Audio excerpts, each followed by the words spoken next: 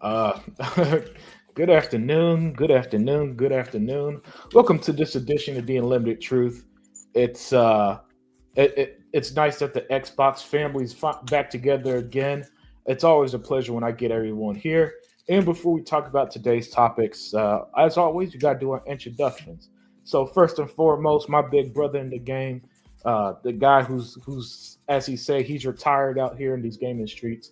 Erock X, introduce yourself. Hey everybody, man! This is your boy E-Rock X. Man, I ain't done one of these podcasts in so long. I forgot my intro, man. I forgot the bullshit I used to say.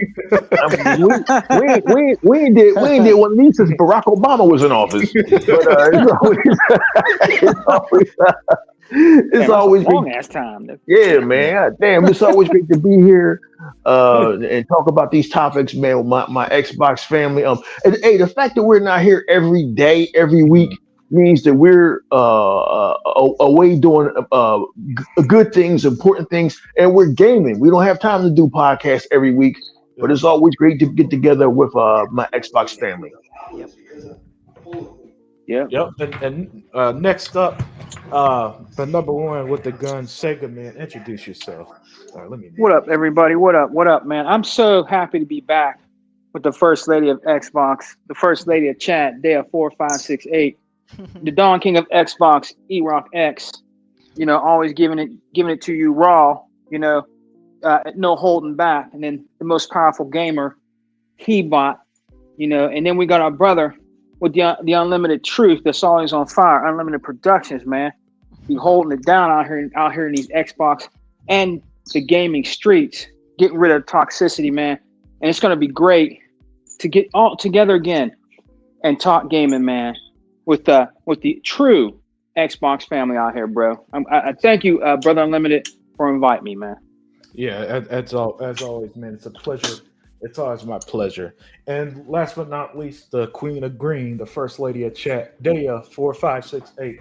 Introduce yourself.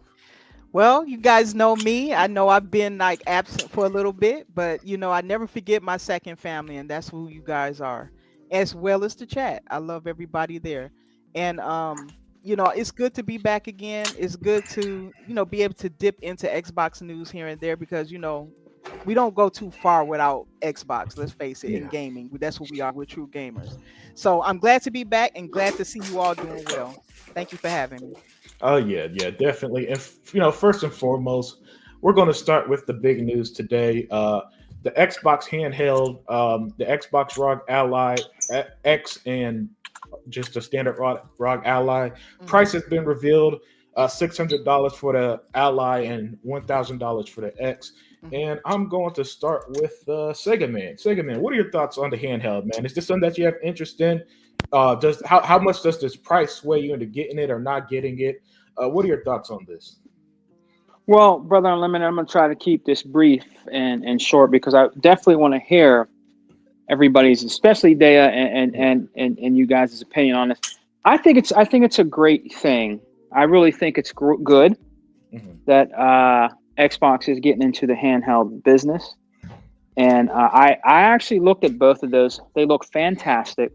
The one that's $1,000. Now, if you want all that horsepower, you want all the bells and whistles. That's a good entry form for you if you have the money. But like if you're on a budget and you want that white one, it doesn't matter. The white one I think is $599. Okay, it's actually $599. I actually checked on my Best Buy before I got on here with you to see if it was on there for pre-order, and it's on there right now for $599. So if I want to, I can actually get it. I have a big. Well, I can't tell you. I have a lot. I got a credit card with Best Buy, so if I want to get it, I can get it very easy. But I think I'm gonna wait, Unlimited. And if I was to get one, I'm not gonna get the bells and whistles one. I'm gonna get the white one. Right. I'm gonna go with the one that has the lesser power because it would fit my budget right now because I have more important things I have to do. Family comes first. So if I was to get one, I would get the white one, and it looks it's an enjoyable thing. I think you can get 1,000 games out of the gate. That's 1,000 games you get out of the gate. Yes, your library will carry over later, but people got to be patient. You got to wait. This thing is brand new. They want to see how it does on the market. and it's already sold out on the Xbox store right now as we speak. Both of them it's sold out. This is what I'm hearing. It's sold out. Yeah. You know, I was listening to VG earlier, and it's sold out. And that's that. I mean, hey, that's telling you that people want this, Brother Unlimited. They want this Xbox handheld. It's something new. It's a fresh, brand new piece of tech that Microsoft is bringing out, and there's people that are excited about it. And you know, there is the naysayers out there. We'll get to that later. But for right now, I like what they're doing. I like what they're doing with the handheld. I think it's cool. It's sleek. Like I said, there's 2 entry forms. You don't have to get the $1,000 one. You can get the one that's $500 or $600. You know what I'm saying? So if I was to get one unlimited, I would probably move towards the white one. Mm-hmm. I would probably get that one later on down the line. So I think it's great. I think it's a good. They want to get into the handheld business. They want to see how they do, and if they do well with the Xbox ROG Ally, who knows what can happen after that? It's a nice piece of tech. You know, it looks great. Looks like it feels good in your hands. We don't know. I never hold one, but it looks like it would feel good in your hands. From what we see in the games, what we can see looks pretty good. So I think it's a good move for Xbox. You know, you got to go out and test the waters, brother. You know what I mean? If it doesn't do well, oh well, okay. But they're out there testing the water. They're testing the waters. They want to get into the handheld business. Let's see what they do. Sony did it, and Nintendo did it. So what's wrong with Xbox trying to go out there and bring out a handheld and test the waters? I don't see nothing wrong with it. I'm on board with it, brother. That's what I think. Oh yeah, excellent points there, Sega man. And Adidas 20, thank you for the super chat, man. And yeah, we're all glad to be back, my dude. We're all glad to be back. Yes, sir. The Sega man, yeah, definitely, man. This is definitely a huge test in the waters. Because these prices, this like the Allies as much as the Series X is. Damn. Yeah. So but to be fair, all these gaming handhelds are naturally expensive in general. Yeah. Oh yeah. The cheapest one you could probably get brand new off Best Buy, other than the actually now that I'm looking at it on Best Buy, the white one is the cheapest one you could get off Best Buy. Yes. Holy cow. Yeah. Yeah, so these handhelds are just naturally expensive. But Daya, you know, you're probably the most familiar with PC out of all of us. Yeah. What are your thoughts on the Xbox? I'm getting tongue tied here. Xbox Ally. Yeah, the Xbox Ally. Is the price too much for you? Is this something that you're interested in? I want to get your full thoughts on this. First I want to say, like Sega Man, I want to line up with him in this, that I would get the white one. I know a lot of people be surprised by that. Could I afford the higher one? Yes. But the reason why I would want the white one is because, first off, if people can be happy with Nintendo and their weak hardware, then the ROG Xbox Ally would be perfectly fine for any game that you're running. Okay. All right. Again, the ROG Ally X is for all the bells and whistles. If you're a person who's on the go, you travel a lot, you like the game, and you don't want to have too many compromises, that's the machine for you. If you're a person who likes to do some handheld gaming, but you also complement that with a console or a PC, then go with the white one. That's what I would suggest. And I know that's probably coming left field for most people because they think that you'll automatically go to the ROG Ally X, but for me, I would go with the white one. Because I have other ways to game at a higher fidelity if I want to. If you are a PC gamer and all that, you don't really need to do it that way. I think this is a great option for Xbox. I think that it goes in line with their model. They want to corner the gaming market in every way they can, and they can't neglect the handheld market because Nintendo does well there, or just because Sony has done well there in the past. There's nothing to keep Xbox from joining in and seeing how they do at it, and they went about it in a very smart way with partnering with Asus. So I would say that I like the move that they're making, but here's the difference, and I do need to say this because some people were trying to align the handhelds along with Nintendo and all that stuff. But Nintendo is using tech that's like what 2 to generations back or something. That's never been Microsoft. That never will be Microsoft. They always do the best tech that they can for that gen. So they're not going to have cheap hardware. They were never going to have cheap hardware. They put in the best that they have. In fact, the chip, if people will remember, is designed specifically for this. Okay, when you put that much R&D in something, there's no way you're going to have something priced like a Nintendo handheld. It's not even feasible. So everything that I'm seeing is accounting for inflation and anything else that might contribute to the price. Plus everything. Just think of it this way: anytime something is small, it costs more. So anytime, like whether it's phone stuff, if it's more tech, that is, it's going to cost more. That's why if you're buying your next iPhone, it costs more. Okay, new tech. If new tech is going in there, and so I understand the cost, and I also understand that the entire gaming industry has decided they are no longer going to lose money in hardware. So if they're going to do that, then this should not be a surprise to anybody that this is the true cost of the machine that you're seeing here, and yeah, you're gonna have to pay it, and that goes for the consoles too.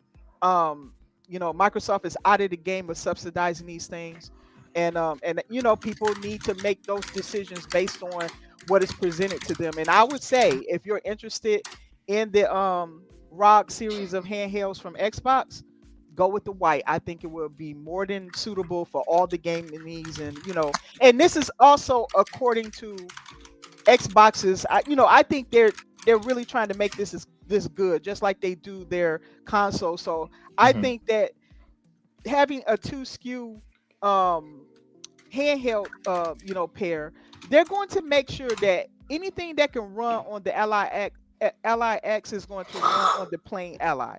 So, and they're going to do quality control of that. They're going to do that when it comes to their stuff and anything that's getting their approval.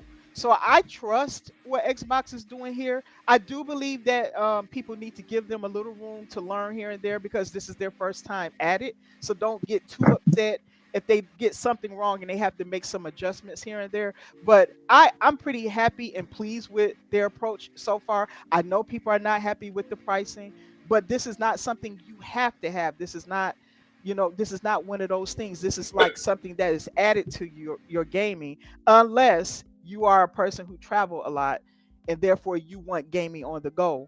And if that's the case, get the ROG Ally X. Yeah, absolutely spot on. What's up?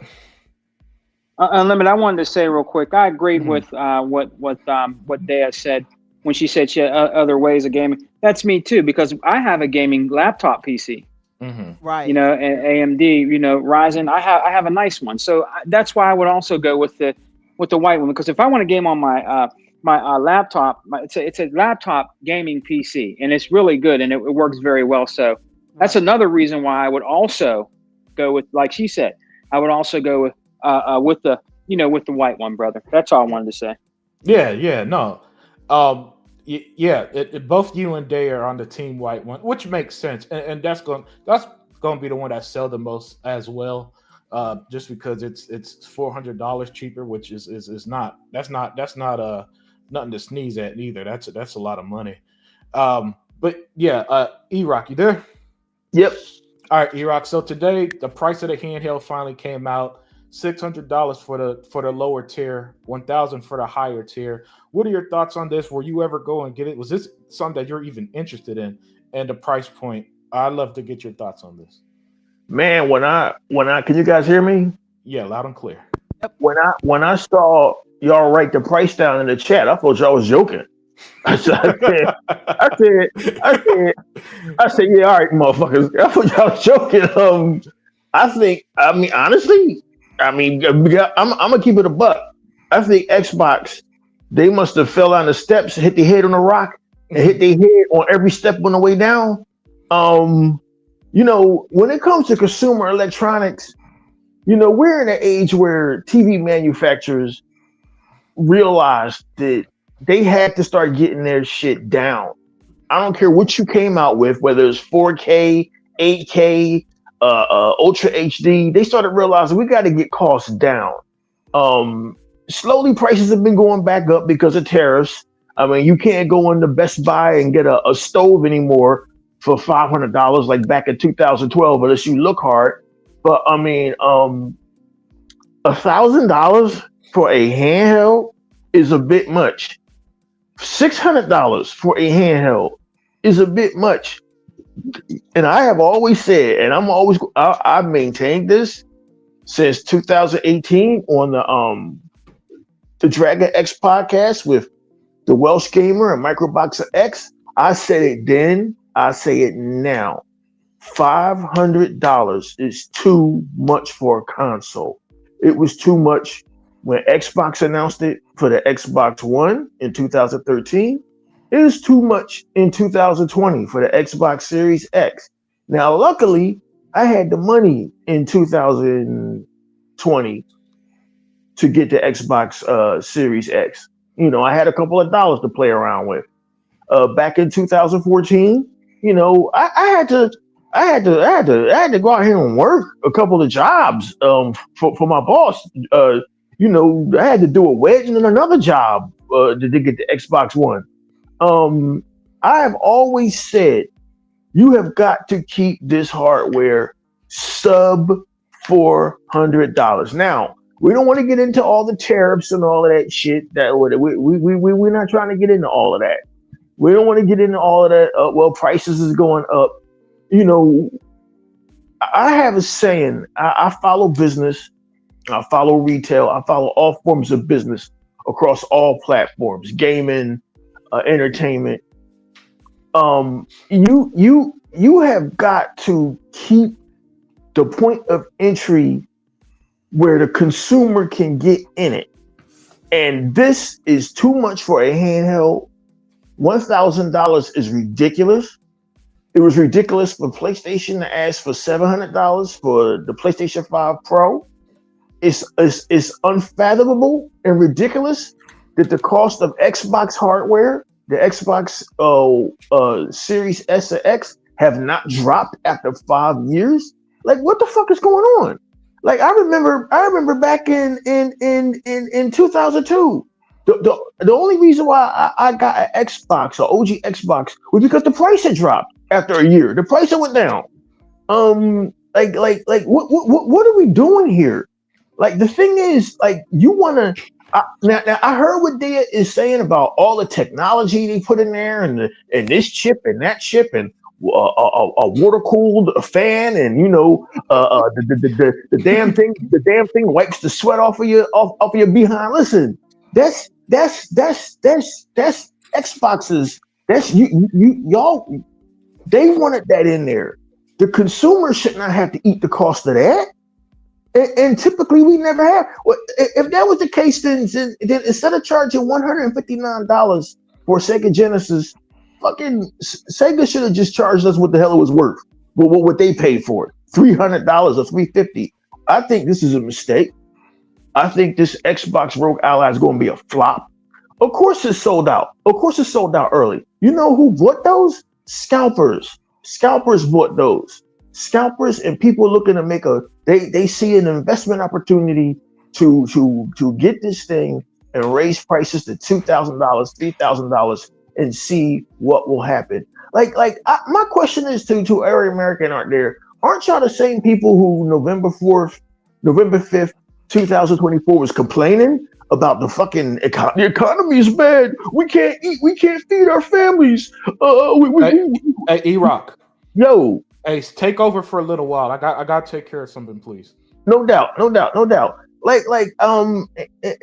just think this is too expensive. Like, again, we have a thing we like to say in business. You want to bend the consumer deal, but you don't want to break the consumer. You don't want to break them. And I see this price gouging. It's not just Xbox. I see this price gouging going on everywhere, except in the streaming market right now, because the streaming market, well, except for ESPN, still understands that we have to get people into this shit sub $25. Like WWE, World Wrestling Entertainment. I think this is wild. I hear ringside seats to WrestleMania 41 are like, what the fuck they say them shits was? $8,000 or ringside seats was $37,000. But that's for 2 nights. I said, you motherfuckers is out of your goddamn mind. Now, will some people pay it? Sure. But at some point, the consumer is going to break. And I think this right here is going to break the consumer. I think it's ridiculous that the Xbox Series X is not discounted down to $200, to at least get rid of inventory of move units. I think coming out with a new handheld, Now, y'all are not Apple.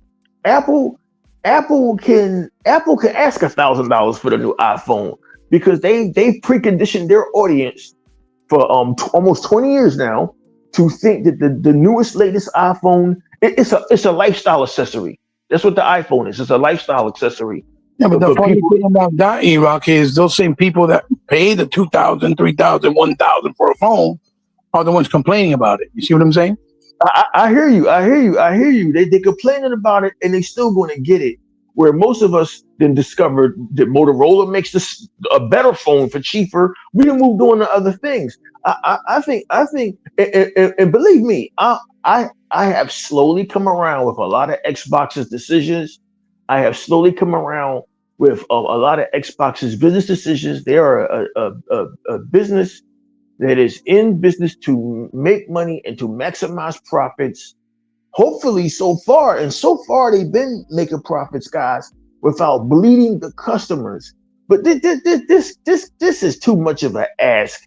Like somebody in that meeting, in that room at Redmond, Washington, somebody should have said, when that guy, whoever was the manufacturer on the team or on the Surface team, whatever, said, yeah, man, we have to ask $600 for openers and $1,000 for the premium. Somebody should have said in exact quotes, nigga, are you out of your mind?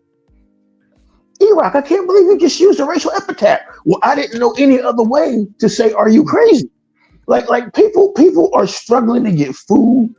Supposedly, people are struggling to get food. I'm gonna just tell you right now. Even if I was working again, even if I did have the money I had back in 2020, $1,000 is too much. If the Xbox Series X had been $1,000, that shit would have sat on the store shelf. That is to play video games. It's video games. The business model has always been: we sell you the hardware at a loss to get you to buy the software. Xbox's mantra should be: we sell you the hardware at a loss to get you in the Game Pass. That's what we're selling now. We are Game Pass. That is what we're selling now. We are not in the business of milking the customers for. Hey, look, I'll just say this. I wish the gaming companies luck with this. I wish Xbox luck with this, because I want He-Bot to talk if he's still here. I think this is a mistake. Yeah, I'm here. When you're done, just let me know. Yeah, I think releasing the ROG Ally at $1,000 and $600 is ridiculous. I think this thing is going to fucking flop. I think it's going to be a huge flop. I was figuring that Microsoft was slowly learning from their many mistakes over the years. They have made mistakes for every 2 steps they take forward. It seems like they take 5 steps back. And they have a wonderful team over there. I'm totally behind Sarah Bond. And what Phil has done is amazing. But this shit here, asking $1,000 for a handheld device is crazy. And like Nia said, yeah, you don't have to buy it. But who is this even for? Who is this even for at $1,000? What are you selling it to motherfuckers in Dubai? Like, who is this even for at $600 and $1,000? And I know it's going to be some people out there's going to buy it. IGN can afford it. A lot of these YouTubers can afford it. I don't know where y'all getting your money from, because again, I was here November 5th, 2024, when you all were complaining about how the economy is bad. The economy is bad. We got to get the current regime out of here. We all got the current regime out of here. And y'all justifying $700 for a PlayStation 5, and y'all justifying $1,000 for this fucking handheld that's less powerful than an Xbox Series X. Me personally, I never saw the value in handhelds, but I understood why Nintendo kept their handhelds sub $240. I understand why Nintendo are keeping their handheld console sub $450. And that Nintendo is going to sell out now. It's going to look like a deal in retrospect. And I'm gonna tell you, dear, people now they don't care about the power. Power is a great thing to have, but power without the games is meaningless, right? So, Exactly. so a $415 or $450 Nintendo Switch 2 playing Mario versus a $600 or $1,000 Xbox ROG Ally playing Gears of War. Like you can't even justify that. You can't even say, well, that those graphics. You can't, huh? Wait, like what are we doing here? You want to bend the consumer, not break them. I think this is breaking the consumer. I think this is a mistake. I think the many good things that Xbox has done, the many things they've done this past year that I didn't understand, but now I understand why they became a third party publisher. I understand why they put their games on other platforms. That was about making money. That I Yeah. should have to explain that to nobody. I should have to explain that to nobody how selling games to PlayStation and Nintendo can only benefit us. It can only benefit the industry. And hopefully, slowly, Sony's coming around. Slowly, They're very Helldivers, slow. Yeah. slowly they're coming around. Nintendo ain't never gonna wake up. But I mean, this hardware situation, guys, I hate to be a deadbeat downer here. We are going in the wrong direction with hardware. And I said this. Now, I said this 7 years ago or 8 years. I said this back in 2018 with the Welsh Gamer and Microboxer X. We are heading in the wrong direction, man. I cannot, in any right mind, as an adult, as a homeowner, as a human, justify $1,000 or $600 to play video games. $500 was pushing it. $500 was pushing it. That's pushing it. But now it's like, man, I think I don't know Xbox. I think this shit's going to be a flop. I think it's going to fail, and you just take the fail on this one and move on. I think the Nintendo Switch 2 is going to fucking murder this thing. Jesus, didn't we go through this already back in 2013 when the Xbox One launched at 500 and the PS4 launched at $400? Didn't we learn anything from that? And again, I don't want to hear about any tariffs. I don't want to hear about Orange Man. This is about well, Erock, should Xbox eat the cost of this hardware? It's expensive. Yes. You've traditionally always eaten the cost of the fucking hardware. I think the Xbox Series X in reality costs like $900 or some shit like that. Yeah. Yeah, Yeah. you're supposed to eat it on the cost of this hardware. You are the manufacturer. Nobody cares that you paid $700 for a piece of silicone to put in your box. Like you're offsetting the cost now to the consumer, and you want us to buy the games? Get out of here, man. I think the Xbox ROG Ally is going to be a bomb. I think the Nintendo Switch is going to destroy it in sales, not just because of you already were entering a space where Nintendo has traditionally dominated for decades, has dominated since I was a Yep. teenager, They has did. dominated since Ronald fucking Reagan was in office. And now in 2022, you are asking $600 and $1,000 for a handheld. Y'all have lost your minds, man. I think this is the first real mistake Xbox has made in what's been a fantastic run this last 5 years. I think this is a step too far. I think they're going to break the consumers with this. I could be wrong. I could be wrong, but I was right about that PlayStation 5 Pro. The sales Yeah. of that That's true. motherfucker stopped completely. And I Yeah. was right about that. So Yeah. you can only push people, but so fucking far. This is like fucking WWE wanting $37,000 for ringside seats to WrestleMania. This is like, have y'all lost? This is like them wanting motherfuckers to pay $30 for ESPN to watch pay-per-views. It's like y'all finally broke me. Y'all finally broke me. This will probably be the first year I will not watch WWE. I am not paying $30 for ESPN Plus. I'm already paying $100 for 5 different streaming services. Like $1,000 for a fucking handheld. I cannot justify this.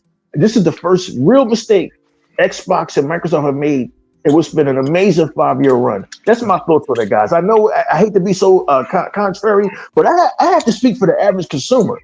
I have to speak for that nigga that was in the market yesterday, being like, "Damn, they want $10 for some goddamn eggs." Yeah, you in the comment section, you that guy that was complaining about eggs, and you're gonna justify spending $600 for a handheld? This is crazy. But go ahead, guys. E-Rock, Yeah, Yeah, my 2 cents. oh, Oh, I'm sorry. I go, wanted to go, do a go, go. Yeah, just because he go addressed ahead, a couple Daya. of things Go I ahead, said. Daya. Go ahead, Daya. Then because I was gonna throw my 2 cents Okay. before. All right, go Okay. ahead. Sorry. I just wanted to address a couple of things since he, addressed some things that I had said. Yeah, Um, Iraq, if you look at it, and again, I don't justify anything. I Mhm. understand it. yes. Okay. I understand it based on the cost that is that is costing them to create a machine like this. Also, they're not in competition with Nintendo here. They're in competition with the Steam Deck and other machines similar to what Asus Jesus. has released themselves. So their machine came out at I think 1200, 1500, something like that. I can't remember how high there was. New one? It falls under that. The So new one you talking about? yeah, at the Yeah, time, yeah, the new one is almost like 1,500. Lavina one. right. There you go. He bought No, And the that's no. crazy. And that's so crazy too. right. Yeah, I'm yeah. not saying it's right. I'm simply saying I understand it if you look at it from more of a PC angle of it. So like what they're doing is most people will buy a handhelds like that and they hold on to it for a long time. It needs to be able to play a lot of different games, not just Nintendo easy games that don't have no voices in it and all that. You can't tailor a handheld that's supposed to be able to handle generally all the games in the market to Come on. what Nintendo is doing. It wouldn't work. They would be out of the market in a heartbeat. Deal, $1,000. I'm not saying it's cheap. They would look. Why it's becoming a shock to you because they're no longer subsidizing. None of them are. That's the reason why PlayStation was raising the prices. That's why Nintendo and all trying to get more money because they're trying to make up for what they was normally subsidizing for. Okay, Nintendo don't lose any money. All right, they just don't give you much, in the way of hardware and stuff. But Nintendo normally everybody else, spend big dollars. And now, But and now, and I'll now, not go to into cut, it. I'll go into it and fill a lot of the fill in the gap when I talk and tell you my thoughts. okay, I understand, I'm ready and now, to. not to cut they off, but I always ragged on Nintendo for years and shit about their underpowered hardware. But I get why they do it. The reason why Nintendo's hardware I realize now is so underpowered is so they can keep the cost down for the consumer. Exactly. It took me years to understand that shit. I don't agree with it. I think Nintendo has always been about power, going as far back as the GameCube and the SNES. But I get why they kept costs down. This shit here, man, is madness. And I'm just speaking as a consumer Yeah, who is yeah, like, I, yeah. I don't have this. And even if I did have it, even if I was interested in the ROG Ally, which I'm not, I don't like handhelds. Okay. I pay money to play on the. I buy a big screen TV so I can play on a big ass screen Right, right. and see people get blown to bits in 4K and a big screen. But like, Yeah. I'm just saying, guys, this is really like our friends over at WWE. They're either going to find out the hard way about this ESPN move and charging this much money for tickets. Like this isn't UFC. This isn't fucking boxing where you look at a boxing audience and motherfuckers or UFC audience and motherfuckers is in there with canaries in their ear and mink coats and fucking $900 chains. The wrestling audience has always been motherfuckers in Stone Cold Steve Austin t-shirts that they made because they didn't want to buy it. It's for families. Xbox used to be priced for people like myself who didn't have a whole lot of money could get up $150 or $200 or $300 and buy the Xbox 360 arcade at a low entry point and turn the Xbox 360 arcade into the Xbox Elite with the addition of the hard drive at a later date. Xbox used to kind of work with you on their pricing tiers. I think this is madness. Again, I think we're heading in the wrong direction. And I was complaining about this like 7 years ago with another bunch of guys. But now this shit's gotten ridiculous. I'm sure my brothers from the UK would say the same shit over there. Oh my God, the people in Canada, what do they got to give a kidney and a lung to get this shit? This is fucking madness that we're even down this road, and it's not just Xbox, it's everybody. It's not. It's the whole industry. This is madness that we are. Yeah. You're asking $600 and $700 and $1,000 for video games. Like this can only end up bad for the industry when we're in an age where you introduce something like Game Pass, where everybody can game for a low price monthly. This is getting ridiculous. And I know somebody in the comment section or whatever will say, well, E-Rock, aren't you and Sega Man the guys who 5 years ago said, man, gaming is expensive, get a job? Like, yeah, we did say that, but that was then, motherfucker. This shit is a whole different, we on some whole different shit now. We on some whole different shit now.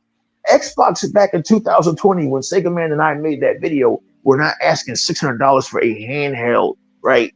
And 5 years ago, I would have laughed Nintendo out of the building, and I still kind of do, wanting $450 for that outdated hardware. But I see why they kept their hardware manufactured at a low yield, because they like, we got to get motherfuckers to buy this shit. But E-Rock, you know what? Their hardware is not going to last that long either. They're not going to last throughout the generation at that rate. And Xbox will? Yeah, with that machine, yeah, they will. But I hear what you're saying. The machine is future proof. Right. The price ain't future proof. No, the price is fucking, that's what I'm saying. I agree, it's high. I'm just telling you where the costs are coming from. And that stuff. is your guys. With games like what is that game that just came out with the black girl down south?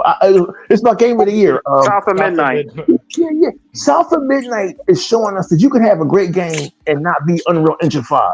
You can have a great game and not have ray tracing and all these bells and whistles. So, like, at some point, yeah, but tell Kojima that when he makes, OG for Xbox and the different people that's making their games, they want you to be able to play their game. They don't want to sell some hardware that you can't even run their own games on. They're not going to do that.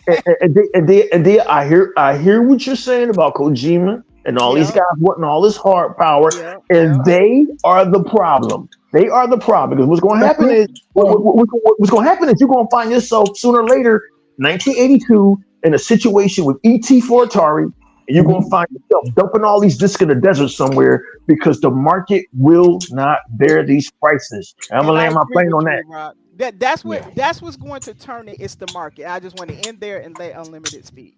Before I pass the mic over to Heba to give his thoughts on this topic. The thing with these handhelds is, all of them are that expensive, E-Rock. With the exception of the Switch, the Lenovo Legion Go's like $900 to $1,000. The most expensive with that brand is like $1,400. That's crazy. Yeah.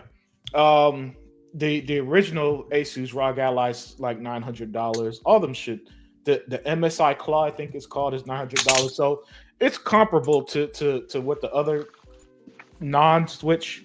Well, they're called handheld PCs basically. So all them handheld PCs are that expensive. They have they don't sell. I mean, the Switch was always going out sell it no matter what. Because when I looked at the numbers, I think they all sold 11 million last year. You know what I'm saying? And the first Switch did like 150 million in its lifetime. So they're so whatever audience they're reaching is only 4% of the market right now. Yeah, thank you, Heba. Thank you. Yeah, so it's only 4% of the handheld market, and it's not, and it seems like they're happy with that because they keep releasing all these handhelds more expensive than the consoles are. Because they're going to make money at those prices. They're going to make money. They're not losing money off the hardware. Yeah, and guys, not to cut out. I'll be quick. We gotta, with all due respect, guys, we gotta stop calling them handhelds. It's video games, just to play video games on. So I look at the ROG Ally and the Switch and the Xbox Series X and the PS5 as being the same device. It's the same device. It's a gateway to playing video games. And how do we want to get people into that gateway? Do we want to rob them blind? Yes. That's what I was going to say. I don't think they want to. I think we got to change our mentality completely with how consoles are moving forward. Yes, sir. and Yes, all sir. this stuff to where the days of man, we want to get the consoles in your home to play our games. They're going the way of the dinosaur, and unfortunately, we're going to have accept a lot of hard things in these next coming years. But The way that we thought of things forever is clearly changing, and even how they're going to start measuring success with this, however this shit sells, is going to change because with the rise of because all the consoles have a rise in price, right? And the thing and so that tells me that the next gen hardware, which I think is going to start in 2027, they probably going to be pretty expensive too, right? That's not going to go too well. No, and so what's going to happen is that the next generation is going to sell less consoles than this generation. This generation overall is going to sell less than last generation totally. And by the way, we're talking about the console market that even before this recent price increase, they were saying wasn't growing. Now it's really going to shrink because the average person just can't afford a $700 console like that, right? Yeah. So this shit is just kind of becoming like a specialty item, if you will, as they find ways to sell their games elsewhere. That's what I'm thinking. But let me pat. Oh, I'm gonna have to tap out. I'm gonna have to. You mean to tell me? Yeah. A lot of people are going to tap out. You know, and I honestly, that's okay. If it reaches the point of unaffordability for you, that's okay. You know, personally, I got a large backlog of game. So like my entertainment budget right now is $0. I don't even pay for Game Pass at the moment. Let's say I get on my feet and I've been having such a good time with my games, like, you know what? I don't need Game Pass. You know, so I'm just one man. If it reaches a point like that for me or you or Hebot or Dea, hey man, then so be it. But Hebot, my friend, let me get your thoughts on this. Today, the price of the Xbox Ally release, $600 for the standard, $1,000 for the X. Were you interested in it before the price? How do you think the price will affect you? Let me get your thoughts on this. Just give me 1 second. Can you hear me? Yeah, loud and clear. You guys hear me? Yep. Give me a second. 1 second. Hold on. Yeah, but while he's doing that, E-Rock, unfortunately, man, and this is something that I don't like either. Everything, unfortunately, the average person's being priced out of everything. You talked about WWE prices. They lost their fucking minds. Yeah, and I love them. Shit, god damn. Yeah, NBA ticket prices. These college football games, they're out there. So unfortunately, E-Rock, across everything, the average person's kind of being priced out. But go ahead and speak.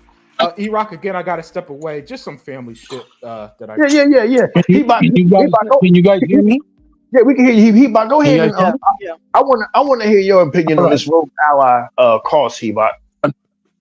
I wanna try to fill in all the gaps because everybody hit good points, but there's a lot of stuff there that's not being filled because it's not the average thing that people will pay attention to. But you know how I am. I pay attention to everything when it comes to the gaming industry. That's why I know a lot. Brother. Let's hear it. But I know a lot more than most, right? And it's not because I'm gloating. It's just that's my habit. I just do it. It's in my nature. It is what it is.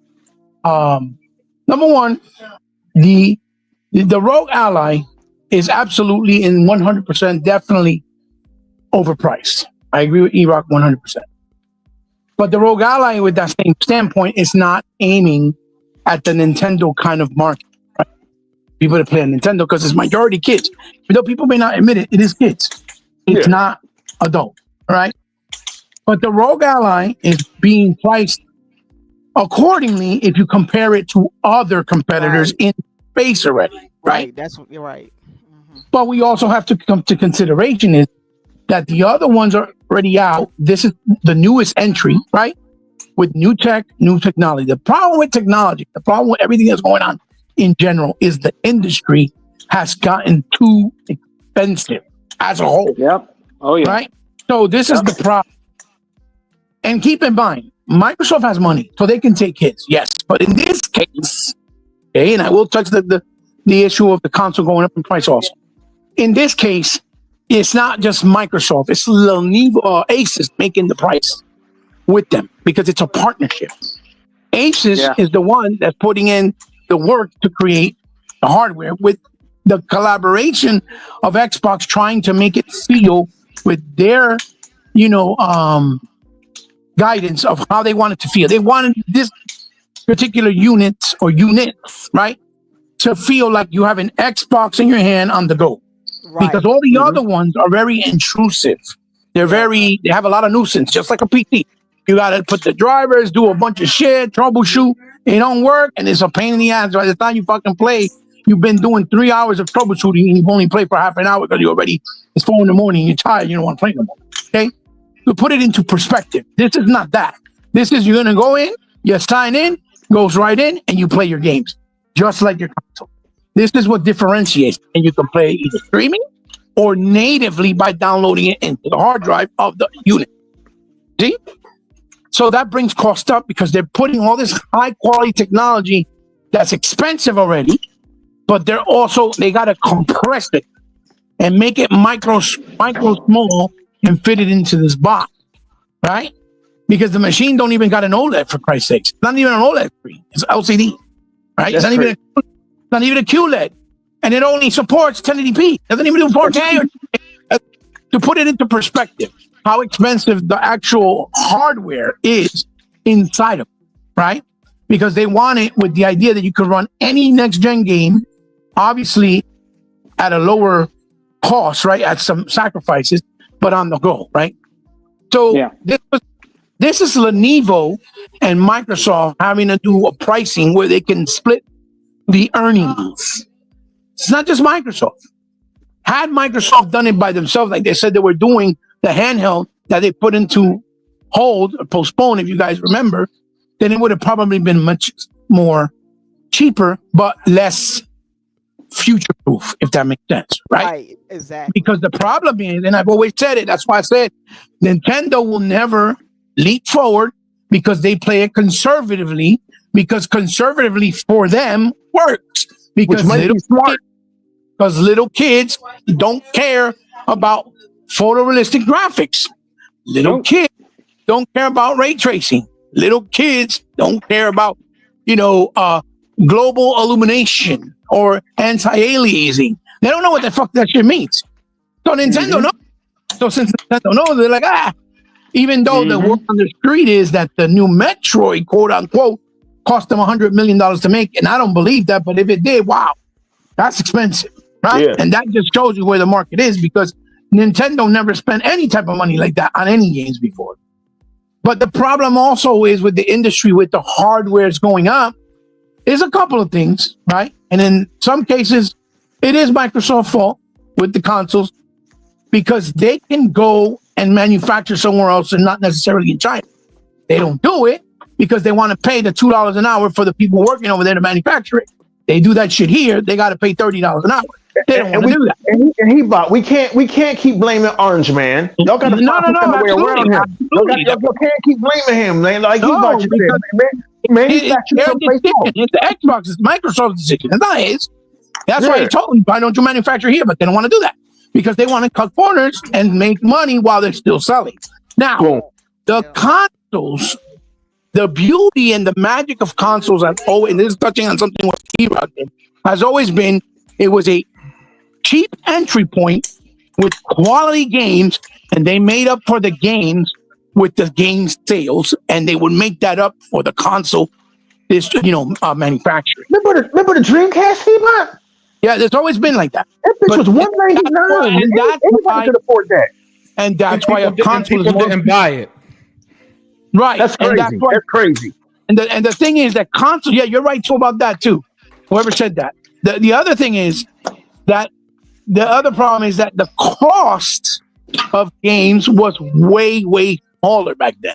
And games would sell at the wazoo at a substantial price, which would be $40, $50, $60 or $70. Sorry to cut you off. Sorry to cut you off, Hebot. But just put into perspective, 20 years ago, a big budget $50 game could sell 1 million copies, and that would be a hit. Now, a big budget $70 games could sell 1 million copies, and that's shutting down the data game. The next day over, right? Absolutely. That's because to put it into perspective, what Unlimited just said, the games back then cost maybe $100,000 to make, $500,000. Now we're talking about $300 million, $500 million. I wouldn't be surprised if GTA 6 is in the billions. Okay? Yeah, they said So 2 billion, I'm trying 2 to say- billion. 2 billion. I'm going to try to connect all the dots so you guys can understand where I'm coming from, okay? And get the full picture. The pricing is wrong because it's too high, but they don't have a choice. There's no choice. Yeah. Not a choice. Yeah, this Unless- is one of those. Sorry to cut you off, Hugh, but Yeah, this is yeah. one of those situations where this might be a lose-lose situation, because I guarantee if GTA 5, 6 came out and it had Nintendo's budget, people would bitch to no end. Right, Yeah, right. So you're in a situation where you kind of can't have a lower budget for some of these games. And because of technology also. Yeah, and then Technology is advanced, so you have no choice. yeah. You can't do it anymore. Yeah, okay? Because Microsoft and Sony. Even though South of Midnight is a lot of people's game of the year, the truth of the matter is, it's never going to have the same reach Call of Duty does or GTA. No, absolutely not. Games. But that's a cultural continue. thing. Yes, also remember though, hi mamita. That's also a cultural thing because real gamers, okay, that are out there, will play good games. Doesn't matter what the fuck the budget is. Doesn't matter what the fucking price is. Okay, that's why those Nintendo. That's why those Nintendo dudes that are so addicted to a Nintendo don't know how to get over it. All they see is Zelda, Peach, Kirby, Mario, Link, and that's it. And Donkey Kong. They don't see nothing over that or past. Okay, because they just care about that the games are fun and good, and that's where the industry. It's a double-edged sword because they want to make good games. But they also want to evolve and go forward with new tech to make these games more advanced, more photorealistic, to give you that awe factor, like holy shit. But the problem is that the vision and the essence of gaming has gotten lost in translation because a lot of gamers now, or developers rather, concentrate too much on the tech and forget about the fundamentals of the game, which is fun factor and great gameplay. Yeah, go ahead. Isn't this a weird timeline we living in, where all of a sudden Nintendo seems like they're fucking smart? Yeah, weird smart to a degree. Nintendo's to a degree because I'll be honest with you, E-Rock, that Nintendo Switch 2, they don't spend a lot of money and they keep prices down. It's still, but the Nintendo Switch 2 is still overpriced because that shit is. You're right. Comparatively, it seems, but the Nintendo fans of E-Rock, they were bitching for Nintendo to lower the price of the Switch and to lower the price of Mario of these $80 games they're selling. And Nintendo said, "Fuck y'all, we're gonna do what they want." So, exactly, and Mario Kart didn't cost. So I guess it matters how you look at things, right? Mario Kart also, remember, didn't cost $100 million to make. Mario Kart is nowhere near on the level of Forza. And Forza has real tracks, real players, real people, real racers, real cars, real fucking everything. Real time weather, real time fucking density on the tires, level balancing. It don't have King Koopa, so they don't care. I get your point, but I'm saying to your point is that they still have the goals and the cojones, right? The fortitude to sell you the Mario Kart for $80. I know. And then Nintendo fans are like, what you like? They don't even make hits about it. Right? They be lying up to get that shit. Listen, it's crazy. It's crazy, right? Because if it was you saying that you buying Forza, like Forza Horizon 5 was on Switch, and it looked great, and it looked next gen, okay, then it's worth the price, so you know you're getting something higher quality. But the fucking Mario Kart is not. It's not doing nothing new. It's basically copied the Forza formula and turned it into the Mario world. Yeah, and I gotta call out the Nintendo fans because all that they bitch so much this summer only to buy that shit at $80. Right. Y'all make me the hypocrisy is everywhere because even the media, all those that say, but Microsoft don't do this shit. Look at their games; they're not quality, bro. There's no game on Nintendo that can match the quality of Xbox games. I don't care what anybody says. I don't care what anybody says. Yes, they're good games. They're great games. But of course they're great games because it's the same formula for the last 45 fucking years. Yeah, You see, I see. don't know how to make a bad Mario. Yeah, I guarantee if Xbox lineup was Hi-Fi Rush, South of Midnight, Ravenlock, these really awesome smaller games, nobody would be happy. The only people that would be praising would be people like E-Rock and Hebot who actually plays everything. A fucking fact. Rambo. Rambo. Yeah. I mentioned Rambo earlier. $5. That game is phenomenal. E-Rock played it. He knows. Rambo. People, just Rambo. Just like I told people. Oh, Rambo. Yeah, it's a great game. Yeah. Just like I told people, go play It Takes Two. Yo, go play Solstice. Go play Wanted Dead. Yo, go play fucking No Straight Roads. Yo, go play fucking Split Fiction, which is my game of the year. It's still, no game that I play is still doesn't touch Split Fiction. None. Not yet. And I play South of Midnight. That would be my game of the year if it wasn't Split Fiction. Because I like South of Midnight a whole lot. It was fantastic.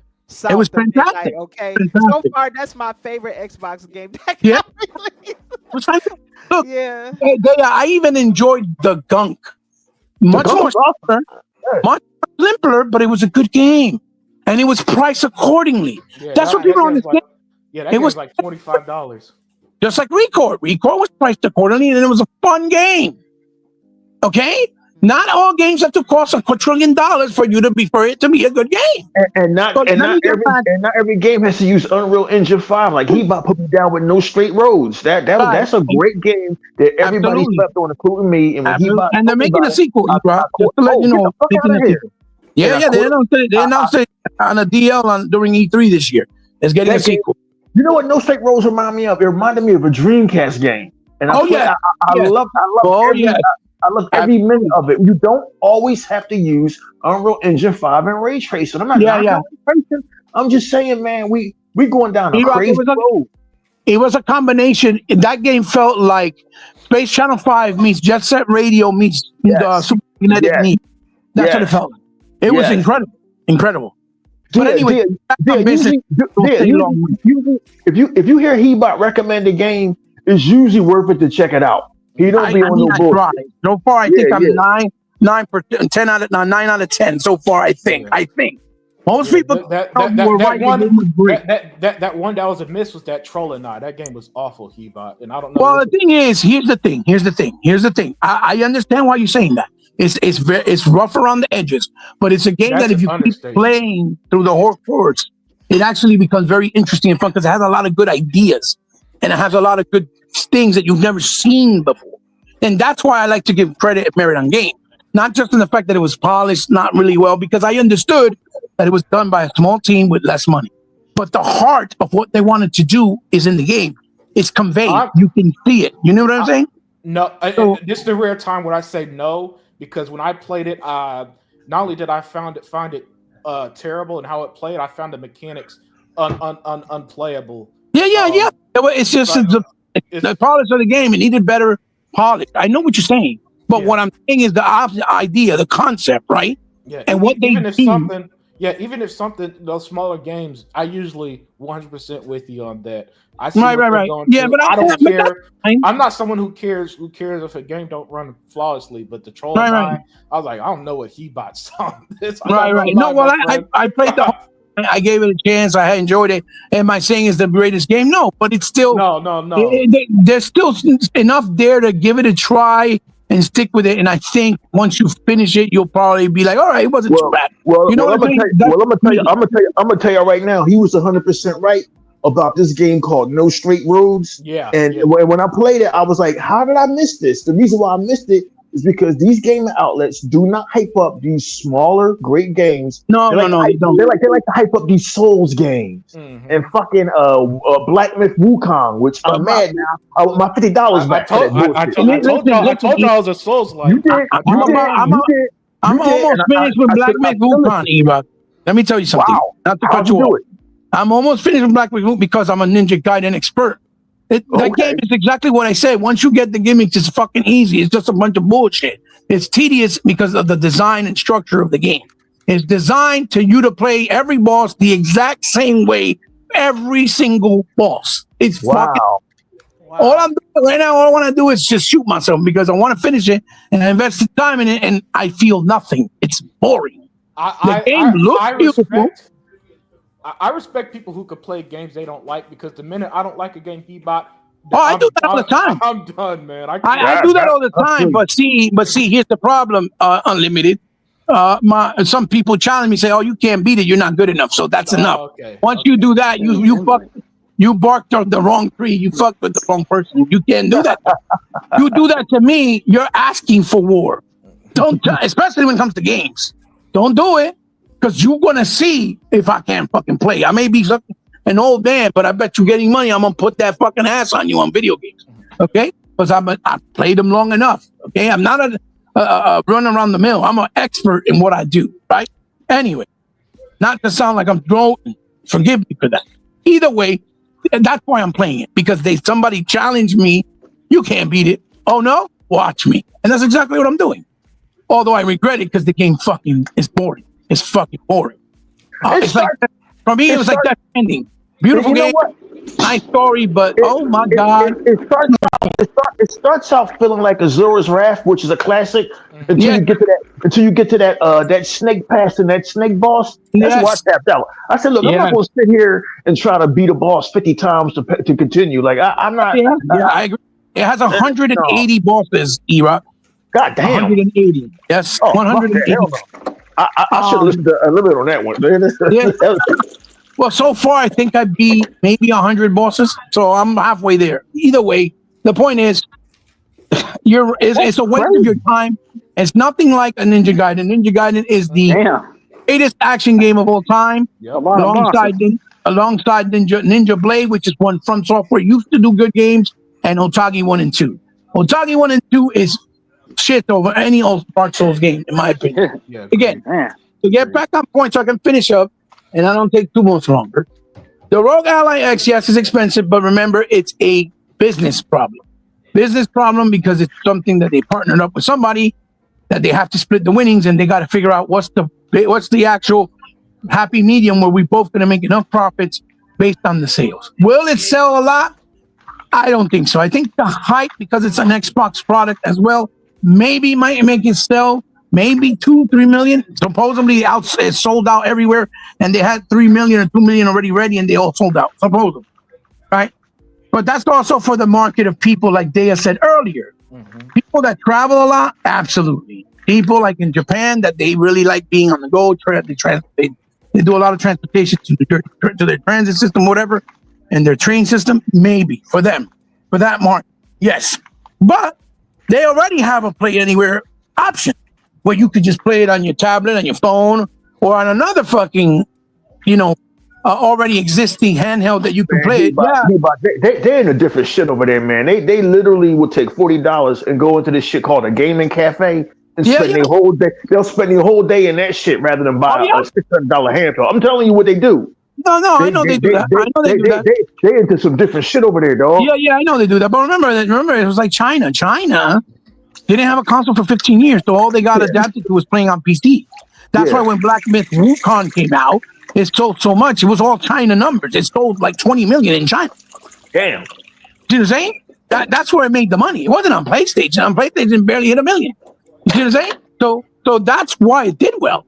Because there's something from their lore, from their ancestors and stuff like that, story from back in the day, their culture.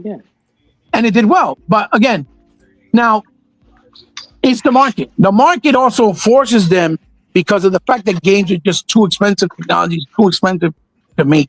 And since a lot of people are not really buying the games the way they used to, because the new market is more used to just playing the same game over and over, like the Fortnites, the Call of Duty, right? And even the GTAs of the world, right? They rather play gas games where they just buy stuff and they keep putting money into that. And that's the problem why games are not selling the way they used to, right? And and unfortunately, our youth of today is more concerned about what is popular that they can stream on YouTube, Twitch, Twitter, whatever, wherever, because they're making money that way as well. So that's why they don't pay attention to the No Straight Roads and the South Midnight, and then they have the nerve to say, "Oh, that game looks corny," when they don't know what the fuck they're talking about, right? And these are the same people playing fucking Power World fucking the whole year, play nothing else, right? Not saying that Power World is a bad game, I'm just trying to give you a perspective and an example, right, of their thought process, of their mind process, right? And then Now, he bought. Then you'll get a YouTuber. I've seen a million YouTubers over the past 3 or 4 years. mhm. Man, here's like 20 great games that you may have missed, and Oh yeah, always yeah, on that yeah. list, And then and always on that list is Rod Cinnarone, Yep, yeah, fucking yep, yeah, yeah. Sunset yep. Sunset Overdrive, Sunset Overdrive, Overdrive. yep. Quantum Break, and I'm like, man, you know what? Fuck you. Eat a bag of Yeah, dicks. they mentioned all the games that we've been talking about Yo, since 2015. the love those three games in Beat them particular shits makes a me long sick. time ago. Yo, Quantum Break was amazing. I don't know how I missed this game. I beat that a long time ago. You know why you missed it? Because you were paying attention about Sony saying that their console did 1080p versus 900p. That's right. That's what the problem was. You were Mhm. worrying about specs and not games. And now they want to act all self-righteous like, yeah, we're about the game though. We're not about the specs. Like, yeah, right. And as soon as PlayStation Pro came out, what were they doing? It's more powerful than the Series X. And Digital Foundry, all they love doing is comparing everything with the Pro now. If it's in favor of So that means the Stop at Midnight will get his props in about 11 years. Yeah, yeah. more or Yeah. less. You're gonna see Raven Lock on them lists. You're gonna Yeah. see all that on them lists. In Absolutely. this decade. Absolutely. So the last thing I want to say about the whole situation, as far as the console, okay, Microsoft is at the end of the road, basically trying to figure out what they're going to do for next gen and next gen, right? So what they're figuring is because the honest truth is this: if there's anyone that could raise the prices on a console, I would say that has a right to do that is Xbox, and I'll tell you why. Hear me out. Number one, Microsoft is the only company giving you AAA games from first party, third party, second party, and independent Steam day in day on Game Pass. That's number one. At a $20 price point, no extra cost, with no risk, right? Nintendo and Sony can't even give you that, not even a little bit. That's number one, right? Microsoft, the only console that's giving you free cloud saving, free dedicated service for your online gaming experiences, free forward compatibility with your peripherals, free boost mode, free game enhancements, free backwards compatibility with 4 generations, right? Microsoft is the only one that's giving you real technology built in the actual hardware, and that's another reason why it still costs a lot to make. They were losing about $400 originally because they have real VRR built in, they have real Dolby Vision HDR built in, has real Dolby Atmos surround built in, real DirectX 4. The hardware, it's built in the hardware, meaning PlayStation has these things via firmware update. It's an imitation of what it does. It's mimicking what it does. It's not at the level of what it is, which I hate Digital Foundry for, because every time there's a game in favor of PlayStation, they never mention that if you turn the VRR on the Xbox on and the TV supports it, all those things that they say are running better on the PS5 Pro are actually running better on the Xbox. But they never mentioned that because the VRR on Xbox is on the hardware. It's not firmware. It's real. It's not fake. Yeah, right? it's in-house. So because of this, that's why the consoles has been still expensive to manufacture. They were losing $200, like I said. Then now with tariffs and other stuff that were implemented at places like China, because they've been ripping us off all these years, and now that somebody that's at hand here wants to get them back at their own game, like, fuck you, we're not going to take your shit no more because you are not better than us, and we don't need you the way you need us. They proved that with other companies that shut down over there, right? So they got that arrogant mentality of, yeah, we can charge you whatever the fuck we want, blah, blah, blah, blah. Unfortunately, because of that, you got companies like Microsoft that still manufacture there because it's cheaper for them, and they have to make up for that tariff. But in Microsoft perspective too is they're looking at it as, well, if our console sells the lead, right, out of the 3, right, then, and we don't really make money from the console because we lose money, why not raise the price on the console while we still provide them with everything else at no extra cost, like not bringing up the price of the online. They included it actually with fucking Game Pass, and it's only $20 a month, practically free, because you're not even paying a penny for a game because there's not enough games, and there's $1 to assist, $20 consists of, what is it, 200 pennies or something like that, or 20,000 pennies, whatever. The point is, there's way more games in there than what the value is of what you pay, right? All right, and these are AAA games like Doom: The Dark Ages, South of Midnight, Redfall, Starfield, Indiana Jones, right? The list goes on and on and on and on. And He the bought, upcoming he, that you he guys bought, enjoy. he bought, he bought. If Paul Tassi was here, he would say it doesn't have Wolverine. No, exactly. And listen, that's another shit they just already started with. Finally. I'm already like, oh God, here we go again. Here we go again. They're gonna try to hype up the I know Wolverine. them niggas lost their minds 2 days ago. Oh my God. They're gonna start hyping up Wolverine like it's the coming of Christ. Oh my God, it's God said when they never even played Wolverine Origins, which was the same game, way more bloodier, way more game mechanics, and we had ahead of its had one time. on 360. Nobody cared about it when it's on the 360 and it was on the PS3. Fact. Nobody cared. Now, because it says PlayStation 5 exclusive, everybody's like, that goes also for the Marvel shit. I hate Marvel shit. I know All them these niggas Marvel lost dudes their are all mind. PlayStation lovers. All these Marvel shit are a bunch of PlayStation lovers. They act like the game's never been out anywhere else, especially despite They go hand in hand. Yes, all the way. So that's a whole nother thing. I'm like, oh my God, Jesus Christ, here we go, the fuck again. They're gonna talk about Wolverine for the next 10 years. It's over. It's over for Xbox. Xbox is finished again for the 2000th time. Yeah. Meanwhile, we're getting 300 games in 2 years, all new because most of them are new IP. Like we're getting 2 years, nigga. We get Horizon 6. Nigga, we get 300 games next week. What you talking about? Game Pass like they try to all year. And also the other fake fallacy saying, oh, it's that the Xbox games on Game Pass don't have quality. So you're saying that Forza don't got quality? You're saying that Halo don't got quality? Gears don't got quality? Call of Duty don't have quality. Yeah, you saying Doom, the Dark Ages don't have quality? Sniper Elite, get out of here, sit down. If they didn't have quality, why they're selling them for $70, $80? Yeah. On other platforms, if they weren't quality. Like, answer me that question, because all I saw was Forza Horizon 5 making buku money on PlayStation. It sold over 2 million copies. Almost 3. The medium has quality. The 3 price never million went down on copies. that. A 5-year-old game sold over 3 million copies, and they were all priced at $70 and $100. So they even had a $100 edition. So explain that to me. If it's not quality, we get it on Game Pass. I mean, do shit. And if you buy it for Xbox currently right now, you can get the game for like probably $20 physical. You see what I'm saying? So it's just the math and the logic ain't logic. You know what I mean?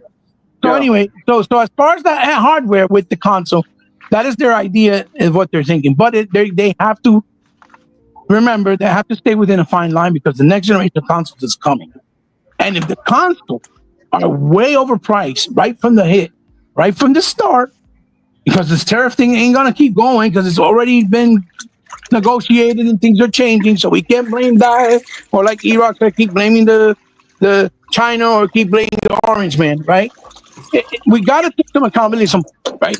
If you the whole magic of consoles is that you were able to play games at an entry point, and that's why it was always even a better option than PC.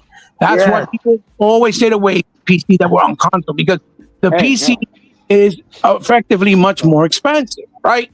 Even though it's gotten much better, but it's still more expensive in a realistic world, realistically speaking. So most casuals that came in, or gamers, they just wanted to play a game and buy it at a substantial price that wasn't expensive. If they start this way for next generation, I don't think they're going to have much success, because it's going to be very hard to have an entry point, unless they do another thing like they did with Xbox, with the Xbox All Access, where you can basically buy. They probably will, Hebot. They probably will, and that would be a good option. But, realistically speaking, if they don't market it, who's going to know? Because people didn't even know that with this Xbox. Oh, what is that? Xbox All Access, you know what it is? You can basically buy the console in a layaway format and get the console, take it with you, and pay it slowly. That's what it is. So, that might help. But we're still talking about, and I remember the other thing is, it kind of makes Phil Spencer look like he lied again. Because if you guys remember, when he sat down, he was saying that they weren't in the console space to charge people $1,000 for hardware. Yeah, when he lied. When he was criticizing, remember when he was criticizing the price of the PlayStation 5 Pro? You remember when he did that? And he said that in an interview? That's gonna make them look like a liar if they come out with a console that's $1,000. You see what I'm trying to say? Like, and then he can't say, "Oh, I didn't lie," because you said it. We're not in the business to charge gamers $1,000 for hardware. You said it. You said it. Yeah, he did. So Yeah. you can't retract back and say, "Oh, it's due to the times, economy, economics." Yeah, that's good. That's neither here nor there. The point is, you said it that you weren't going to do that, and you did it. Well, You know what I'm saying? So, well, I call it this, y'all. He didn't have no choice. He didn't have no choice. You don't have a choice. huh? I'm just being serious. Hey, I've been listening to y'all. I haven't said nothing about. I'm trying to be a good guy, but let me tell you, he didn't have no choice. You don't have no Well, choice. if he's not running the Xbox division and it's the upper people on top, obviously, he has a choice. He might have everything is going right now. He didn't have a choice. He didn't have a choice. I'm saying that's different altogether if this coming from the people on top, like Satya or Amy or that other dude, because they're the big wigs running the top. But again, like I was trying to say, so basically they gotta be careful and not cross that fine line coming into a new generation. Because if they want to start fresh and they want to start successful, right, they need to measure and keep it within reason. Because not everybody's gonna be able to afford $1,000 console. They just not. Yeah. That's realistic. Realistically speaking, you can't do that. And if it's a manufacturing issue, then go somewhere else and manufacture somewhere else and get cheap freight. It's that simple. So that was my. Huh? And I tell you right now, Man, y'all niggas is crazy, man. I can't hear nobody. What the fuck? Yo, Tuck sounds like he's yelling from across the hallway. Yeah, it sounds like he's far away. Yeah. Hey, unlimited. Tuck is in the tunnel. You got one dude taking the bath. What the fuck is going on? He sounds like he's in the train, right? Far away. What it boils down to is this. And this is how it's going to be. Next week, the government might get shut down. The government might get shut down. For what? Oh, that happens every year around this time. No, it does not. No, Tuck. It literally happens every year around this time. First time it's ever been this serious of being a total shutdown. Now, it's not going to affect me. It's not going to affect me because the reason why it ain't going to affect me because I got to be there. It's not going to affect me. But you got like these people in the office, it's going to affect them. Oh, wait, Tuck.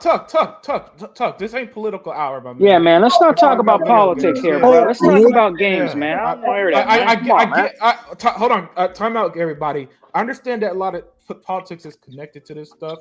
I get that, but this ain't CNN political talk, guys. Okay, I'm going to leave Yeah. All I want to know, Tuck, is your views on the handheld. If the price is too much, if you're interested or not. My view on the handheld is, listen here, I already got one. I went and broke down and got one. Which one did you get? And do I think the price point is too high? Do I care? No. I got it on credit. Man, you flexing, Tuck. Yeah. I'm just saying. You get the black one like you, nigga? You get the black one like you? But let me get through with this. Is it going to be high for some people? Yes. I mean, I don't have that about how hot this thing's going to be. But we all know the reason why. And I'm not going to get into that right now because that's not what this show is about.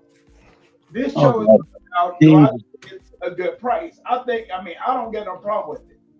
I mean, I didn't buy the $1,000 one. I bought the $599 one. Okay.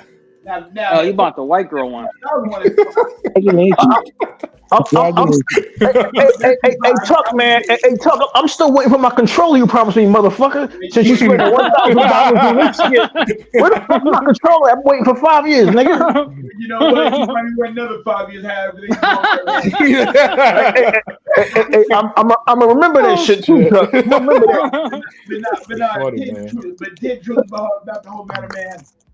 Hey, I think it's a beautiful concept about what they're doing. You know, they're getting all these streaming services to be in one handheld. Nintendo don't do it. Sony's not gonna do it. In other words, Microsoft is taking advantage of this And like I said, yes, and they have sold out. And the beauty of the thing about it is, we had never seen nothing like this. We had never seen streaming services on a handheld. All these streaming services, every single one of them, you can't complain about that. So We've seen it before. It's called my fucking phone. What you no, talking about? I'm just saying, but you can't complain about it. He means storefronts. Oh, yeah, storefront. Yeah. You can't beat that. I mean, that's something that you can't beat. And the thing that is flawless too, what I'm hearing. So I mean, just imagine, man, you get to play Call of Duty, you get to play all your games on this handheld. Every single one. For $1,000, Tuck? No, that was a little kid or a teenager. Yeah, I'm not the $1,000 version. I'm talking about the $599 now. Yeah, the white girl one. They got a console for $599. It's called an Xbox Series X. you want a 50-year-old playing outside, playing with his handheld while he with his family. He ain't gonna see none of that. Listen, That's for younger kids, yes, but not no grown up. more like my Hey, what did he about just say? What did he about just say? What did Xbox give us? They give us everything, and they give us everything that we want in a console. Yeah. It's praise at the console. Yeah, absolutely. No, everybody want to complain about they going up on the console, but you know what? There's only one thing about it, but you don't know, is that the only place they went up is here in America on the US front. All the other consoles are the same price. The only price where they have came up is here in America. Oh, everybody's console. I've never seen that like that. Didn't it go up in Britain? I never seen that like because they keep manufacturing outside. That's why. Yeah, They can manufacture in India if they wanted to, but they don't because it's more money. That's why they don't do it. Yeah, but think about it. More money for them. Fuck, it's more money for them, and they don't want to do that. They like getting. No, but let me ask you this: but when's the last time we ever seen a price rise that hit us before it hit them? Well, you got to remember. Nobody's ever demanded anything from no other country, so that's why they're bad. And remember, we're still recovering from COVID. That's the other thing. Xbox all in. Don't encourage him, man. Don't do that. Don't. Tuck is part of the problem. Don't encourage him. Back up. I know that much. Because Xbox could suck my balls asking for $1,000 for a handheld. And I love Xbox. Look, I'm a WWE guy, and I just told them, fuck y'all, I'm not paying $30 for ESPN. Now, give me that shit with Disney Plus, and I hate Disney, maybe, but, well, if we give you Disney Plus, we don't know if you're getting that version of ESPN. Well, fuck you, I'm not giving you $30 fucking dollars. At some point, we got to say stop. Now, Tuck, he put that shit on. Now, Tuck, he put that shit on. He put that shit on credit. Good on him. My credit got blown out back in 1992. So, like, everything. So I gotta be. I gotta watch how I spend shit. If you spend wrong, your ass is starving next month. Like, $600. Yes. Like, oh man. You got anything else to add about the? Hey, Tuck, you got anything else to add about the handheld? Hey, she loves me, baby. Oh man, let me tell you what. Hey, Unlimited. Let me tell you why Tuck is my motherfucking man, bruh. Mm-hmm. In the dictionary where it says "I bleed green," fucking Tuck's picture is right there. My nigga. Yeah. If don't nothing else prove it, this does. God damn. Six Layer agreeing with E-Rock about giving WWE both middle fingers. People aren't happy about the move over to ESPN. My thoughts on the handheld. It's a pass for me. So some months ago, who's taking a bath? I'm telling you, somebody washing their balls while we having a podcast. I guess you had to wash your balls, paying $1,000 for that thing, man. Yeah, but let me get on to my point. So back when money was good for me, I bought the original Asus ROG Ally. It was on sale for $400, so I wasn't going to pay full price for it. Oh, you have one Unlimited? Yeah, and I don't use it, man. I'm about to get rid of it. So that told me everything I need to know. If I was going to use it then, I'm definitely not going to waste $600 to $1,000 on a handheld. So for me personally, it's a pass, right? as for the price, it's comparable with the other PC consoles, where the fuck you want to call them. Um, it's when I say it's comparable, let's take a look right now, right? You see, this is the Xbox one here, 600. This one 800, 899, 899, 1345 for this one. My goodness. So whoever's the audience who's already buying the Lenovo, the Legion Go 2, they're probably going to be the ones who want to buy the Ally X. Not me personally. I'm listen. If there's one thing I've learned about myself, when I say that I'm all console, I don't like any other alternative. I don't like mobile gaming, so I don't game on my phone. I realize I don't like handheld because I'm about to sell my Asus ROG right here. I just like to, like E-Rock said, man, kick back, chill on my big screen TV and game. So it's a pass for me. The thing with the price actually didn't surprise me, only because again I was already aware of the other PC handheld prices. So the price didn't surprise me. It's about what I expect. So I personally didn't have a big reaction to it. But as for how they'll do, since it's got the Xbox logo on it, it'll do a little better than the other ones. Which, like Hebot said, they're all like 4% of the market, and Nintendo got the rest of the 96%. So don't expect some big jump in sales or nothing like that. It's gonna do what it's gonna do. We'll see if if they make another one, then that means they're happy with the sales it is. That's my 2 cents. Yeah.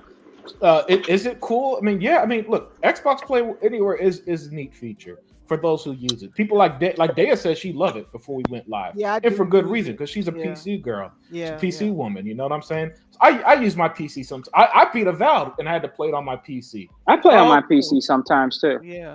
I beat the medium on there. Yeah. Oh, that's right. Nice. You did. Yeah, That's right. You did. Yeah. So I use Play Anywhere. So, but again, I have it to where my PC, I have the HDMI connected from the PC to the TV, so I could play it like I would a console. Nice. Most people, most people's setup isn't going to be that intricate. You know, most people's setup is just going to be directly to their monitor, right?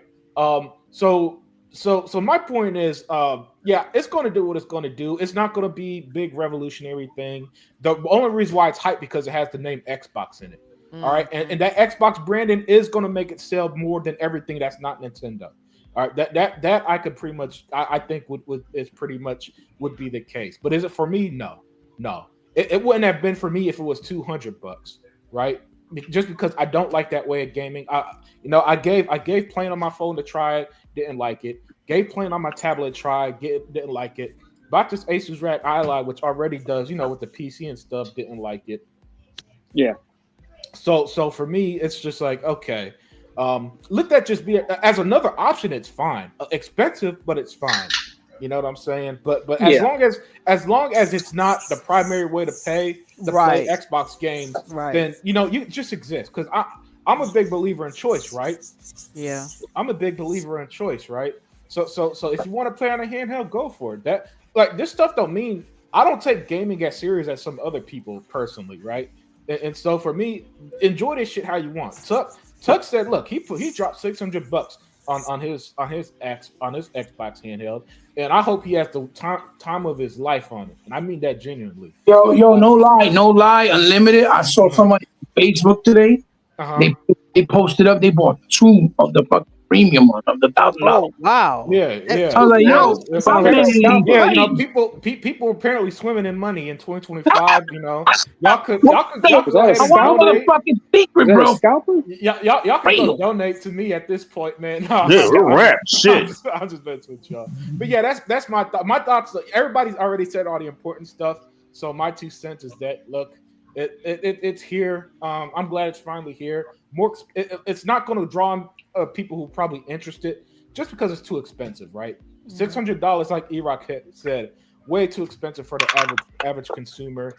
I don't like that these consoles are this expensive. That for some reason, halfway through this generation, they just decided to just give up on taking the hit console makers has always took. Because listen, you can go back and find articles from the 90s when I was a kid reading from not Nintendo but Sega, people like a Tom Kalinske, when they were saying it's the games that the software that makes the money, not the hardware.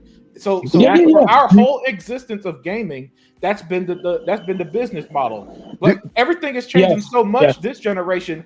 I don't even know what to say anymore. E-Rock. Do you know why? Do you know why back in the day? I saw a video on it somewhere. Why back in the day console prices dropped and they lowered like almost to half of what they originally were charging for them was because just so they can get rid of inventory. Right. So number one, because the retailers already bought the goddamn things, so they got to get rid of the inventory, right? They got to get rid of the inventory, and these retailers don't want to be fucking driving out to a ditch in Nevada and burying all of this shit. So let's fucking. I'm being dead serious. Yeah. They're finding shit out in the desert that won't biodegrade. Fucking radios, fucking TVs, fucking video game consoles. They're still finding ET cartridges. ET cartridges. This is real shit, right? So they get rid of the shit because look, man, look, we can't get rid of. Look, we can't like dump this shit in the trash. At some point, the industry is going to say enough. At some point, the industry, the NFL fans haven't said enough yet because that's a premium event. Concert fans haven't said enough yet because that's labeled as a premium event. Now you're trying to make gaming and wrestling a premium fucking thing. Like at some point, it's got to stop. At some point, I'm just saying that it will. And even if it ends badly for them, it will end because, like you said, everybody has a breaking point when the average consumer can't afford it, and the whales, as they call them, won't buy it. Then they're going to learn the hard lesson. That's and so there will be market correction eventually. It's just that you're just going to have to stomach a few years of this BS. Until something happens, and when it does, we'll see who come out of it. And we can't. And again, we can't keep blaming politics because at the end of the day, I haven't. These are manufacturer decisions at the end of the day, and like Hebot said so eloquently. Certain companies, I'm not saying they should eat the cost of this shit. I'm saying you traditionally have eaten the cost of this shit to get these boxes and these devices into the home. Apple was smart by subsidizing their phone. How the fuck are these motherfuckers charging $1,000 for? Oh, that's right. I never really. Every time I bought an iPhone, I never really remember paying for that shit. You know what I mean? Yo, can you hear me? Yeah, remember, real quick, I want to add to what Chun. Remember when they were saying that Bill Gates wanted to give out all the OG Xbox for free because he knew they could make back the returns of the console with the fucking software? You remember that? No, I don't, but that's awesome. Me either. Do you guys remember that? Hello? No, me either. We're listening. Keep going, brother. Keep going. Yeah. No, if you look at the documentary, if you look at the documentary for Xbox, that's what they said. That Bill Gates wanted to give the console, the OG, out for free. Send it to stores and give it out for free to people and just buy the games. Because they will be able to make back the cost with the games. Oh. Mm-hmm. That's a real thing. You can look it up right now. I missed that one, brother. I missed that one. We know you know your shit. Like fucking Bill Gates was awesome, man. We need him back. Shit. Where the fuck is he? He's making porta potties in Dubai. That's what he's Google the unlimited one. Yeah. Nigga, you stupid. I think this is it. Yeah, man, because gaming got out of control, dog. I thought PlayStation, man, they may remember the good old days back when PlayStation 2 dropped and everybody was like, oh my God, $300 is outrageous. They've gone too far. That seems like a fond memory now. Shit. Yeah. God damn. Unfortunately, the way things worked in 2000 don't work in 2025, man. Man, hey, Unlimited, I love you, brother, but it's getting to the point now where that ain't no fucking excuse. Shit. Yeah. They start raising steak to fucking $25 a pound. Niggas will stop eating steak. Shit. They will stop eating steak. We'll start stealing that shit. They'll be stealing it. At this rate, it might have to happen. Yeah, Hebot knows this shit. Look at that. Yeah, because it doesn't seem to be turning the other way around right now. So anytime soon either. The original Xbox was almost free. That's crazy. How did I miss that? That's crazy. I missed that too, E-Rock. I thought I would have known that, but I don't remember that happening. Him saying that. I don't remember that. Man, there's a lot of shit that went down and it was slipped under the radar because we was distracted with other shit, justifiably so. Wow, that's crazy. They would never do that today. They were trying to give it away as a Trojan horse to get you into the Windows lifestyle. Wow. Is that Dale? Yeah. Good. How you doing, Dale? I'm fine. How are you, Tuck? I'm doing great. Just taking it. That's all. I heard you got man. That's crazy. Handheld. Congratulations on your handheld. Thank you.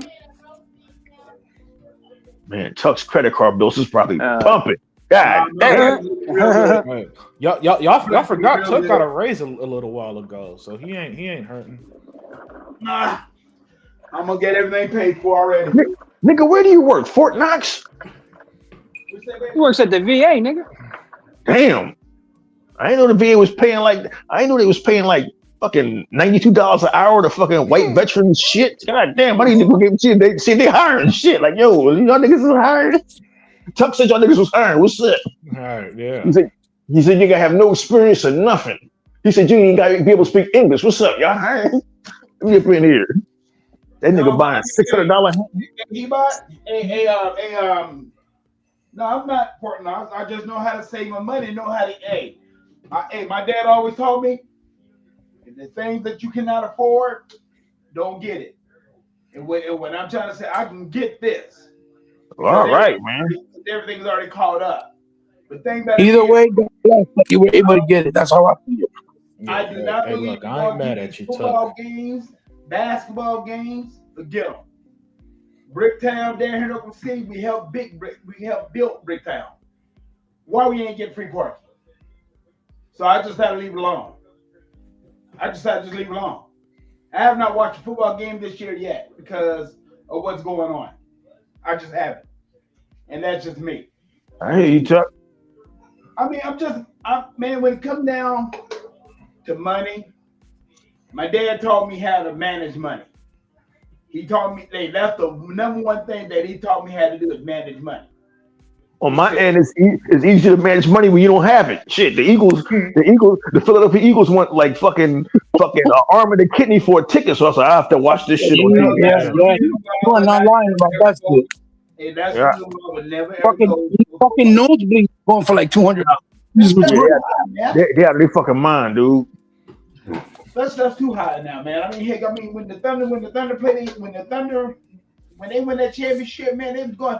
Man, that final game when they was playing downtown, man, the nosebleed seats was going for like $1,000, man. The nosebleed section seats. Yeah, not shoes. That's crazy. All I want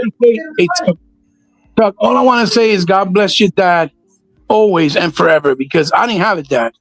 Everything I ever got was through blood, sweat, and tears, working my ass since I was 13, and with my mother's help, being a mother and a father.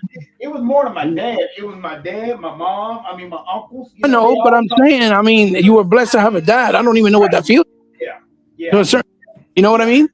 That's what I'm trying to tell you. God bless him. I tried to be for my kids what my dad wasn't for me, because he wasn't there. He wasn't there for me because he was kids though too. Well, he wasn't there for me.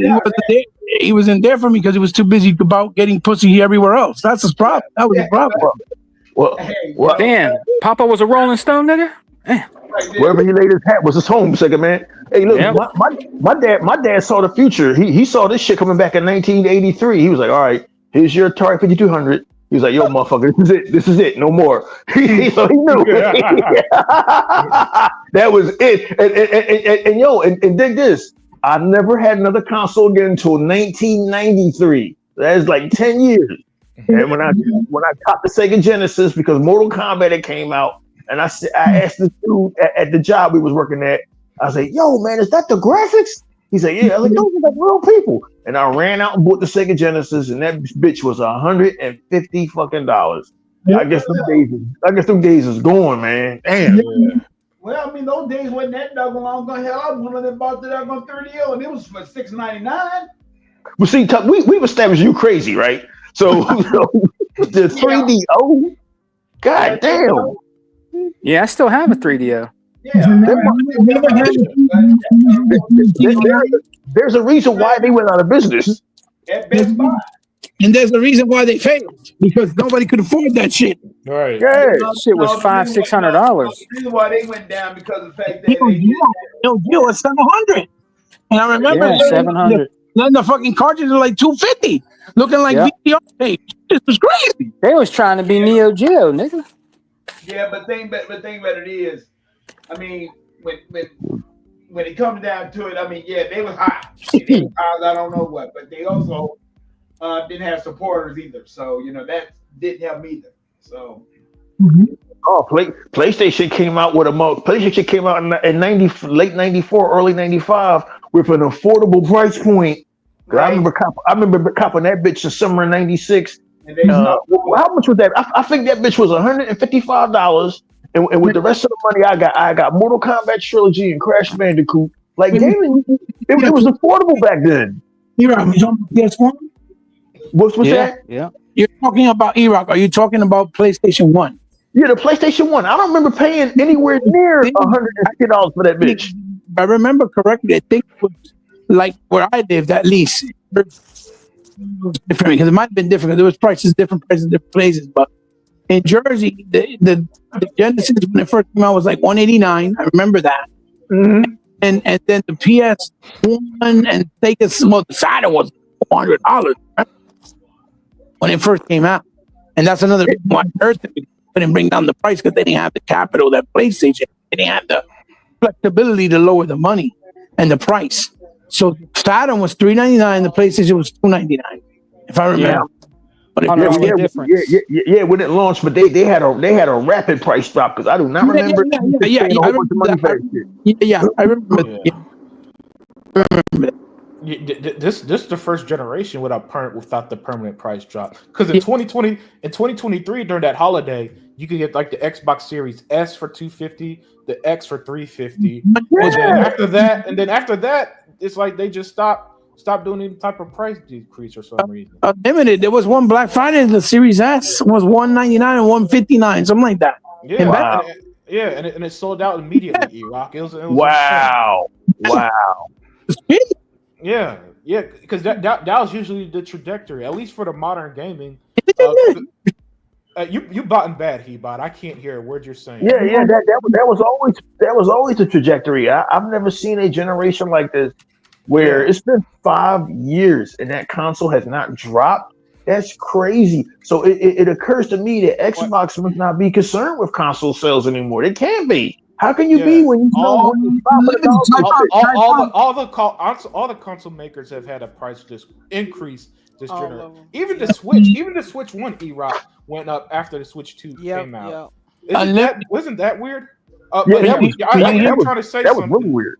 Can you hear me Unlimited real quick? Okay, I can hear you now. Okay, do me a favor, type up so you can see and they can see. Xbox was still losing after 3 years for the Series X and S. $200 for each system and $100 for the S. PlayStation wasn't losing none of that money because they don't have the hardware built in. They don't have the technology that the Xbox Series X has built in. Look it up. See if you can find it. I can believe that. Yeah. You know, I like talking with proof. I don't talk out my ass. I like talking with proof. You can see it. He bought. We know your facts is like 100%, dude. We know that. He's the library after all. You know. Real rap. I think here it is. Microsoft loses up to $200 on every Xbox console, and this was in late 2022. Yeah, told you. That's why the whole philosophy made back from accessories, subscription, and game purchase. Yeah. Which I mean, again, you could find articles from the 90s. Tom Kalinske was saying that in interviews. So that's always, again, the strategy that we've seen, this radical change that we've seen this generation has been something new. Something like even I did my best predicting this shit, saying that it's the content wars now, which I was right about. But I didn't see this. I didn't see it going this far, where console makers they don't even care about taking launches on consoles anymore. I'm not sure what's going on. Well, haven't you guys noticed, Unlimited and everyone else, right? Mm-hmm. That this is the first generation that they barely made any custom consoles. Yeah. And why is that? Why is that? because when you do custom consoles, you have to pay for the license first and foremost, and you have to up the price because remember the custom, whatever the sound custom does, like the artwork, the sound effect, the controller doing the sound effects, or the artwork on the controller. Remember, they don't put a sticker on Xbox; they do real custom consoles. This generation, we have one. It was the Halo one. That's it. And now the two, if you count that Galaxy one. Well, the Galaxy one, that's expensive, man. Yeah, but that's because of the terabyte too. It comes with 2 terabytes. Yeah. 2 it terabyte, also comes, and what everybody seems to forget, it comes with the disk drive and it comes with the stand. The PS5 Pro don't come with a stand and don't come with a disk drive. And that price went up to $750. Exactly. That's what I'm saying. You know, may I add something real quick? And I know go ahead, Dave. people probably won't agree with what I have to say here. But no, go ahead. One part of me is very, very angry at the gamer because I'm like, you know, Xbox was trying to do everything to get you to try their console. They were almost giving it away. And no one even did it. They would buy the PlayStation at a higher cost. Yes. So PlayStation, it was being reported they wasn't losing anything on that. But Xbox with great service, with great, you know, features, with great tech, with great everything, and nobody was willing to buy it. Great games were starting to come out. Xbox value, Daya. Yeah, value. What you said, Daya, is exactly why I never believed in that whole. If you just made a quality game, people will play it. Right. The proof is that quality often have almost nothing to do with success a lot of times. It does not. And I say this now. Because the Xbox was the last to always raise their price of anything, they were following the market trends, which was being set by PlayStation and Nintendo, not giving them a pass. I'm just showing this side of things that I was like, why don't you guys reward the underdog? He's trying to give you some value. He's trying to give you more for your money, and you did not do that. So do not get upset at Microsoft now that they no longer want to lose money. Even when they lowered it as low as they possibly could, you still didn't buy anything. That is a fabulous point because now that they decided, okay, let's not lose any money in the console space. Now everybody's like, oh, these now they're complaining. Yeah. Consoles they weren't even going to buy. Hey, yo. He bought an Unlimited. Why is it now they're saying, okay, they're coming out saying, oh, it's such a shame that Microsoft is raising their price again. Meanwhile, the PS5 Pro is still fucking more. It's still more. So why are they coming out saying that? But they're not saying, they never say nothing about the PS5 Pro. They won't talk about the regular PS5 destroying it when it comes to games. It's actually running better games on a regular vanilla PS5. The Pro can't even do a little bit more. Okay, the regular PlayStation 5 is outperforming it. But the narrative is that the PS5 Pro is equivalent to a 5090. That's why. Yeah. Oh boy. I mean, Dia made some excellent points. Her logic is flawless. Why should Microsoft continue taking losses when they tried to make gaming affordable for everybody, and all y'all did was dog them out, especially if you were around during the Xbox One generation. And it was really rough to sit around and watch that shit. So you know, because that's going to segue into Unlimited's next subject, and we still have time. What are our thoughts on Xbox? For once, I'm not trying to end a show and meet halfway through. I'm shocked. But I can't blame him for the trajectory. But it's just rough on the consumer. That's all. But Dia's logic is flawless. Yeah. Let me say this before we move on. The Xbox Series S is still the most affordable console right now. The cheapest model is $380. The console released at $300, and like G-Bot said, it was as low as $199 which was a steal. Now, and if that's not good enough to sell, then you know at what point which. Thank you for bringing that up there, because that even has me asking: at one point, do you just give up on swallowing losses and just say screw it, let's do what we gotta do? It's been 5 years and they were swallowing it. So imagine.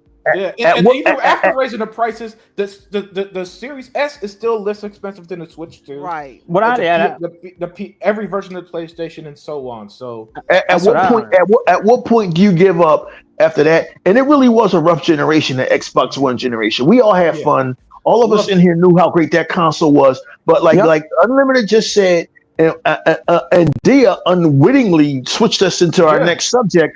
How long can you go, Hebot, taking losses before you, as we were talking about in the chat, switch strategies? Do you Yeah, yeah. continue to fight a war with the media who are they're going to praise these Japanese consoles to the end of time, no matter how many times Nintendo and Sony kick them in the teeth and do them in the rear with no grease. They're going to continue praising these Japanese consoles because that's what they grew up with, and they see Xbox as the outsider. Never mind the fact that Xbox been in this shit now, what, almost 25 years? Mhm. Like never mind the fact that PlayStation at one time, as Hebot will tell you, was the fucking outsider, right? So how long you continue taking losses before you realize that this console shit is a loss leader and we got to switch strategies? Yeah, So yeah.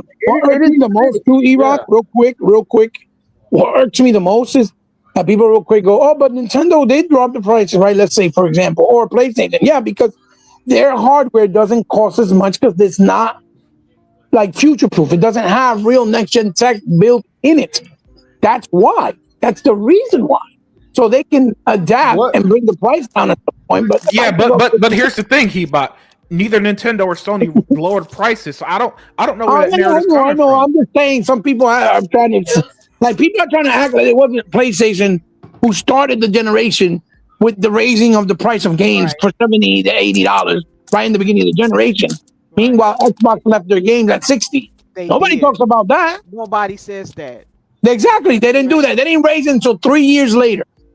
Nobody talks about how Microsoft stopped manufacturing the Xbox One and went straight to the end. That's right. Meanwhile, 50% of players are still on PS4.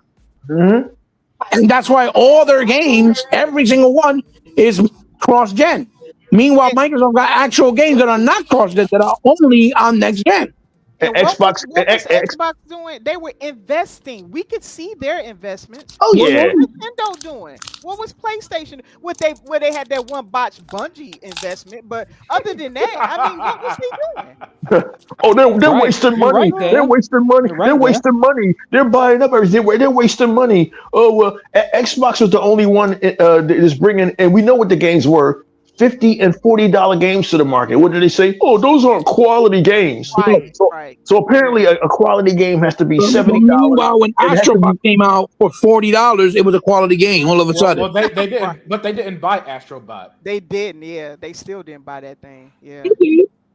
I bought it. Oh, you bought it, but the average PlayStation consumer didn't. I mean, when you see how many people own a PlayStation, that game should. I mean, it celebrated PlayStation. That Exactly. Yeah, but They buy microtransactions for Fortnite. yeah. Yeah, facts. I mean, no, he's not wrong. Let's see. No, no. That's why, man. I just try to enjoy gaming. I try to stay. I try to stay off Twitter. That's all I can tell everybody. Stay off Twitter. That's So good Twitter's advice, still- Rob. What you see on screen are the best selling Sony games, both by units and by dollars. Yep. GTA 5 made the most money. You see your Grand Theft Auto, Minecraft, a bunch of Call of Duty. Holy shit. 2K. Fucking 15 and 20-year-old game still number one. The What the heck is only these old Call of Duties doing on there? Oh my god! well, this is the games that either made the most money or sold the most units in PlayStation history. Oh, Yeah. history. Okay, Yeah, all right. yeah, and as you see, only one quote unquote exclusive, and that's Spider-Man. And by the way, Spider-Man went on PC, and it's not, and the license is Marvel's. So what you see here is zero. You don't see a God of War. You don't even see the Gran Turismo, and that's supposed to be their billion-dollar franchise. Yeah, And by right. the way, So this, and by the way, and sold at diminished returns right after I think it was December. yeah. So my point here with showing this is this that listen, the casuals run this shit in terms of actual dollars, man. Yeah. Like this list. There would have been a time I would have been disgusted seeing this list because I Yeah. like more than fuck. I don't even like Call of Duty. But you know, there's to me, gaming is more than fucking Call of Duty. Well, Red Dead Redemption is a great game, so I can't hate Red too Dead much is on it. good. That's You know, good. GTA 5 and all this. You know, the same bullshit. Minecraft, like Minecraft came out in what game. 2011. Yes, and this motherfucker's still making money, making man. money. That's Minecraft, crazy. Minecraft is the beast. It reminded me of what was the game that was on PC since like the 80s? Counter-Strike, was it? Yeah, Oh yeah, people still play that game. It still get played today. yeah, I haven't let's played in a bit, but yeah, people still but play that game. let's get back on topic. The other topic that we did want to talk about was the state of Xbox, you know, and our views on it, because we did have a good discussion earlier, and I'm hoping that it translates well to this podcast. And Sega Man, you still there? Still here, brother.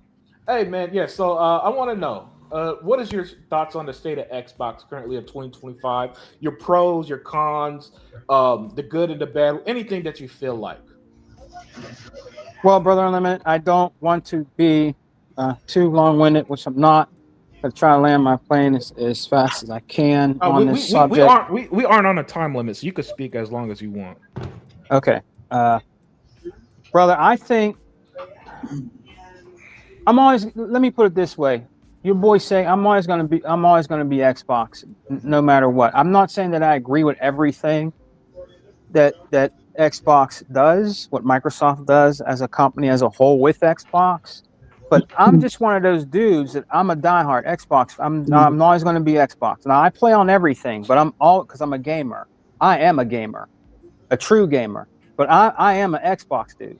So, you know, what I see with Xbox, the new Xbox that comes out, I just think that thing is going to be a beast. I think it's going to destroy everything that's out there. I really believe that. See, when Sarah Bond said there's going to be leaps and bounds with the new Xbox, see, everybody goes to deaf ears. All them ponies and Porter Roach and all those guys, they go to deaf ears when they say that because they think that there's not going to be another Xbox. There's definitely another Xbox that's coming out, whether they like it or not. And it's probably going to be kind of like more PC centric to me, in my opinion. I think it's going to have a disk drive. I think there's still going to be a disk drive. That's just my opinion. I could be wrong, but I think there's going to be another disk drive. I don't think they're not going to not do the new one without a disk drive because they know there's a lot of Xbox bros and Xbox, ladies out there that have discs, that still have the disc. So everything's going to be backwards compat again. I believe there's going to be more backwards compatibility with the new Xbox that comes out. I believe when the new Xbox comes out, it's going to be like a PC hybrid Xbox, and we're going to be able to play almost every last single regular Xbox and Xbox 360 game on the new Xbox that comes out.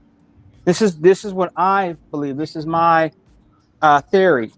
You know what I mean? I think it's going to be the most powerful console again. I don't give a fuck about power. Okay, let me just put this straight with me. I don't give a fuck about power. I play any kind of game, 8-bit, 16-bit, 32-bit. I don't care. The power narrator never really fathomed me. It was these guys out here, you know, trying to taunt us because of the first Xbox being the Frankenstein box or the 720p box or Xbox got no games. Meanwhile, when we had the first Xbox, we had the better fucking lineup, but they never talk about that. We had most games that came out with the first Xbox, but they never talk about that. Like they always talk about now, Rise Son of Rome, that they think is brand new, was one of the best fucking games that still look good today when the first Xbox came out. You know what I mean? So moving forward, Unlimited, the new Xbox, man, is going to be leaps and bounds, brother. I'm telling you. And there's going to be Steam implemented into it. I believe there's going to be a Steam app that's going to be implemented into it. And I believe it's going to be full backwards compatibility, brother. They got to keep that price down, Tony. They got to keep that. I know, guys. I know. I hope so. Damn, E-Rock, you're a fucking broken record, guys. I'm just telling you where I'm at in life right now. They got to get that price down, goddamn it. I hope so, E-Rock. It cannot cost more. It cannot be a $700 console. It cannot be, or you're going to fill out. It's got to be $500, and that's pushing. It's not going to be no $500, man. I'm telling you that right now. Because they can go to hell. They can be a little bit higher than that. then And then if you then don't then then $500, you then just let then it then ride. then I'm out. Then nigga, I'm out. I'm out. I can't afford this shit no more, nigga. I'm out. I mean, I'm not paying no $600 for a fucking console, Tuck. I I'm don't just give a saying. shit. I'm just saying. I mean, you gotta go. And I hear you. I hear you. And I'm not killing the messenger, my nigga. But like, you got to keep that shit sub $500. I don't give a fuck. Okay, Tuck put his shit on credit, nigga. I don't have that option. No, hey, So unless you subsidize this shit, like fucking like he bot Hope they said, give a nice trade up value option. That would be nice. put this to you. There's a lot of people that's doing that. There's a lot of people that put these doggone games on credit that shouldn't be. That should be on credit. all I'm gonna say is that y'all niggas is lucky that they don't have the bailiffs come for y'all ass like over in the UK. Cause they got bailiffs looking for motherfuckers now because they owe fucking $1,500. Like, yo, man, look, I'm not trying to get in no debt to play no fucking video games. You know what? If they release a $700 console, and I never thought I would say this in a million years, they will make Nintendo an option for me. Fucking Nintendo will be an option because Nintendo is smart enough to keep their fucking hardware sub $500. We cannot encourage these motherfuckers to keep raising prices. I don't care about China. I don't care about manufacturing in China. I don't care about Orange Man. This is bullshit. We cannot. And I want. And once everybody boycotts WWE, only then will they realize, yo, we went too far trying to charge these motherfuckers $30,000 for ringside seats. Like we did like I suit. mean, hell, Can I ask you a that's question hey, here? Yeah. Go ahead, dear. Go ahead. Okay, if It's that's all the them do. case, and then I'll ask this to everybody: if that's the case, would you be willing with Xbox cutting out? You know, traditionally they like to give you the best hardware. They like to future proof you, so you buy Mhm. one box, it lasts throughout the entire generation. All of that. They like to do really high quality games now. We've been seeing what they've been able to produce. Would you be okay on all those fronts that you lose the value that you have today if they go and lower down to Nintendo standards? Would you be Yeah, because they're going to have to cut. They I'm can't do it not. all. They can't give you everything. I understand. I'm not going to be okay with losing Game Pass. But if I can be honest with you, dear, if I can be honest with you, I'm just being honest. I need y'all to hold on to y'all socks and your drawers now. I'm be honest. I think that the Xbox One was phased out too soon. I think that the Xbox One X was phased out too soon. We The we had Xbox One X, all yeah. we had all Some that people believe power, it. and we never really saw art. We didn't. You're right, Now, now, E-Rock, we now, now, didn't. now, now, now, now here we have the Xbox Series X, one of the most powerful consoles that I personally have ever seen, right? And the only thing that I really just said, wow, this is beautiful, was fucking South of Midnight? But wait a minute, Iraq, how can you say that? Didn't you see Hellblade 2 Senua Saga? Yeah, Hellblade 2 had the most amazing Unreal Engine 5 graphics I've ever seen. And it was boring as fuck. It was a slog to play through. I'm just being honest. It was a slog to play through, and it was kind of underwhelming for all those beautiful graphics. But South of Midnight on old ass Unreal Engine 4 was beautiful. It looked like a painting. It was beautiful. It was fun to play, and it was all the reasons why I play video games. I don't give a fuck why them PlayStation niggas play video games. I don't care why the PC niggas play video games. I play video games to have fun.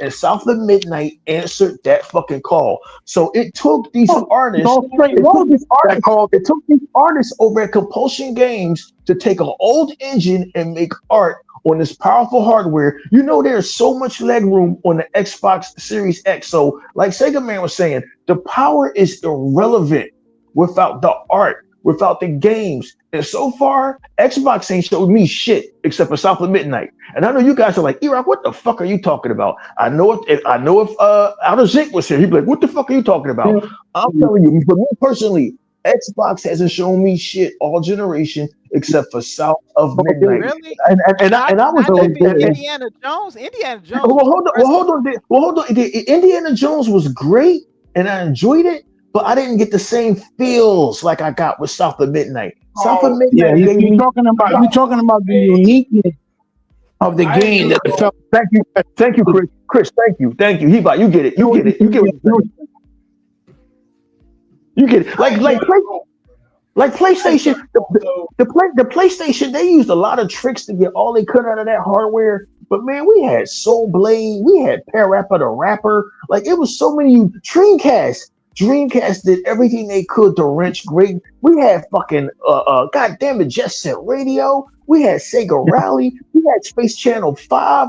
I mean, it was no end to the inventiveness that Sega did. Where the fuck is that except for South of Midnight and, Deserve. and that game from 2 years ago with the kid with the guitar? What is that game? It was a kid with a guitar and it was like a rhythm Hi-Fi game. Rush. Hi-Fi Rush. Yes. Hi-Fi Rush.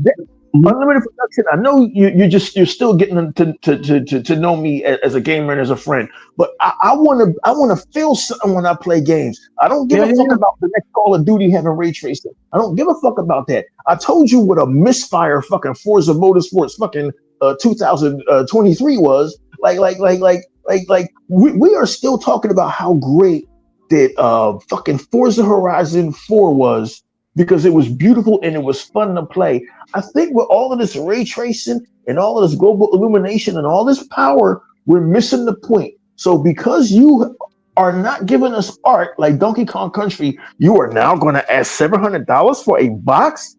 I gotta go. I gotta be out. I might, I don't want to lose the Xbox ecosystem. So I'm gonna keep my old Xboxes, but maybe, Dia, I know this is gonna sound weird coming from me. Maybe Nintendo was right all these years and I was wrong. Nintendo was. Maybe he was right all these years by keeping costs down and just look. I don't understand why a 65-year-old man is in his drawers trying to rescue Princess Peach, but I do understand that games need to be fun other than looking great. I do understand that, and maybe Zobi and maybe all these Nintendo weirdos, maybe they was doing something all these fucking years. I don't know. I don't know what to think anymore, dear. When you're asking me $700 to play video games, like if I had a wife, she'd smack the shit out of me. You spent what on games? If you had a what? Oh God, Tuck. Yeah. Tuck. And to say, look, I got some. Let me finish. Yeah, up. yeah. Let me finish. Oh yeah, up. sorry, Sega man. Yeah, finish up. Let me finish up, man. I tell you what, Era. How about this? How about this theory? Let's say they came out real quick, and then I'm gonna land my plane. Let's say they came out like I just said with these newer Xboxes. Let's say, like you said, $500. Let's say they bring out a digital next gen console. Okay, that's all digital, right? And then they have a SKU up that's 700 that with the disk drive, like the most powerful console, and they have just like they did the Series S, like they did the Series X, and it's $500. Would you get it then? That makes sense. That's doable. Yeah, that's doable. I think they're gonna repeat the Series X and X. That's intelligent. That's doable. Yeah, I can see that happening. Yeah, that's doable. I think they would. In my theory, brother Era, I think they would bring out these next gen consoles where they make the next Super Xbox maybe 700, and they make the other Xbox $500, all digital. I can see them doing that, brother. And then I land my plane on that, brother. Yeah, and the entry point that sounds like it's more feasible based on what we're seeing. Right? Yeah, it does. Very feasible. God damn, good show, Sega man. Shit.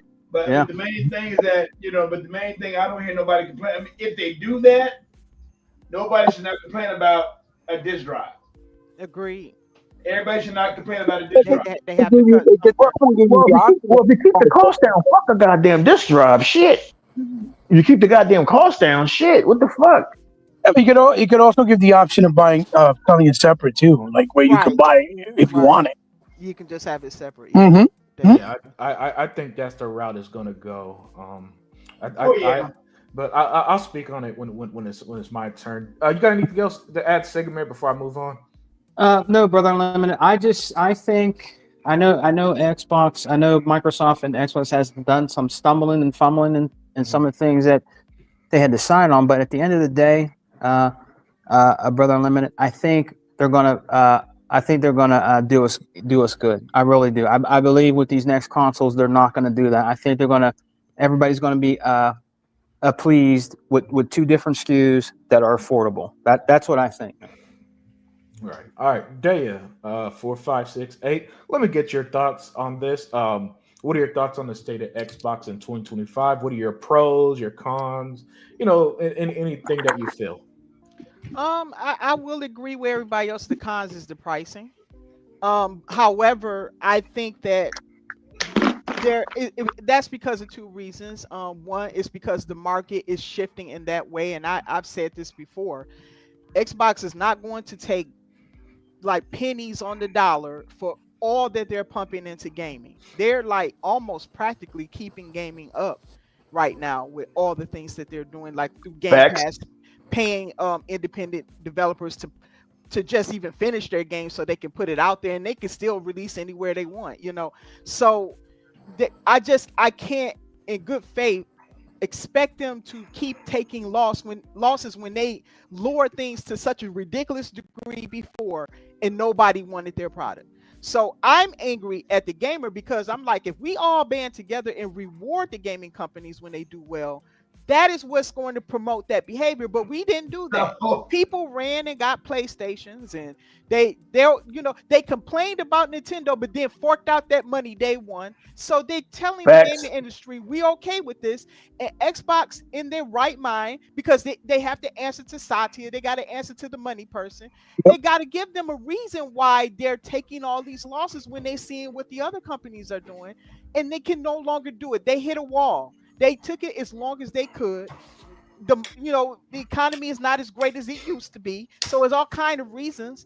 But bottom line, they can't continue to just lose money. They're no longer in a position like that because whether it's Satya or the money person or whatever, Amy or whatever her name is, they have to justify everything. How many times have Phil said they have to justify everything? They don't just put games out there. They don't just put consoles They out there. They remember have to earn money. You know. they remember also they're the only ones that are actually spending big money to give us Yes. value, even though Yes. the price did go up. Because you remember when they did the fucking thing that they wanted to raise the price for $30 for the online, everybody lost their fucking top, right? Yes, they did. Yes, they did. They retracted, right? They retracted. What They did I did. say? If you guys remember, I don't think Dale was I with us. remember. I What remember like it was yesterday. What did I say? Unlimited, please. Yep, you're saying that if they didn't raise it now, that we're faced a cost somewhere else. Yep. And what did I say? Don't cry later when something Yep, else don't got to cry go up. later. Yep, Did I yep. say that? And that's Yep. exactly You what happened. Unfortunately, E-Rock's channel got deleted, so I can't pull it up. But, Yep. Well, So E-Rock the channel way I had a lot of good gems that we did on E-Rock channel. They lost in the sauce.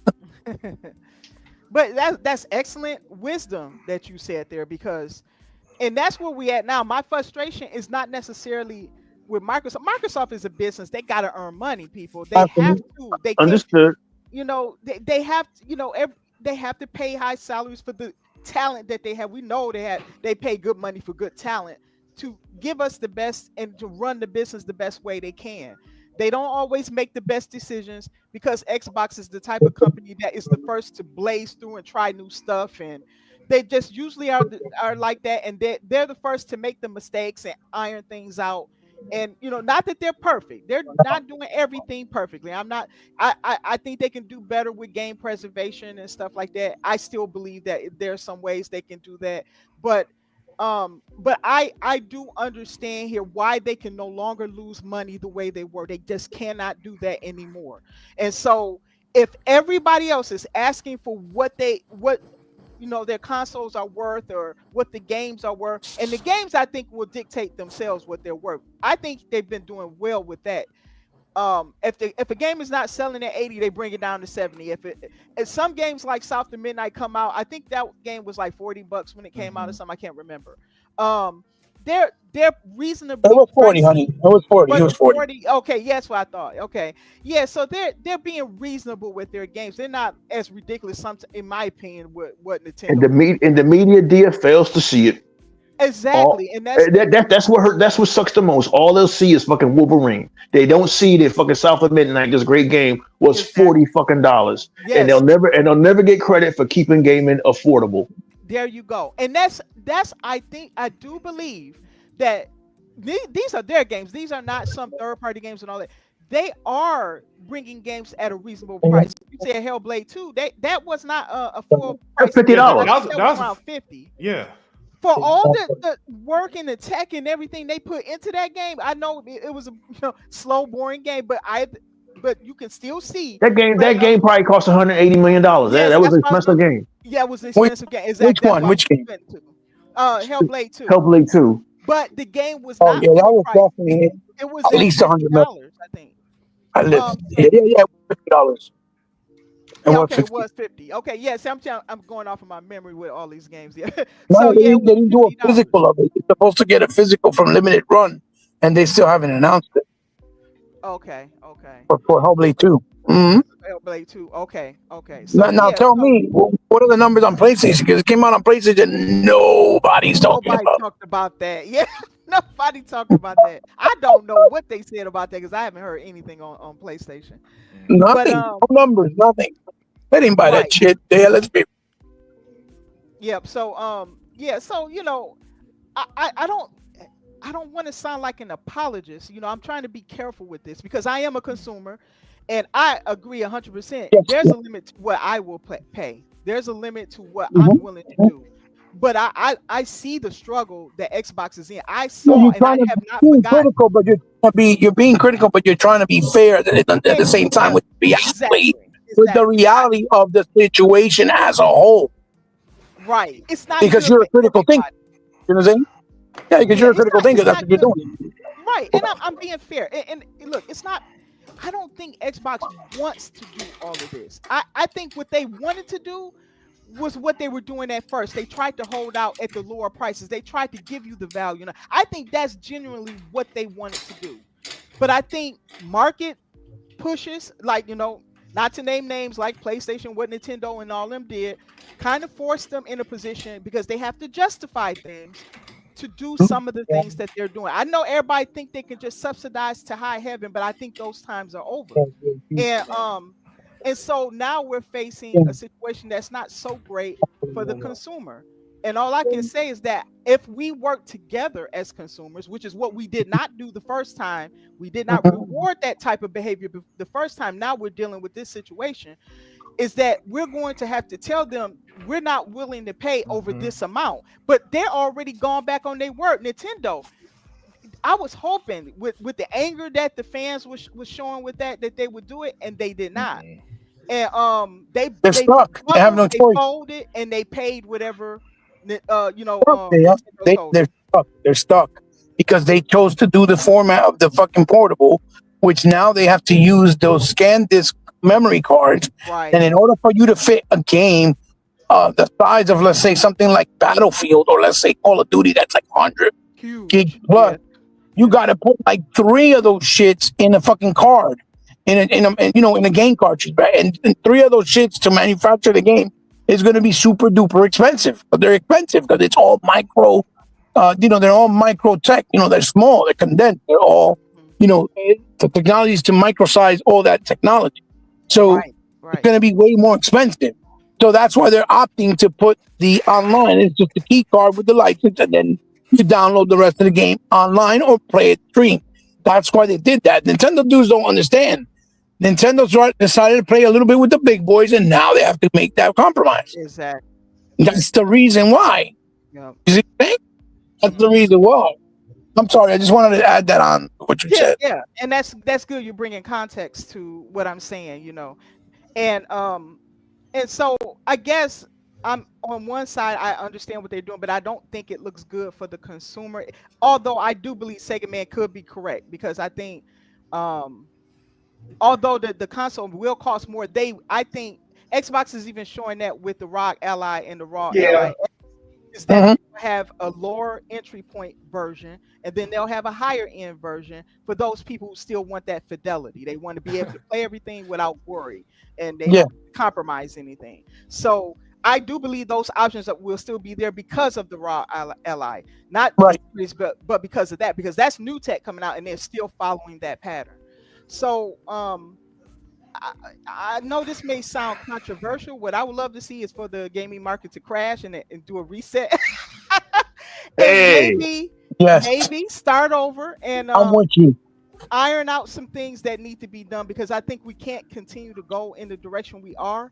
I may understand the business practices. I may understand why the ROG Ally costs the way it does because of the tech. You know, when you come from the PC side, you understand why things cost the way it does. Oh Now, yeah, there's oh some yeah. things that are egregious. We're getting fleeced over here too on the PC side, and some people are drawing the Oh line yeah. here too. Graphics So cards are going up. When you're it's paying just twenty it's five just hundred all for around.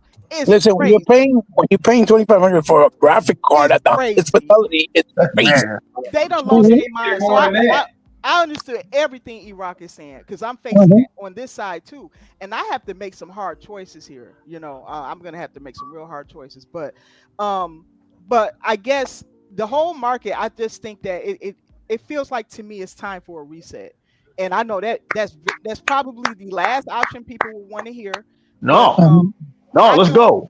I just don't think they're going to crash everything, and I see the trajectory of it. They're never going to make the kind of money they're putting into these games. Mhm. As much as I loved Indiana Jones and stuff, you know, Xbox can't continue to make games like that. They just simply can't.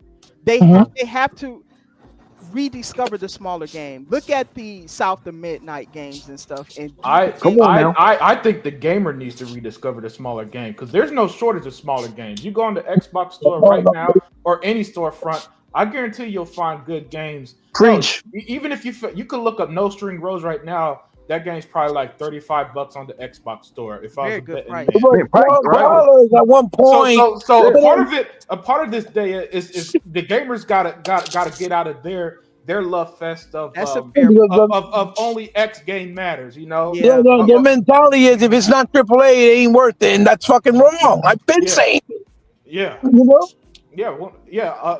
A lot of y'all have said this. Sorry, oh, it's $25. No Straight Rose right now is $25 on Oh, the well, Yeah, it that's was Xbox twelve store. dollars at one point. It was $12. Yeah, But you can even buy it used. I mean, physical. You could even buy it. I think it was for like $10 yeah. to So GameStop. yeah, so my point, Daya, and I didn't mean to cut you off. My no, no, point no. though Go ahead. is that not only does the gaming industry need to stop. I get it. GTA 6 is $2 billion and all this other bullshit, Right, right, yeah. right? But the gaming industry, not only do they need to get over it, so do the gamers. Because when I look at, because unless a game goes viral, a cheaper game goes viral, the average gamer these games are just invisible to them. But That's continue. Facts. fair. That's fair. Facts. Yeah, I didn't Facts. take that into account, so I stand correct. I agree with you on that. Would anybody have known about Expedition 33 had it not gone viral? On And I'm gonna Game keep it a Pass, buck with yeah. you. Expedition 33 is as nice as it is. It's fucking Final Fantasy. It's Final Mhm. Fantasy. It is. It is. It's It's it's A lot it's, of it's a people French love it's a that French game, it's a man. it's a That's French how those Final games Fantasy. were. Yeah, It's a yeah. French A Final perfect, a Fantasy. perfect example Some of people games say going that's game of the viral that are year. small. Sons A of perfect Midnight. example. Sons A of perfect Midnight is far example. superior in every way. Right, right. But a perfect example of something small like Unlimited said going viral, it would be like the way Ori did, or the way Cuphead did, or the way that Hollow Knight said. Or I mean, Vampire Savior, or whatever that game was called. or remember Braid on the 360, something like that. Oh, I Or remember Yeah. that game. Yeah. Castle Crashers. That's how they go Yeah, viral. Ori. they need to transcend from viral to the standard. And Right, right. the standard is once 40, 50, 25, 35, 45, $55 games are the standard that and people get used to buying that and seeing that as quality. Like you got to do if the game median crashes, then it needs to be a whole reset on how people view games from production down to consumption. But Day, I Right. didn't mean to cut you off. Continue Right. what That's you an were saying. excellent point. Brilliant. And that's something I didn't even think about. You're right, because the gas game model is killing gaming, in my opinion. Oh, I yeah. know that might not be something most people want to hear, but Yeah. No, we're going in No. hell. In the words of Samwise Genji, no, Mr. Frodo, no, we're going in the wrong direction. yeah, We're going in the wrong exactly. This direction. is wrong. If Grand Theft Auto 6 costs $2 billion to make, we're going in the wrong direction. yeah. And because it's costing $2 billion for Rockstar to make it, they're going to charge you, the consumer, $100. We're heading towards Mhm. 100. Yeah, they can keep that No, shit. I'm not paying $100. no. I don't know if I'm buying another WWE 2K at top dollar. I don't. I mean, yeah, you get all the DLC, but we're going in the wrong direction. So what Dia and Unlimited just said, There needs to be a reset. There needs to be a reset in how gamers think about games because everybody, mostly the media, IGN, and these PlayStation gamers have been brainwashed into thinking if it's not a AAA game, it's not good, and no one ever looks twice at South of Midnight. Nobody ever looks twice at No Straight Roads. And who loses? You lose. Who loses? Me for falling for fucking Black Myth Wukong, paying $50 for it, and realizing what Unlimited told me 2 months ago. He said, "Don't buy that shit, E-Rock. Don't buy that shit." And I bought it like a dickhead, right? And he was right. He said, "Don't buy that shit, E-Rock. You're not going to," because he knows me by now. He known me for 5 years. He said, "You ain't gonna like that shit, E." He was fucking right. He was fucking right. But I bought it anyway. For an Unreal Engine 5 game, it isn't even impressive, is it, Hebot? Fucking. There's this game out that was like $35. What the Echoes of the End? Looks a thousand. Looks Hebot. I swear to God, I'm lying. Man, get struck by a bolt from the blue.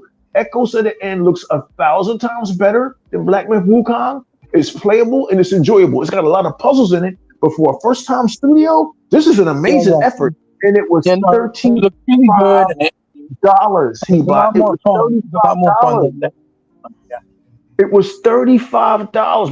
But everybody, I saw all this shit on YouTube. Oh, this is DEI trash. So now everything is DEI trash because there's a black person in it or a Latino person in it. Oh, this is DEI trash. Or it's got bugs. It ain't have no more bugs in it than fucking Matter of fact, Spider-Man 2 had more bugs. But that's a triple A. Yeah, that's a AAA game. That should be an Ice Cube. Spider-Man 2 cost $218 million to make, and it still had bugs. Yeah. Yo, and the thing, and hold on, let me add this because I read the article. By the way, that Echoes of End game took 8 years to develop. They started in 2017 and was finally able to get it released this year. That's crazy. So even small games have insane development time. Gosh, yeah. It was like Captain Blood. Captain Blood was a 360 game. It finally came out. Is it the standard of today? No, but it's still a fun game. Yeah, well, Captain Blood's different because its whole production time didn't last from when it was first announced to its release. It more so stopped production. Somebody picked it up. But I'm saying that it's still to the standards of 360, and it's still a fun game.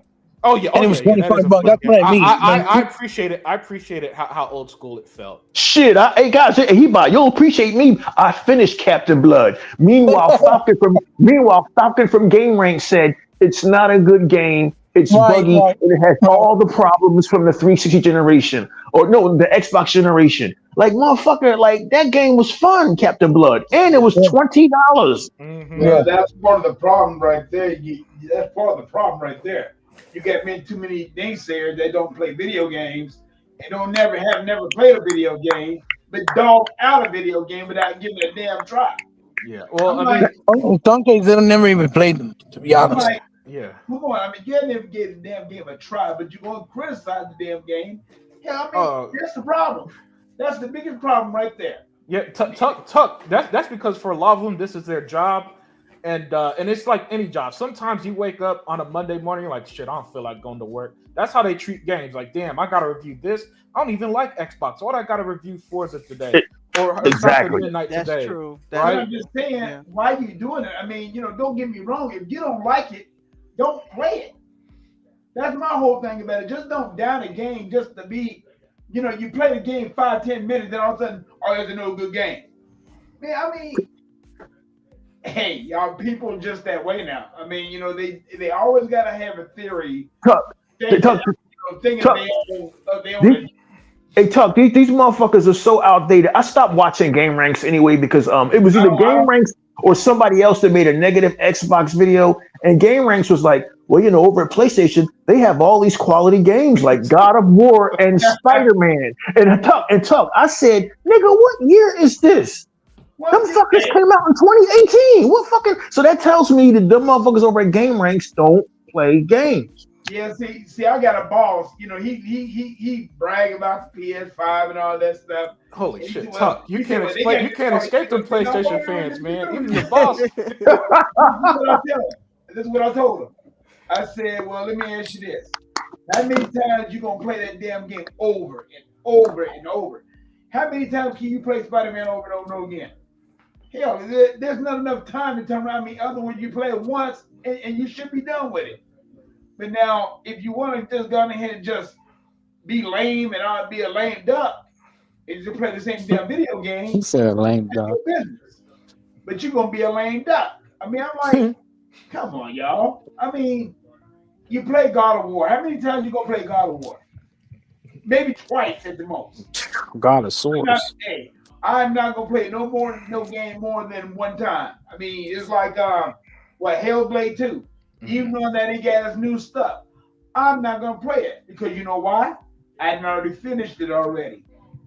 There's no sense in me going back. I mean, unless they're gonna add new download content to it, which I know they have, I might do that. But outside of that, I mean, I'm not gonna play the game over and over again.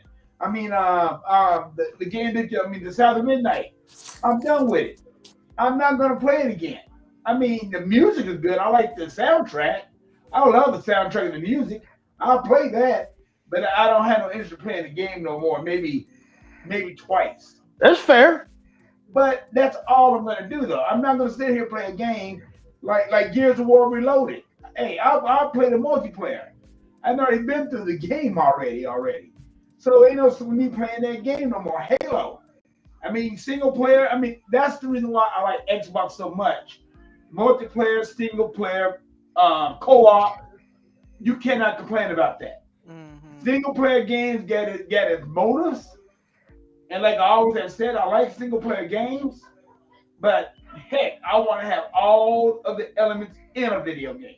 That's the reason why I will play games like Call of Duty. Got all the elements. It got zombies. It got multiplayer. It got co-op. It got single player. And for the first time this year, when they come out with it this year, you're gonna be able to play co-op with your friends on the single player. So that's a plus. I'm loving that. But these people need to turn and get off their ass and start playing video games. And that's the problem. See, we old school. We play our video games. But you got some of these dumb guns, man, they won't even stick them a dime to turn around and play another game besides the basic game. What they've been told to play. Son of a gun. And that is They'll play what they've been told to play, and what the latest hype thing is, like Black Myth Wukong. right. So like Unlimited said, and what Dia said, which is so eloquent, and I never even thought about that. The reset needs to be a change in your thinking, but it starts with the media. They have to do it first, and then maybe if the media does it, the average gamer, the casuals, Hebot said, will change their thinking, because there's no way in hell that you should be missing a game like No Straight Roads because it wasn't AAA. There's no way in the world you should be missing Echoes of the End because it wasn't AAA. There's no way in the world you should be missing South of Midnight because it wasn't AAA. But and I like the fact that Xbox, and hell, in a way, even the publisher of Echoes of the End, that game was again $35. Mm-hmm. That's the direction I want to see us go in. I don't want to see us go in this other direction. Call of Duty 6 is going to get a pass because it's Call of Duty 6, but it might be the last, and because it took them 10 years. If I may, real quick, to put it into other perspective of what you're just saying, there's no way why no one, and I mean absolutely no one that plays video games, not owning an Xbox Series S or an X, especially because of the value, the backwards compatibility, Game Pass. I agree. Only $20 a month. You got a value. I don't understand. He bought. What you pay for on Nintendo, PlayStation, free online multiplayer. All that stuff is great, Hebot, but unfortunately, consumers are emotional, and I don't mean that in a derogatory sense. I just mean that's how people get captured. That's why nostalgia is such a huge selling point. Why? Because you have such fond memories of X that when it's new or remastered or remake, you want to capture that feeling again. And that's how brand loyalty got established. The iPhone's going on 18 years, right? There have been people who had iPhones almost the whole time, who are so ingrained in Apple that the thought of even jumping to Android feels blasphemous. And it's just a fucking UI change, right? And the same is with how people purchase. That's why marketing. That's how marketing and ads is. You notice how that's everywhere. Yeah, because they're trying to get you in some way to buy, make an irrational purchase decision, and that's almost what people are doing. When it Yep. so that's why that's why unless you're able to sell the value of Xbox in a way that people could just get easily, it almost don't matter. That's why a lot of quality games we're sitting out here just damn near pleading and begging people to play South of Midnight. It's Right. almost it's going to be on everybody's Game of the Year list in this Yeah. panel, And they won't. and yet I guarantee it's not the 50th most played game this year. And That's hell, true. might not even be the 100th. It's Top not 100. even. It's not even going to get a category in the that crooked ass fucking Game of the Year awards. Yeah. This is where we're at, and you know what? You can't get mad at it anymore because, as Unlimited Production is alluding to, people have been programmed, and there's nothing wrong with that. But when you guys said that gamers need a reset, that was the most on point shit I've heard in 5 years. They need a reset because we're going in the wrong direction. We're going in the wrong direction when good games get ignored for AAA fucking slop. And, Right. and by now you can tell what the slop is. If you can't, the slop is not Assassin's Creed Shadows. The slop was fucking Black Myth Wukong because every comment I saw on fucking Reddit was a 12-year-old or 13-year-old boy. Yo, man, this is the greatest shit ever. And I'm like, well, this explains everything. So it's like we're headed. Oh, get you should get good, dude. Dude, I don't have, I take care of a senior citizen in a house. I don't have all day to beat the fucking snake boss. Okay, if I'm not having fun with a game, I'm deleting you off my hard drive. So it is what it is, man. But yeah, gaming needs a I'm reset. gonna tell you another thing that brings the Xbox value. Just think about it, y'all. The Microsoft Awards, Xbox. I mean, Microsoft Awards, they bring value to the system. I'm right there, and I'm sitting there. Let me see how many points I got right now. You got about 200,000 points, huh? Right now, I am sitting at 60,000 points. So you know what I can do with that 60,000? Man, you stacking, man. And buy me a 3-month value of Ultimate Game Pass. Yeah. Game Pass. You eating good over there, buddy. And that's great to us, Tuck, but to a lot of people, they're never going to use rewards and stuff like that. It's unfortunately, the unfortunate part of this gaming stuff is that the such a large chunk of gamers these days, they're just, I don't know if they don't care, aren't aware of it, or whatever the case is. But when Hebot says there's no reason to not own a Series X, yeah, we know that because we're on Xbox.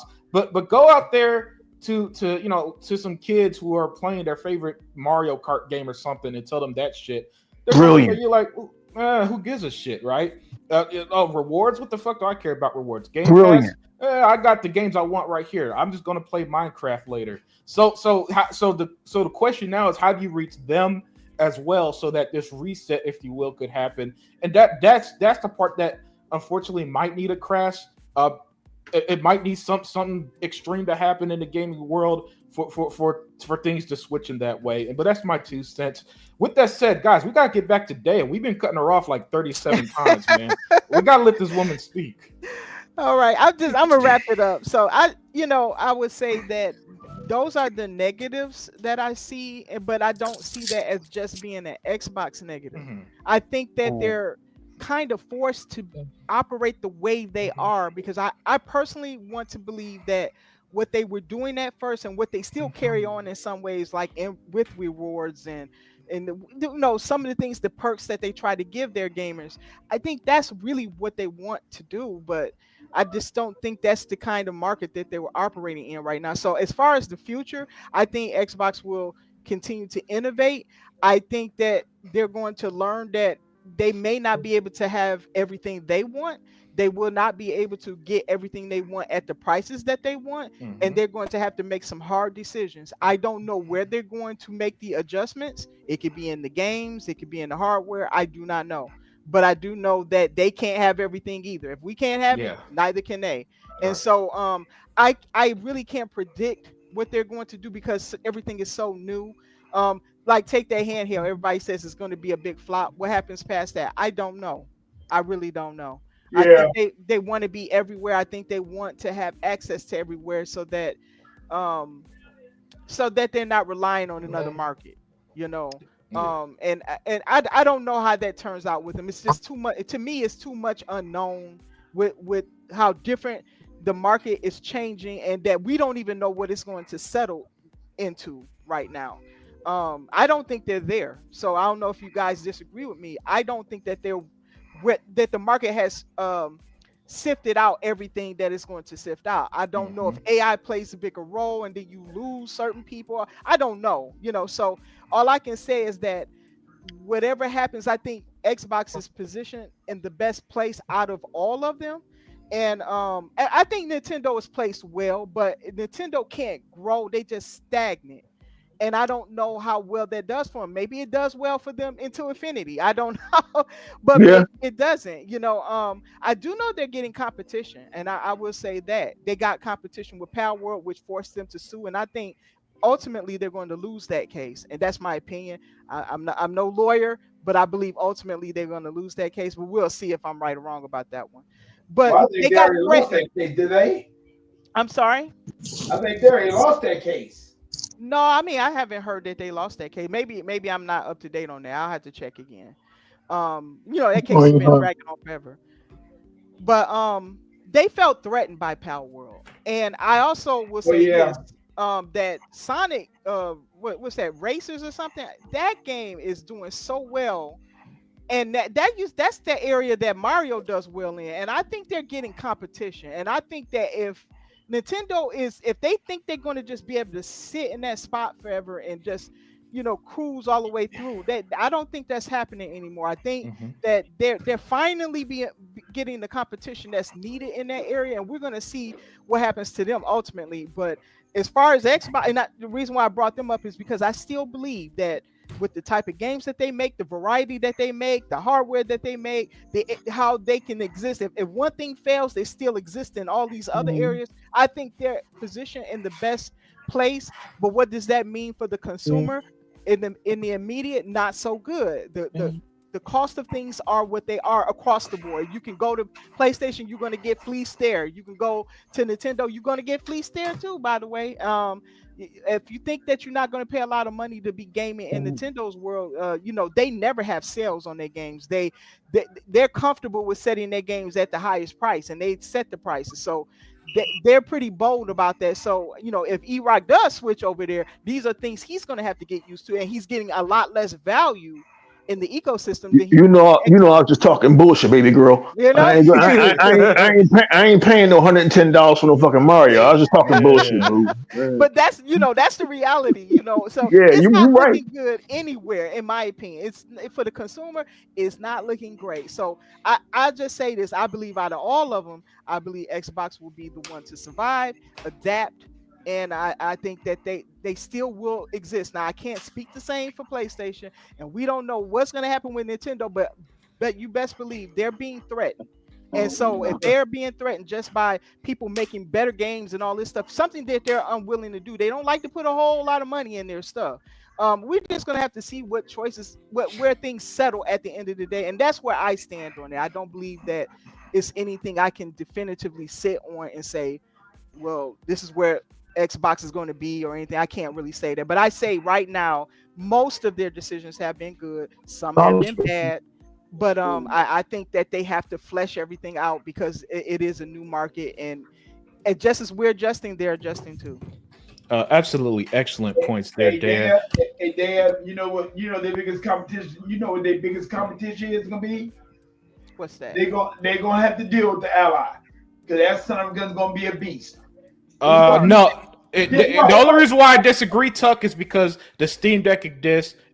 There's something called the Lenovo Legion Go, and there's already something called an MSI Club. Like there are other options right now, and none of them has really competed with Nintendo. I don't think the Xbox Ally will either. I think it'll sell better than those other brands because of the name alone. It'll probably be comparable to whatever the Steam Deck sells. That's my prediction. But as far as competing with Nintendo in the handheld market, that's not realistic in my opinion. Oh, why not? Nintendo have done the same thing over and over and over. Yeah, no. Well, again. Remember what I said a few minutes ago, Tuck. People spend money like this off emotion, not logic. So people are not logically discussing, well, if I pay $600 now, but I have Game Pass, that's a better deal than if I spend $450 on the Switch 2, $80 on Mario, $80 on Zelda, $80 on Donkey Kong, $80 on, you know what I'm saying? Then eventually you're spending way more than 600, right? You know, and have a Game Pass subscription. People just are not going to think like that, man. Right. And no, you got that right. Yeah. I mean, I'm hoping that they will, but you might be right about that. No, there's just not. There are a few people who would, but not enough to make a dent in it. Yeah. Nintendo got the handheld business locked down, bro. People don't think outside the box. They just keep in their own little lane. So yeah, but next up, ROG X. Let me get your thoughts. Again, the state of Xbox now, the pros, the cons, you know, what you like, don't like, and everything in between. So far, the discussions from Daya and Sega Man were brilliant. I know you're going to keep that going. Hey. Is ROG there? I appreciate you going to bed, yo. I'll talk ROG, to you there? Can you guys hear me? Yeah, one second. All right, have a good night, my friend. Have a good night, man. Drink a hot toddy. Sega Man be coming up with shit from the 70s and the 60s. Oh God. I think the last. Can you guys hear me? Yep. Yeah. Yes. I think the last 5 years has been brilliant. I love this version of Xbox. I love this more aggressive Xbox. I think this last 5 years has been brilliant. I've had my doubts about Phil Spencer, I've had my complaints about Phil Spencer, but I think what he did with that brand, the way he turned it around, has just been. It should be studied in business, and I'm a huge fan of businesses and seeing how businesses conduct themselves and their successes and their failures, across the board, whether it be streaming services, movie studios, hell, fucking manufacturers of fucking soap. I just like seeing how companies survive and adapt. And what Phil Spencer and Xbox and Sarah Bond have done has been nothing short of remarkable. I think this last 5 years, and it's been going on for more than 5 years. It's been going on probably for 8 years. It's been going on since the Xbox One generation. But this last 5 years, especially, these strategic acquisitions of Activision and Bethesda, Xbox saying that, you know, we want to own our intellectual properties. We don't want to have third-party deals, and we don't want to do paid-for time exclusivity. We want to own things. You know, now whether this was triggered by the imminent rise and stagnation now apparently of Embracer Group, because we're still waiting to hear anything from Tomb Raider other than a remake or a remaster. Whether this was done to combat Embracer Group or that other big conglomerate that's out there, I don't know. You know, I don't know who Xbox is in competition with, because they aren't in competition with Sony and Nintendo. I know that's how it looks on paper, but like they're doing something different. And I applaud any company there that says, okay, traditionally, this has not been working for us. Traditionally, this console shit has not been working for us. So we need to switch. We need to go in a different direction. And we need to get our games on your phone, on your tablet. We need to get our games in your hotel room. We need to get our games in your car, for Christ's sake. And I look at what they're doing, and I'm like, you know what, man, this is amazing. This is incredible. This is a far cry from the Xbox that I knew. I applaud any company that just makes these bold moves. You know, if you were an Xbox One fan, everybody always talks about the Xbox 360 era, which was glorious. It was a glorious time as we look through it with those nostalgia lenses and all of the great games that came out. But to be honest with you, I could not imagine right now going back to the Xbox 360 era or even the Xbox One era, because the console is software, it's user interface, you know, it has evolved. I've gotten used to right now just pulling out a debit card or a credit card and just hitting buy. I've gotten used to hitting a button. You know, I know you purists like Heatbot and Unlimited Production aren't going to be down with this, But I No, mean, no, no. I haven't been. I I'm haven't not. been. I'm not nearly as extreme with it as he bought. It's more of a preference It's than a not preference. adjusting. Wait, I feel you. yeah, he bought. He's like he quit. Listen, that's why I told him, look, man, you might as well just stop now Yeah, because man. he's Yeah, way more man. militant than I wish he was here. So I want to kind of debate him on that a bit. But continue. He'll be back. I haven't been into a brick and mortar store in years. And in fact, the only reason why I'll go into a brick and mortar store is to see if they got any classic PlayStation games for sale. Because eventually, I do want to buy a PS1 for Mm-hmm. nostalgia reasons. Because they really did have some great games on that console. That was a fantastic console back in the day. Xbox has made all the right moves, which is why with the Xbox ROG Ally, I hate to see them slip on a banana peel now because unlike Nintendo, who are loved because they're Nintendo, and unlike PlayStation, who are loved for reasons I can't understand anymore. I mean, like Unlimited Production said earlier, we all had the iPhone. I had the iPhone 3 and the iPhone 4 and the iPhone 5. And and I had, I don't know, probably $1,000 of iTunes. And I found a better phone from Motorola. I found a better user interface over on Android, and I found this shit called Spotify, where now I've got millions of songs. But that's Mm-hmm. just me. I like to see what's out there and try to get the best value for my money. And right now, for the last 5 years, for the last really 10 years, Xbox has been the best value out there. And the pros is that they are making gaming affordable for me, a wide selection of games across multiple genres, and the acquisition of these key, not just studios, damn it, publishers. As we said 5 years ago in the Exile podcast, Xbox is leveraged for 30 years. We ain't got to worry about them. But that means is they've got content coming down the pipeline that's going to last for 30 years. How do we know, E-Rock? We know because, God damn it, it took Unlimited. It took 10 years to make Echoes of the End. These games is taking forever to come out. So you ain't got to worry about Xbox on the game front. I just would hate to see them after such a great 5 years. I would give the Xbox Series X generation 5 stars. I don't do a 10-star rating. I do a 5-star rating. 1 is poor, 2 is fair, 3 is good, 4 is very good, and 5 is excellent. Xbox Series X has been excellent. This has been a great generation full of amazing games, amazing experiences. And if I sounded a little bit nihilistic by saying that South of Midnight was the only game that made me feel something, that was just me. That doesn't mean that fucking Halo Infinite wasn't great. That doesn't mean that Forza Horizon 5 wasn't great. I like Forza Horizon 4. That doesn't mean that fucking The Medium and The Gunk and all these games weren't great. If you look at the Xbox's variety, we had more variety than any other console out there. So I would hate to see Unlimited right now after such a great 5 years, that no one will give Xbox credit for, because we are stuck continually, Dia, if you're still there, we are stuck continually, Sega Man, in praising the Xbox 360. People cannot move past the fucking, excuse my cursing, Dia. People cannot move past the fucking Xbox 360, and I do not know why. Yes, it was great, but Unlimited Production, man, you and I both know, because we have similar thoughts and feelings. I do not like living in the past. As the great Mike Dicker said, the past is for cowards. You live in the past, you die in the past. And instead of living in the past, Xbox has moved forward, much to our good friends Sega Forever and Hebot's chagrin. Xbox has moved forward. And listen, just because I don't like the fact that WWE raised their prices and went to ESPN, that don't mean that somebody else ain't going to buy it.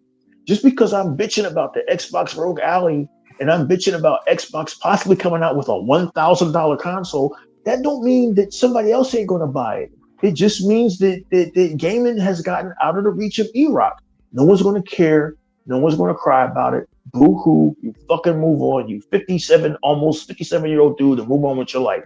But as a guy who's been passionate about gaming for decades, as a guy who loves the Xbox brand, this past 5 years has been amazing.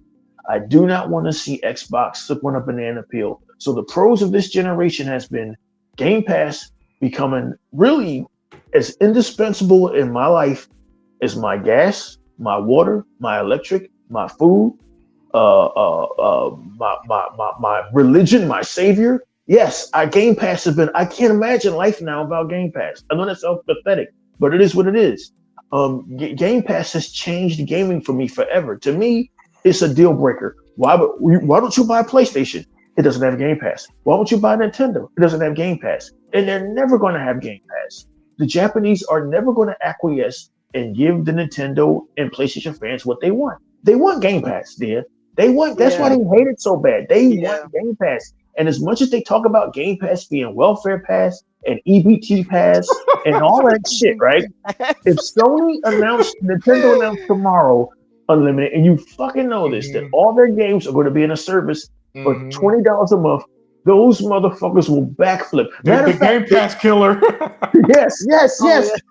The backflips will be so severe that the Earth will shift its axis. That's how more motherfuckers be I like that metaphor. That's a good one. But because Xbox came out with a deal, they hate Xbox. And Dia, what you guys said earlier, and I'm gonna land my plane on the cons. I never heard that before when you and Unlimited Productions said that it isn't these game companies charging money to need a reset. It's gamers thinking that needs a reset because they're never going to change their thinking, Dia. People are emotionally attached to Nintendo. I don't know what it is.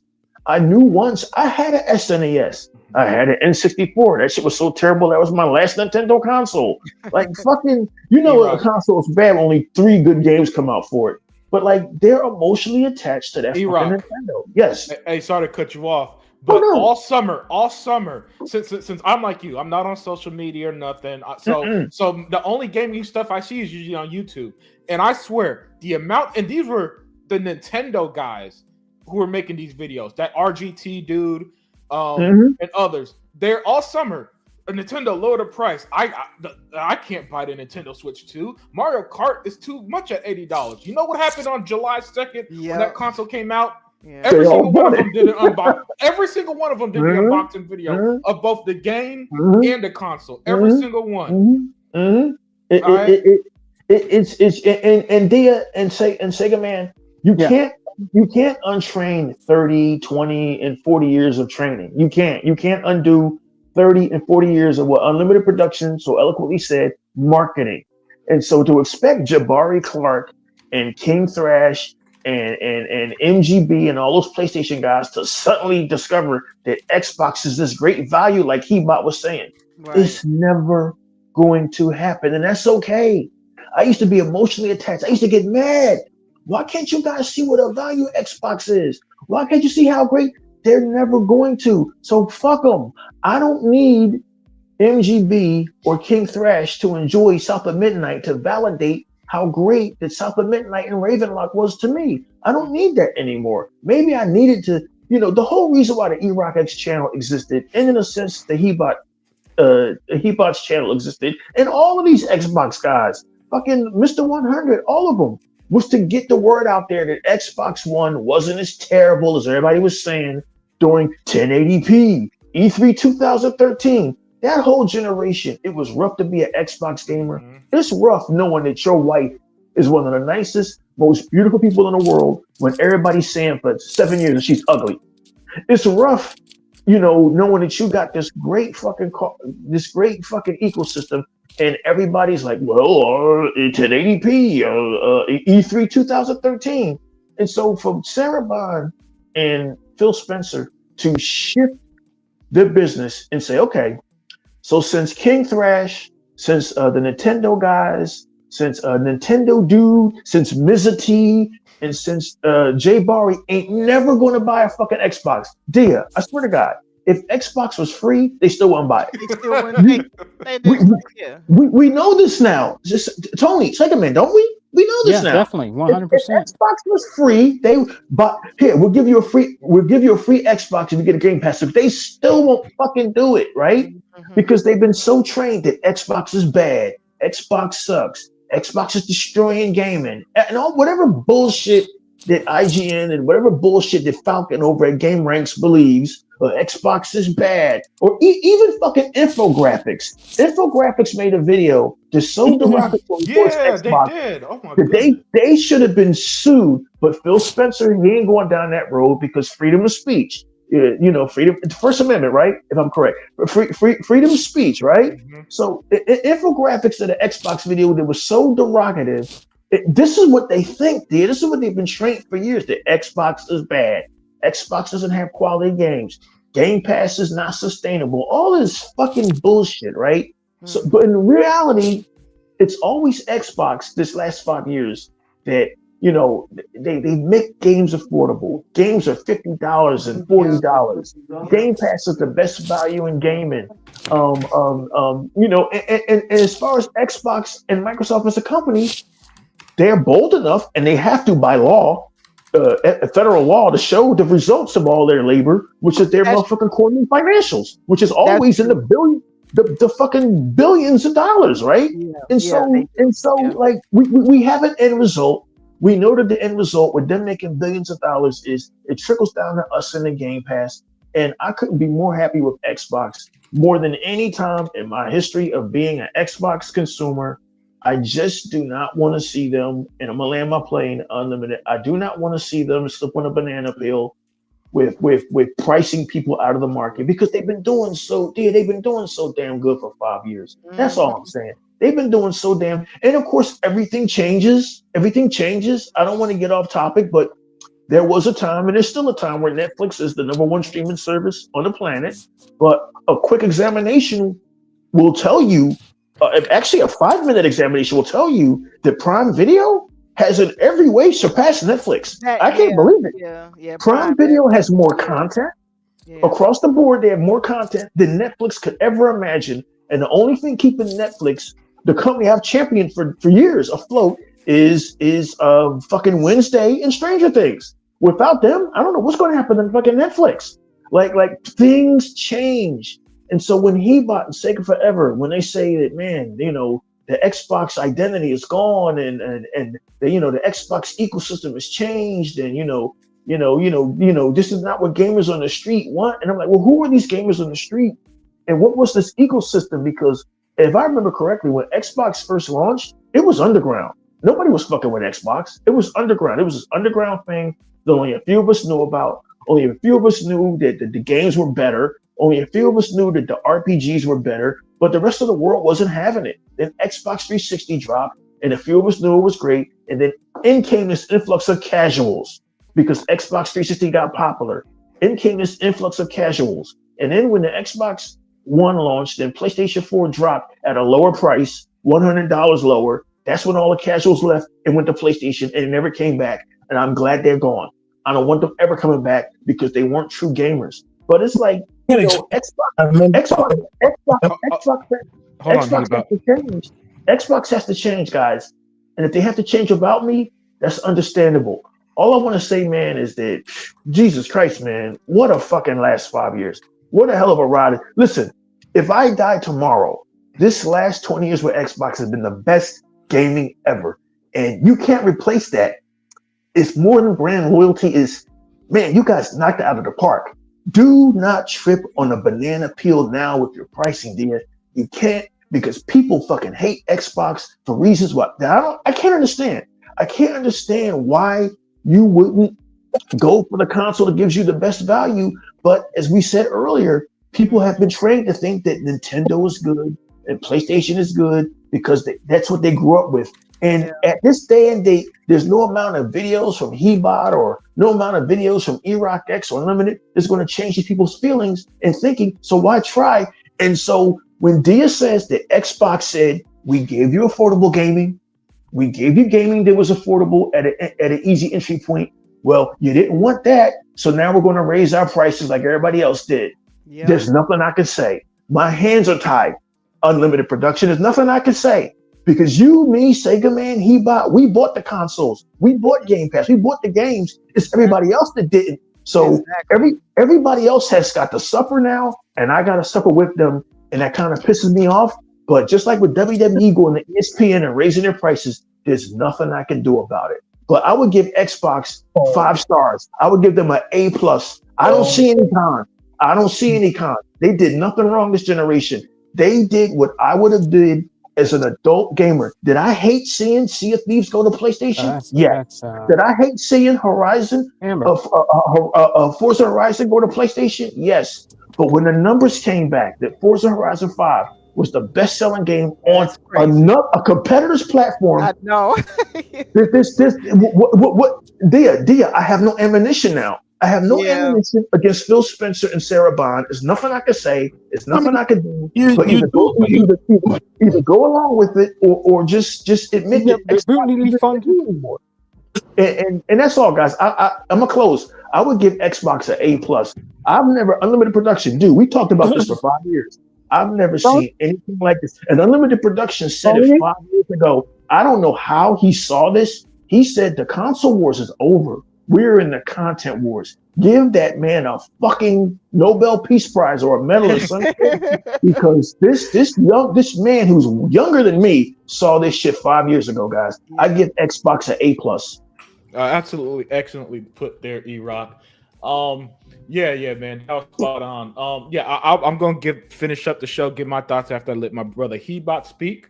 But just to piggyback off what you're saying real quick. This generation, this generation is just such a shock because everything's so different, right? And the difference is just it is hard to swallow sometimes. Because listen, I'll be the first to admit, if you put a gun to my head in 2020, I would have never guessed Forza would be on PlayStation before this generation. You know what I'm saying? I wouldn't have never seen that coming. Well, fucking Helldivers.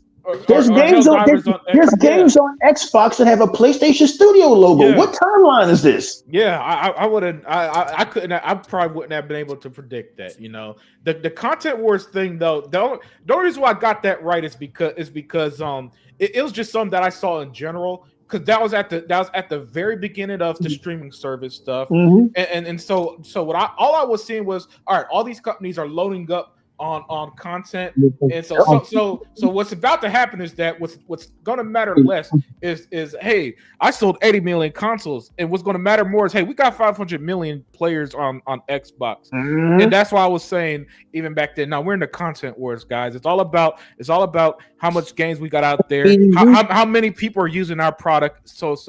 But with that said, he bought the world's most powerful gamer. Let me get your thoughts on our overtime version of the Unlimited Truth, because we're over 3 hours in, folks. That's not common. Yeah, we're on some Sega fragrance shit. Can I say something? Oh yeah. It's your time. I'm passing the mic to you, Hebot. What are your thoughts on the state of Xbox in your 2025? Your cons, your pros, everything in between. I want to hear it all.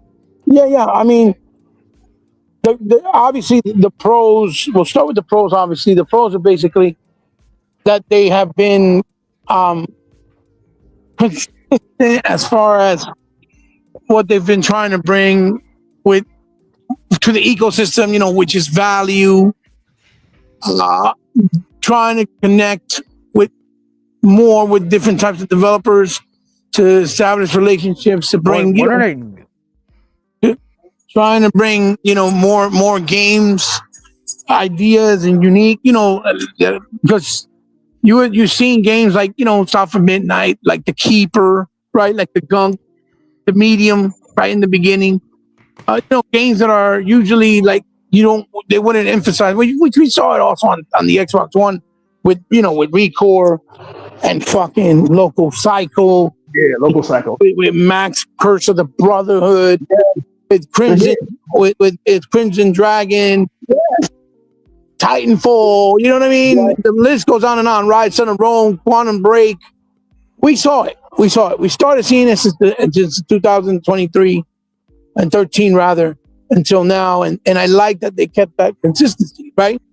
I like that they were like, we're going to give our developers more time, made big bold sacrifices like giving the Halo developers more time to finish the game, even though it should have been a launch title, because that really hurt them too, as far as people thinking, oh, well, why did they do that? They don't have no games, even a lot of first party at launch, right? With the console, which is bullshit, because now we fast forward all the way now and you see that Nintendo literally launched with one first party game and everybody went out and bought it. right? So which was Mario Kart World, of all things, a racing game, right? And everybody's like, "Wow!" Right? Which I always said, that's the hypocrisy. We're always going to see the truth. We're always going to know the truth because they're going to show their colors at some point, right? Always. It never fails. You're always going to find out. And you're going to find out who those usual suspects are, right? Like the hypocrites that were like, oh, no, it's too much money. This is too much money for the games. The console's too expensive now. I'm not getting it. And then they're the first ones that were reviewing it midnight release. They come out with, I got me an Nintendo Switch. I decided to change my mind. Since I know you guys watch my channel, I have so many people that follow me. I figured it was the right thing to do, buy. Yeah, right, motherfucker. You just want the views. Shut up. You want the views. I don't give a fuck what console it is. If I don't like what I see, I don't care what my channel has. I'm not doing it. You want me to review it? Let Nintendo gift it to me. Let Xbox gift it to me. Let PlayStation gift it to me. Then I'll review it. If they don't, I'm not buying it until I feel it's time to buy it. I'm not buying a console for one fucking game. It's not happening. Facts. Especially at no $500. So, the cons are obviously, the pros are obviously they give you the best value, the best features, everything from cloud saving for free, your peripherals going forward with you, with forward compatibility from all the consoles, the nostalgia factor, re-releasing older controllers from like the OG that are compatible design now for the new consoles, giving you a bunch of nice controllers that go with a lot of themes and ideas that with games from now or even older stuff. The design lab giving you that type of feature where you can customize it and personalize stuff. Giving you all these games on Game Pass, combined with Xbox Live, keeping it at a nice comprehensive price point. I'm trying to think if I missed anything. Giving us exclusives, giving us new takes on franchises. But if you look back, even on the a lot of the changes and drastic moves started with the 2023 with the last generation of Xbox One, because they invested like $75 billion for Fable Legends.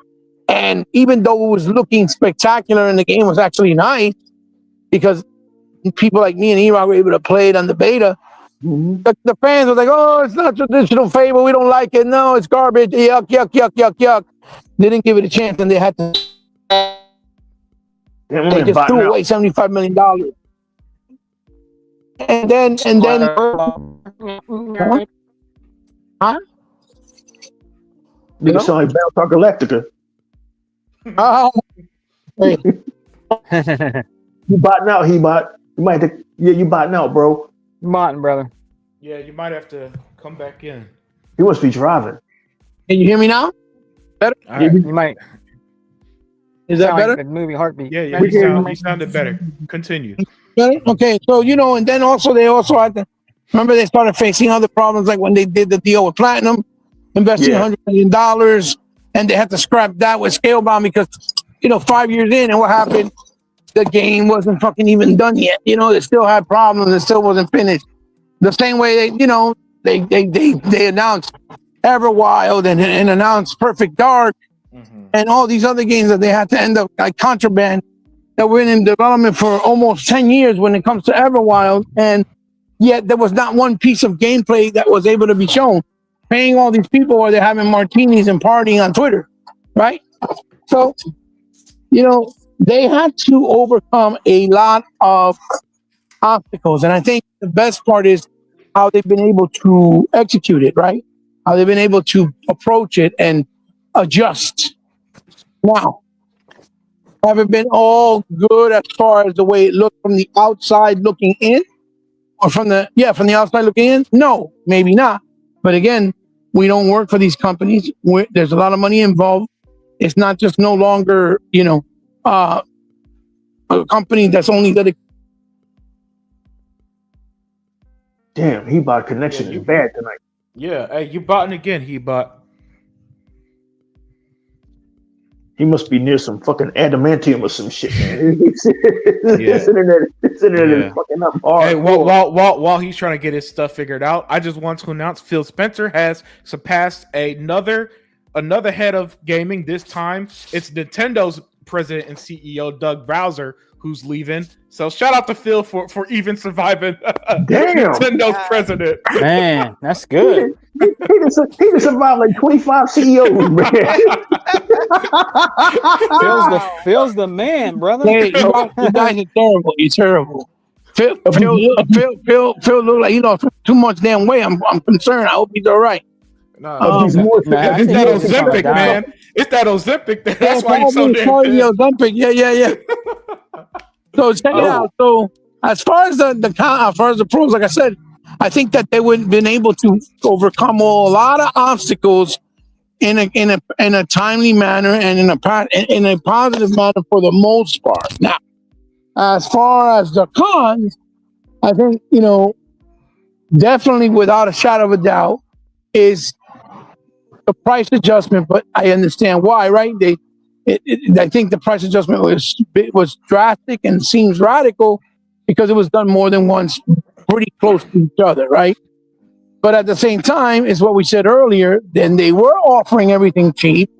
And when they were offering everything at a good price point, nobody really adapted. And now that they're trying to take that cost by making up for the money with the cost going up, now everybody's trying to point fingers at them that they're the bad guys. Now, is there a solution to that? Yeah, they can manufacture somewhere else. But again, I don't know how much it is that it would cost them to manufacture versus what they pay now, because it's much cheaper if they do it in China versus somewhere like, let's say, India, right? Which it'll be cheaper, but maybe it'll cost more long term because they got their hands and their feet dipped in so many different avenues, right? They're not doing Xbox; they're doing a bunch of stuff. So I don't know how that looks for them, and that's why they still do it. Now, that's one solution.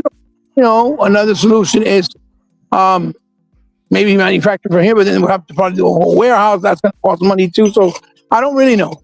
But that's one of the cons, obviously, that won't look good because of the fact that they did it back to back, close to each other.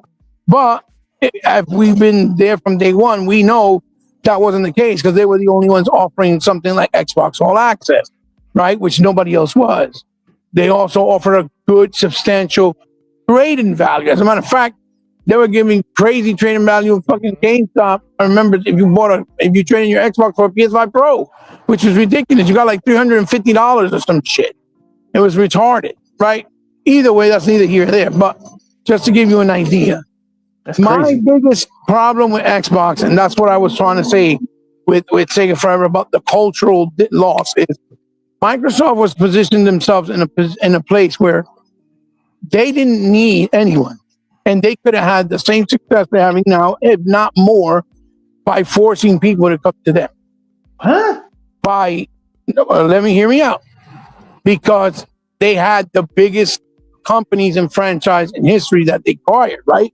In Minecraft, with Mojang, right? With Bethesda, with Call of Duty, right? They would have kept those games exclusive to themselves. I'm almost 1,000% sure they still would have had success because then people would have had no choice but to come to an Xbox to play versus the PlayStation, right? The same way they did when PlayStation got the fucking marketing deal with stupid ass Call of Duty for a marketing deal, which is basically to have the DLC earlier. Now, I understand the business. They did it the way they needed to do it. They changed it because they started doing things differently, like Game Pass, putting games day and day. The cost of that became more drastic. I get it. That's what I'm saying. The loss of culture is with the biggest problem they have is they don't make physical games. They're not paying attention to that. And for me, as a consumer, if I'm paying $80 for a game, right, I want to own it, especially the ones that I want, like Ninja Gaiden 4, right? Ninja Gaiden 4 is probably going to be my most anticipated game of this year. I want to own it like I've owned every other Ninja Gaiden. I own all of them on every sound system, every console, even handheld. I have them all, right? So for me, when you tell me, hey, PlayStation, here you go, take a physical copy of Ninja Gaiden 4 and Gears Reloaded, right? But then when I go look for it for Xbox, it's not there. You're forcing me to get digital. I have a problem with that. Oh, That's why I said they've lost the culture of the fan, because that's telling me that they're more worried about the other side that didn't build the brand from day one, right? Versus the ones that did build the brand, which is us, right? Have been there so day one, and they needed us. They catered to us, right? Because they needed us, right? It's almost like when the 360 era is it was the number one selling console, right? It was the leading platform. So every Japanese developer had no choice. They put all their games on Xbox, everything, right? Everything from Blue Dragons Not to all of them. Odyssey. We didn't get more. We didn't get more amounts of the Demon Blade. Like 95%, right? Right?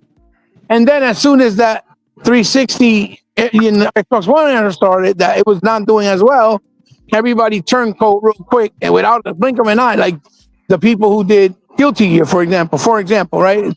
That did that, which is Arc System Work, and they went and put everything on PlayStation, or the people who did Earth Force Defense and never put it on Xbox, right? And then the other thing that bothers me, that I said, is because they're putting all this effort into the Japanese market, when the Japanese market, all they're doing is using them.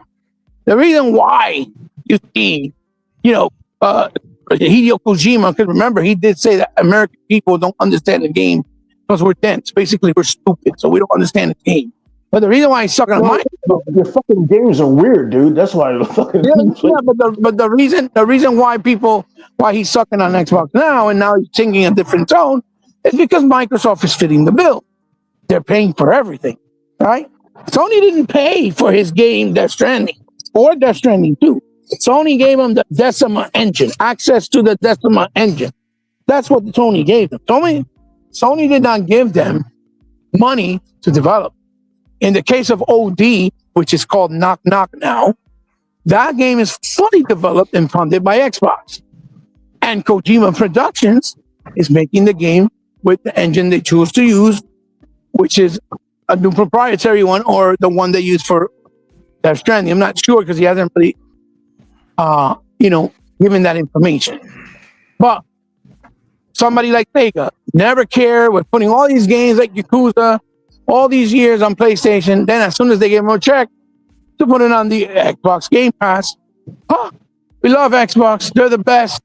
And then they found out that more people played the game in the short amount of time on Xbox than they ever did on PlayStation in 12 years, just because it was on Game Pass, right?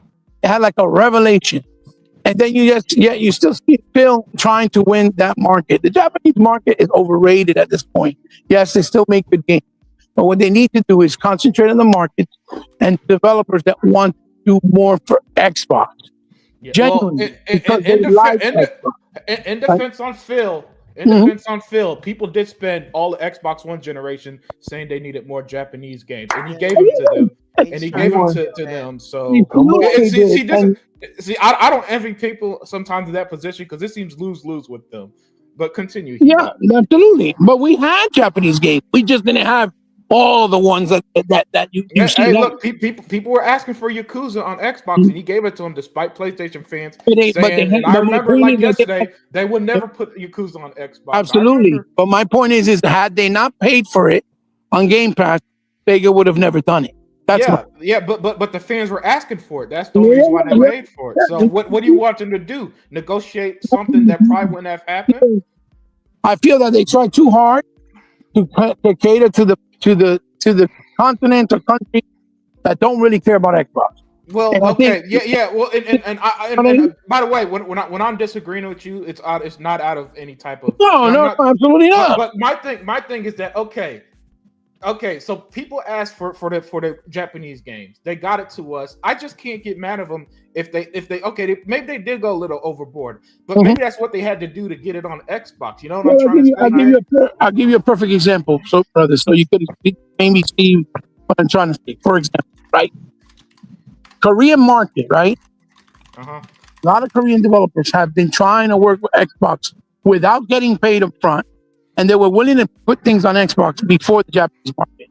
What I'm trying to say, there's more Asian markets making great games that they should have highlighted and concentrated more, like Stellar Blade, for example, right? He wanted that game on Xbox before PlayStation, and they ignored him, for example, right? Another example, when Tomonobu Itagaki said, I want my studio to work with Xbox again. And he knows, and they knew Tomonobu was a legend and knew what he was doing. And instead of doing that, he didn't do that. Like Armature Studios, ones who did Recore. He knew that they were good. He knew they wanted to do a sequel. They didn't give him a chance to do it. Instead, they kept chasing Square Enix for Final Fantasy, which I know why. We all know why. Because Final Fantasy is a big tempo title according to the world, but yet when you look at the sales, they don't match, right? We know why, right? Because and now we're finally, what year is it? 2025? We're finally getting the Final Fantasy VII remake. It's fucking hilarious. Exactly. That's what I'm talking about, Unlimited, versus that I feel like they should have concentrated on the Asian markets, right? For example, like Korea, that actually wanted to be on Xbox without having to pay them. And that way, they would have set a precedent when they see that those companies would have success on Xbox. You know, all the other Japanese or Asian developers, they would have seen it. They would have like, shit, we got to do the same.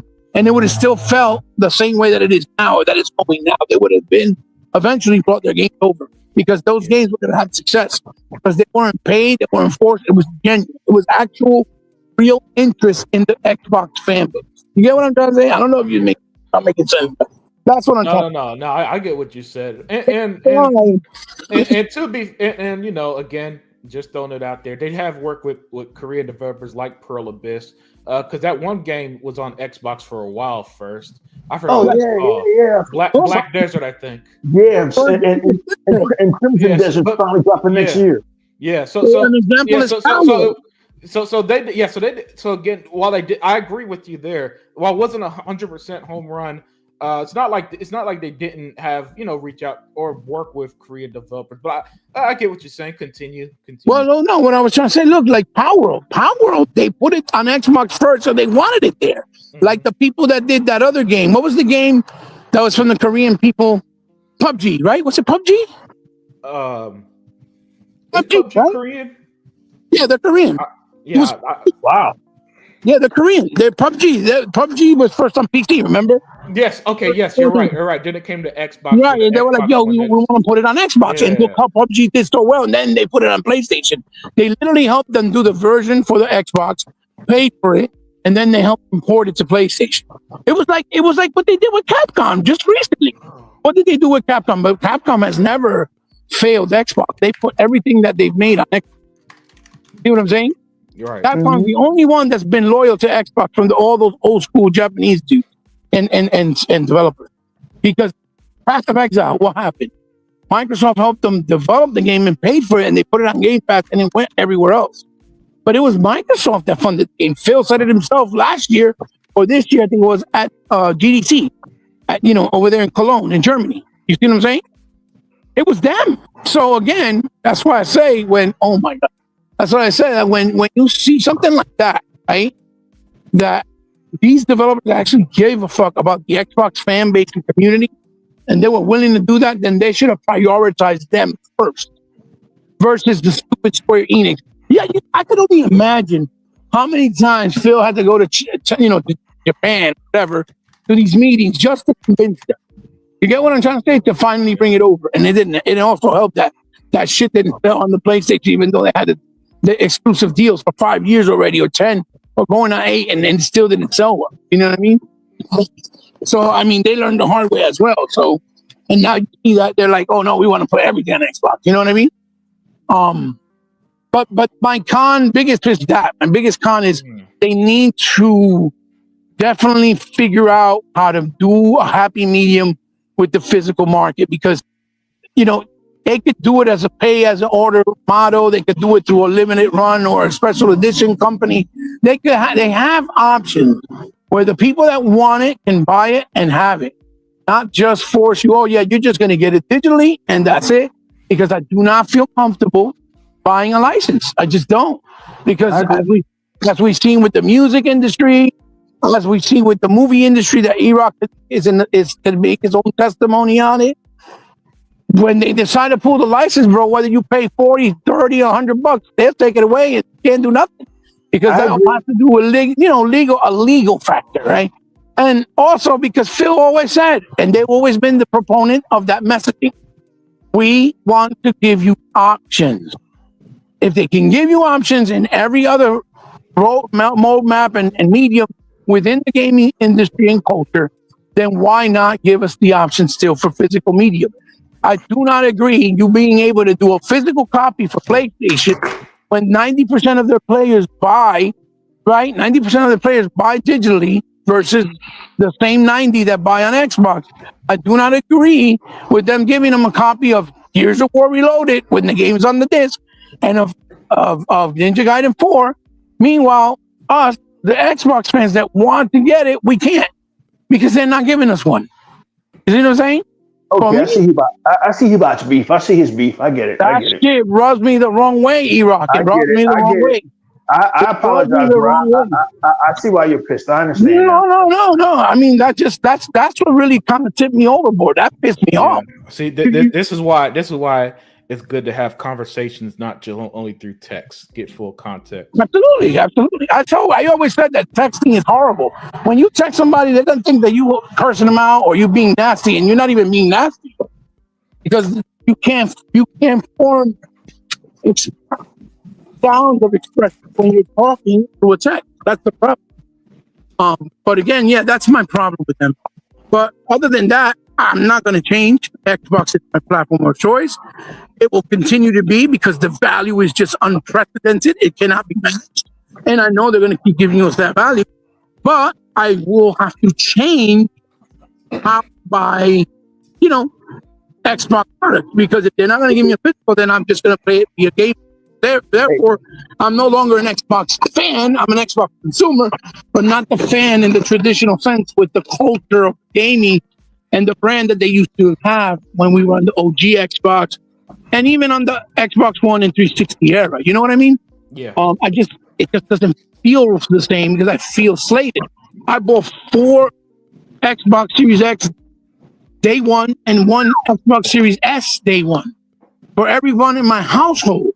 And you're going to tell me you can't provide me as your consumer a physical copy of one of my favorite franchise games of all time when you're putting the money and then fuck around Team Ninja's over there doing another game with Tecmo Koei, which is called Neo 3, and they didn't get funded by Sony in any way or form. And yet neither one of those games, 1, 2, or 3, are not on Xbox, but yet you're going to give they're just more Souls clones, just slightly faster. Yeah, I know that. I don't like them, but I'm talking about the principle. I know what you're saying. But I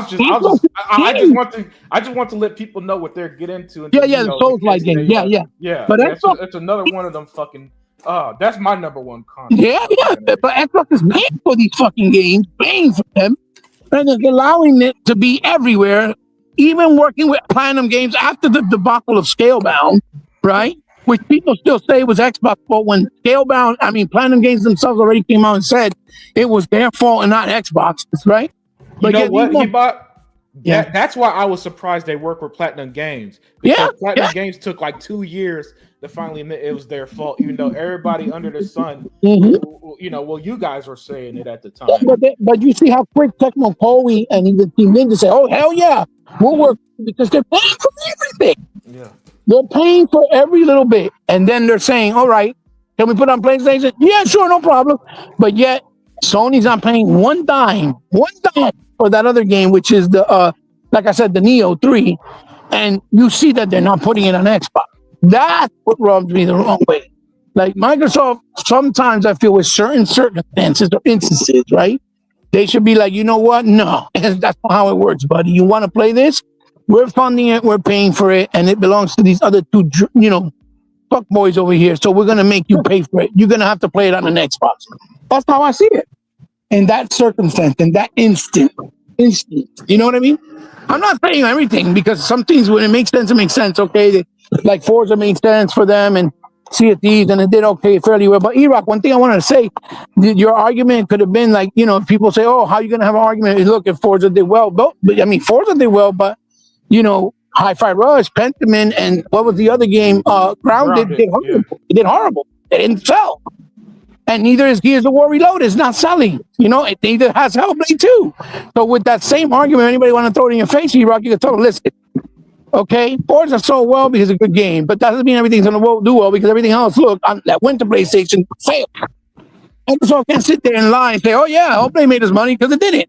Neither did Gears, neither did fucking Pentiment. None of those games made them money. They know it's a cap. They say they made them money, that's a cap.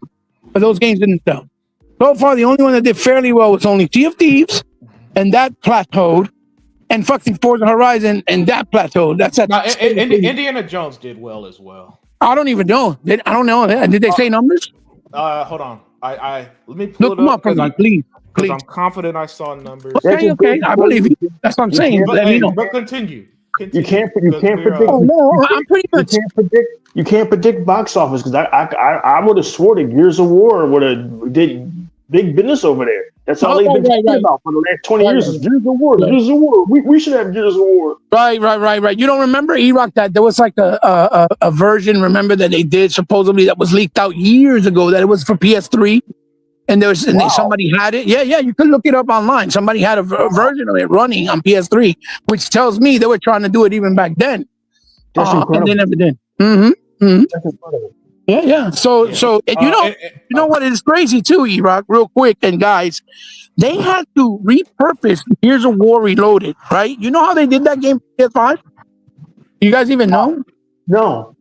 They had to use the dev kits, right, of PS4 because the PS4 wasn't what the fuck is it? What's that fucking it wasn't it wasn't DLI, whatever the thing, the base of their thing is that runs the PS5.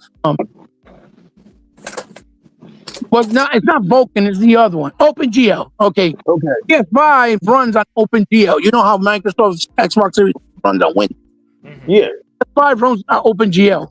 You couldn't build Gears on OpenGL because it doesn't support Unreal Engine.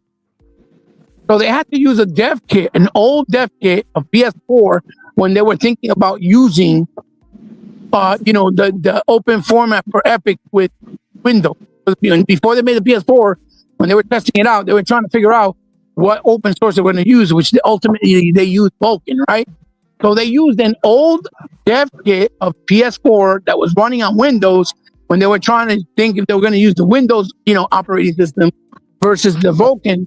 And that's how they had to build Gears of War from scratch for PS5. Wow. That took work and took money and effort to do. And look what it did. It didn't pay them off because they didn't buy that shit. That's crazy. That's exactly my point. Those efforts that they go for just to put it on PlayStation. But you telling me you can't get a fucking Gears of War Reloaded on Xbox when it's our game? Do you see what I'm saying? What the fuck? Yeah. But yeah, that's it. That's my thoughts. Those are my cons. Those are my pros. Yeah. Yeah, absolutely excellent stuff there, Hebot. Now, I don't know. So the good news, sort of, because it could be tricky these days with how some physical games are released. There is going to be a disc version of Ninja Gaiden 4 and the Outer Worlds 2. Just not 100% sure if the whole game's going to be. It's on the disc, right? Yeah, that's what I'm not 100% sure. I cannot find a single source that confirms it if it's all on the disc. So, once that confirms, I'll let you. Can you hear me, Hebot? All right. Hello? Hebot? Yeah, no, somebody was coughing up. It looked like there was something wrong with it. I'm trying to say there. Oh, okay. Yeah. No, check this out. I will tell you these guys. I'm going to confirm something with you guys. If you bought the physical of Silent Hill F and the Metal Gear 3 remaster, they work without the internet. You can play it offline. The games are on the disc. Yeah, the games are on the disc. That's something that's only relevant to me and you, though. Yeah. I think everybody else is digital. Oh, yeah. They're on the disc, brother. They're on the disc. You play without the disc. Yeah, that's good. Now that people are more aware of that, I noticed that more games are being conscious about that. So that's a good thing for those of us dinosaurs who still prefer the option of physical games. But my thoughts on everything before we wrap it up. The cons is first of all, too many damn Souls-like game, man. There's nothing I hate more than two of my favorite genres are RPGs and hack and slash. And nothing I despise more, Hebot, E-Rock, Daya, Sega Man, is when a fun-looking hack and slash game turned out to be another fucking close Souls-like. I mean, Mhm. Oh yeah. I mean, there's this game a few years ago called Still Rising, in like this retro Paris, Mhm. With the revolutionary robot, Paris. yeah. Yeah, yo, with the automatons and stuff. The Mhm. scenery is so creative. I was so hyped. Saw that gameplay. I was like, I'm out. I'm out. Fuck this. You know what I'm saying? There's a Yeah. game earlier this year that looked really cool called The Last Kazan or something like that. Looked like it could have had this really Yeah. awesome gameplay. It turned out to be a Souls like. Wow. And there are just so fucking many of them, man. And then the worst part is the games, the settings will look cool. It might have a cool art style or something. And it's just, then I see the gameplay, and once I start seeing all that roll dodge bullshit and your stamina meter drawings when you hit an enemy, I'm like, all right, fuck this. I already know what this shit is. You know? Yeah. It was like Life of P. Yeah. That was another Souls Like like. they're gonna be Souls like, and that and Zorak was it Barak? Yeah. Bizarre. And then, hell, this game on PlayStation called Phantom Blade Zero is a Souls like, and the devs are doing their damage to lie that it isn't. Oh, it's not really a Souls like if you play this way. Like, no, man, I seen this game too many fucking times. I know it when I see it without playing it. You know, you know, stop lying to me. Black Myth Wukong, Wu Sheng, Four Feathers, Wolong Fallen Dynasty. The list goes on and on. These developers have no creativity. The good thing about Wukong though, E-Rock, versus the other ones, I don't know if you know, Unlimited is, you know how in the other ones it's almost like roguelike. When you die, you got to start all over and go get your whatever you had. Yeah. You got to go recover it. If not, you lose it again. And if you don't do it by the second chance that you do it, lose it permanently. You got to start from scratch. Yeah. It's not like that with Wukong. Wukong, you keep everything you do, from your levels, progressions, armor, magic, everything. You don't lose it, no matter how many times you die. That's the only thing that I like about Wukong. Yeah, and I'm not buying that shit. Yeah, exactly, man. So for me, that's a big negative. And specifically with Xbox, the price of it going up is unfortunately I already got my console, so that's not really going to affect me. It's kind of more of affecting the consumer at a larger scale. And hopefully the next generation consoles aren't overly expensive. I think listen, Xbox has a history of the higher end model and lower end model. They did it when the 360 with the core and the premium is called at the time. Mm-hmm. For those who don't remember, the premium was 400, the core was 300, if I remember correctly. They did it this generation with the S and X. They're doing it with the handheld with the Ally and the Ally X. So I 100% believe the next generation Xbox is going to do the same thing. Next Xbox S and X, 100%. I think that because it's a strategy that's worked for them. In the one generation they didn't do it. In the Xbox One, people were like, you should have just released one without the Kinect, right? And they eventually did that, I think, a year later, and that ended up doing well for them. When I got by the time I got the Xbox One back in the day, it was $300, right? And it didn't come with the Kinect. So I think that's what they're going to do. So I'm not super worried yet about the price of the next gen console, but it is concerning that the prices of things are going up. Consoles, not only is Xbox, but all the console makers has just said, fuck taking losses on consoles. Yeah. And even with the price of games, AAA games, if they go to $80, that'll suck. GTA 6 is going to sell no matter what, so they're going to price gouge. I'm y'all know right now, y'all going to get the fuck price gouge out of GTA 6, and when y'all ruin gaming by buying that game, and it's the most expensive game at $100, don't you come on this show bitching. Yeah. All right, E-Rock, if you buy that shit from $100, man, I'm gonna rub that in your face. Yo, man, I'll just fuck with you. No. You should run that in my face. But I'm gonna tell you right now, that game is bought, nigga. No. GTA 6 is making that money back day one. Yo, right? Did you see that? Did you see that fucking video? And that was gameplay. Yeah. No. That game. Listen, that game just ruined the industry for. You bought that game? Yes. No. He's saying that when it come out, is pretty much bought. That's one of the few. That's one of the few companies, Rockstar, whose pedigree, they can almost justify the ridiculousness and the fucking balls of asking $100 for a fucking game. But if you look at Grand Theft Auto 5, we've been buying and replaying that for 10 years? 13 years. Yeah. So it's like they're one of the few motherfuckers on this earth that can justify asking $100 for a fucking game. But the problem with that is that if they're going to do it, you know what happens? Copycats Because when Sony put their games at $70, what happened? Everybody started putting their AAA games at 70. Nintendo just did $80 this year. I guarantee you're gonna see some companies do the $80 and it's coming in the next year or two. He's right. So GTA 6 just screwed up the market a year before it came out. No. Right? So that yeah, go ahead. I'm not saying I like it, but god damn, it's almost like Rockstar holding a gun in your fucking head. Yeah. Like at least you getting something for that $100. Like WWE, y'all pay-per-views been sucking ever since the last good shit y'all had was WrestleMania 40, and y'all motherfuckers want more money. But Rockstar could kind of look at their track record. Red Dead Redemption 2, fucking They could ask for $1 and get away with it. I mean, they only release one game a generation now, but once a fucking Olympics, they release a game. God damn. But my overall point with saying that though is that there's going to be copycat companies after that game breaks records who think that, hey, if we release a game at this price, the standard edition at this price, we're also going to get away with it, and that stuff like that worries me, man. And I don't put any company, even Microsoft, even though they've been the most consumer friendly company there is, I don't even put that against them to try to, because they try to sell the Outer Worlds 2 for $80, but had to renege on that. Let's not forget that. Of course. The Outer Worlds 2 and the latest Call of Duty was almost $80 this year.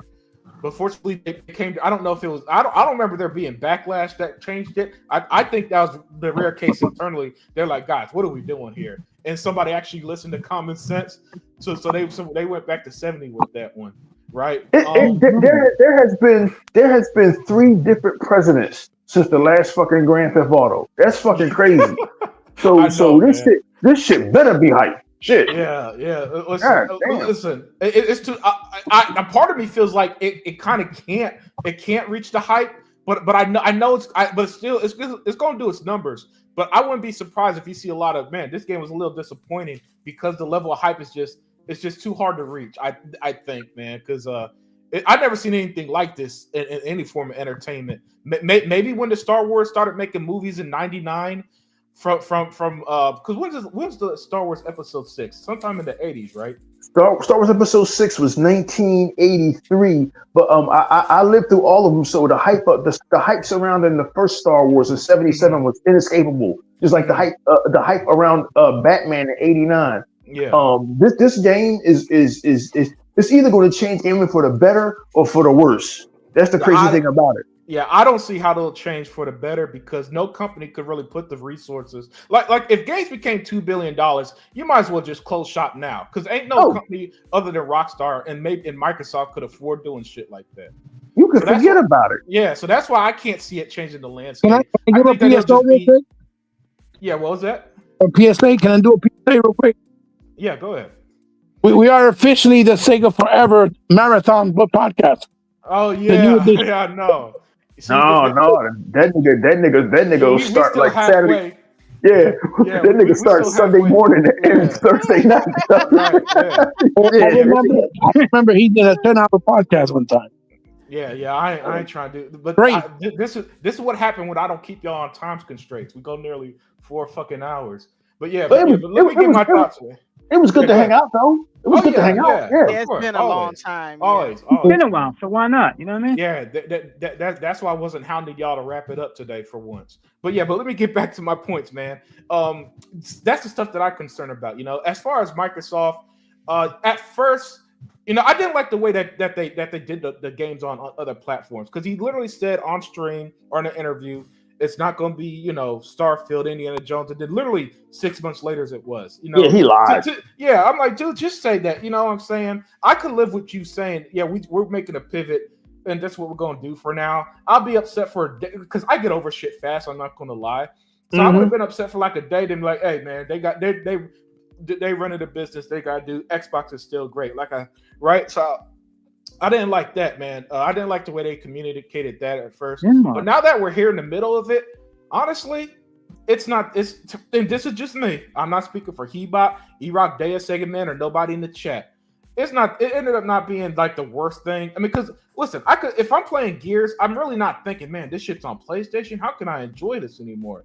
It's more like, oh shit, hey, nice to jump into Gears again, right? It had no effect to your life because the console wars is over. That would have been fuel for endless console warring for decades on end, but nobody gives a fuck anymore. Yeah. Nobody cares. Yeah, and and just the way that everything has changed, I think Xbox, they're clearly trying to just they're trying to be ahead of the game, step ahead of everything. And yeah, it would have been nice if all those games stayed exclusive. And like Hebot was saying, man, what if Call of Duty was exclusive? I don't know how that would turn out. Maybe they would have dominated the console market, or maybe they saw something that won't. Like E-Rock said, Jabari would have, if it was free, he wouldn't have got that shit. No, like him, nope, right? He's not doing it. Look, him and his kids, they're not buying Minecraft only on Xbox. They're just not doing it. Yeah, right. And so they pivoted, they pivoted. And for me personally, as a consumer, it doesn't it doesn't impact me. I'm honestly, I don't even care that much. And eventually some trolls will pop in once and but hey, we're playing this on PlayStation. Have fun. That's where I'm at with it. I don't. As long as Xbox keep putting out great games, they give us the best service and all this stuff. Keep putting out, have the most variety. These changes, I just see it as, look, I can't do nothing about it, so I'm not going to waste my energy on it. And that's kind of how I am in life in general. Not going to lie, if I can't control something, I don't sweat too much over it. Within reason. It's not like I'm saying, man, the thing is also that we always get it every time. We're going to get it on Game Pass. You see what I'm saying? Yeah, and it's on Game Pass. It would probably bother me more if we didn't get it on Game Pass and we also had to pay for it, but they're getting it also at the same time. Like, yo, what the fuck? Right. Yeah. Even if that was the case, honestly, I would have just e-bought. If I don't like something, I would have just stopped playing on Xbox if I didn't like it enough. And that again, this is just me speaking. Right. And the reason why I say it that way is because if I don't work at Microsoft and I don't make decisions there. So if they're going to do some shit I don't like, the only thing I could do is respond as a consumer.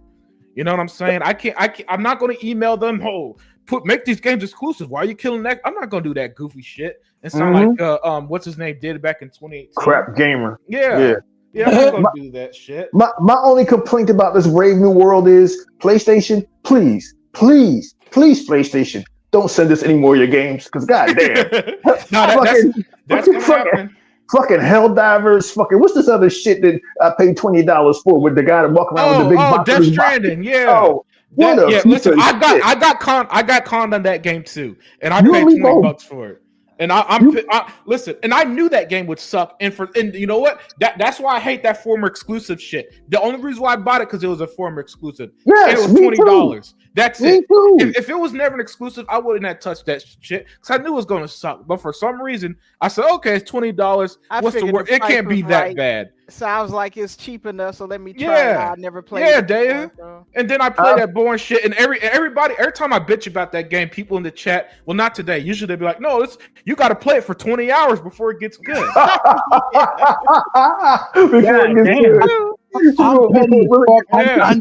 Oh, that game's so slow. It takes played it. Oh my goodness. Very strange game. I'm petty as fuck. I knew the game was fucking corny because I had it on PlayStation because of my son, but I didn't give a fuck. I bought it just to make a point. Like be the Xbox game. I bought it too. There's another former PlayStation exclusive hitting Xbox soon. I think is going to disappoint people, and that's Shenmue 3. That's coming to Xbox soon, guys. That game does not. As revolutionary as the first Shenmue it didn't age well. It was good. Yeah. As on PS4, it's terrible. Oh, really?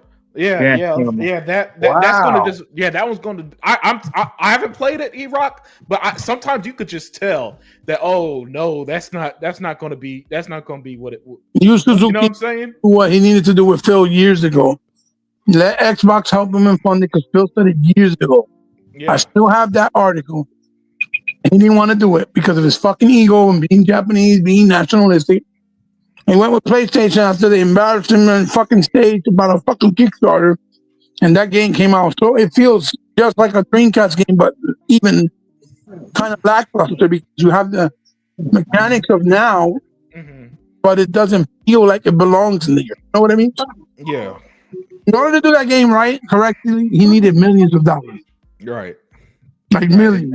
And it should have been a Kickstarter. Mhm. Dennis Hawk Peter says, shout out from Denmark. Yo, I'm glad that our podcast reaches that far. Wow, Man. Denmark. Shout out to Denmark, man. Yeah. Thank you for Shout out to joining, you, Dennis. man. Denmark. That's a big. Yeah. Hey, look, man, the Xbox people, some of them will find you, man. So much respect there. But yeah, back to my points, because I got to get this off my chest if y'all don't mind. By the way, more PlayStation games, even the single player stuff, is going to hit Xbox. Don't worry, guys. Now is Horizon and fucking what was it? Ghost of Tsushima. They both were listed, right? Yeah. Now, E-Rock, I think you'd like Ghost of Tsushima. I Ghost think of that game. Tsushima I think you like Xbox. Yeah, it was listed, but then they took it off when people put it out there. That's what happened with Helldivers 2. That happened with Helldivers 2. Yeah. It's going to happen. What timeline are we living in? Yeah, I know. The timeline that Sony's fucking broke. I'm trying to look for an episode of the Twilight Zone myself, E-Rock. Wow, I thought those are games I thought would never come over to Xbox. Yeah. There's so look out for that announcement in the near future. So those are the cons for me. You know, too much Souls likes, games that might be pricing out the average gamer worries me. And for those who don't know, I'll just be real with you. I got laid off some months ago, right? So my entertainment budget $0. I'm not even paying for Game Pass at the moment, and so this little situation, it's one thing when money was coming in and I could buy every game day one, E-Rock, and build up that big ass collection. Yeah. But now that I got to be strategic with my money, right? And I'm enjoying playing my backlog and stuff. Yo, Shane G, man, shout out to Shane G, a longtime viewer as well. Shane G, wow. Yeah, but now that my money situation different, I'm also kind of looking at the way games are being pushed out differently too, right? And so that's why I've always liked that games are being priced better, and that's what. But my eyes, more so than the big games, are on games like this game Gloomy Eyes. It's like a $25, $35 game. It looks interesting. Man, me and this niggas on the same page. I just bought Gloomy Eyes last week. I haven't played it.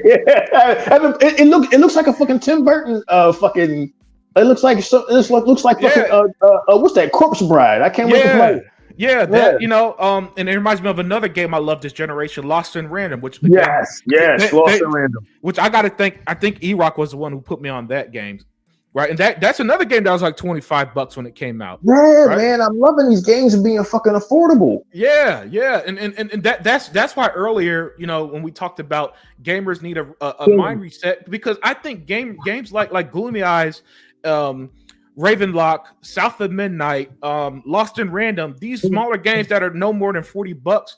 I think if people play them, you see a lot less. Man, gaming today sucks. Well, yeah, of course it sucks if you're still playing Fortnite 8 years later. Look at what you play, man. You're only going to play the bigger games. You're only going to play the Spider-Mans or the Call of Duties, or everybody's getting their mouth full of Wolverine. There's nothing wrong with Wolverine, but don't sleep on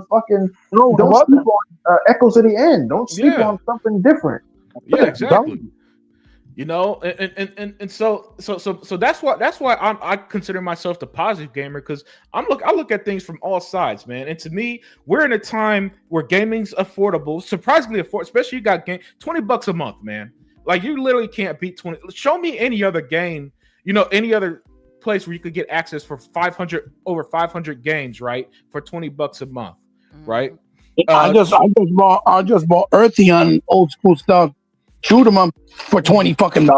Yeah, exactly. There's a game called Akambot that me and Hebot like. It's like more like a Ratchet and Clank.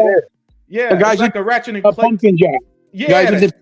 I got that as a gift. Yeah, that's pretty good. Yeah, that was a $20 game, right? Yeah. So we've got a surprisingly lot of these really good $20, $30, $40 games that unfortunately just goes nowhere because Gaming Bolt ain't going to talk about it. IGN ain't going to talk about it.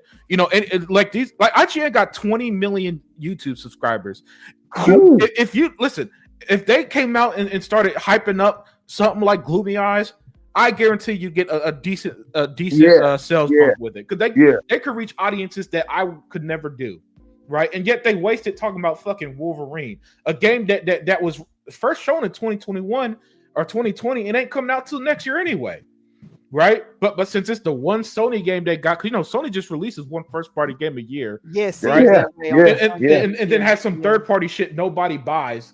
Because newsflash, nobody ain't gonna buy Phantom Blade Zero. They didn't buy that titty simulator girl. Right? Titty simulator.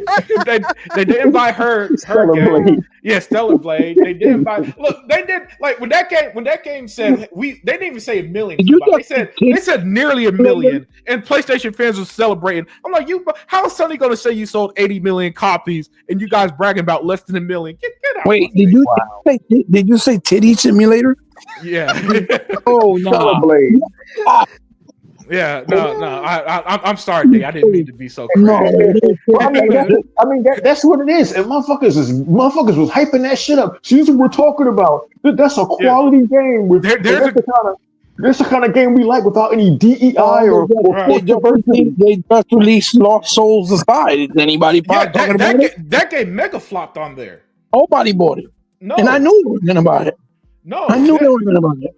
No. So that's why I don't care about their list, because it's a bunch of games they're not going to play, they're not going to buy, and all they care about is that one Sony game they release each year, right? This year is going to be Ghost of Yellow. They might hate that game because I think it stars a woman, so they might hate that game. Oh yeah. They fucked up with that.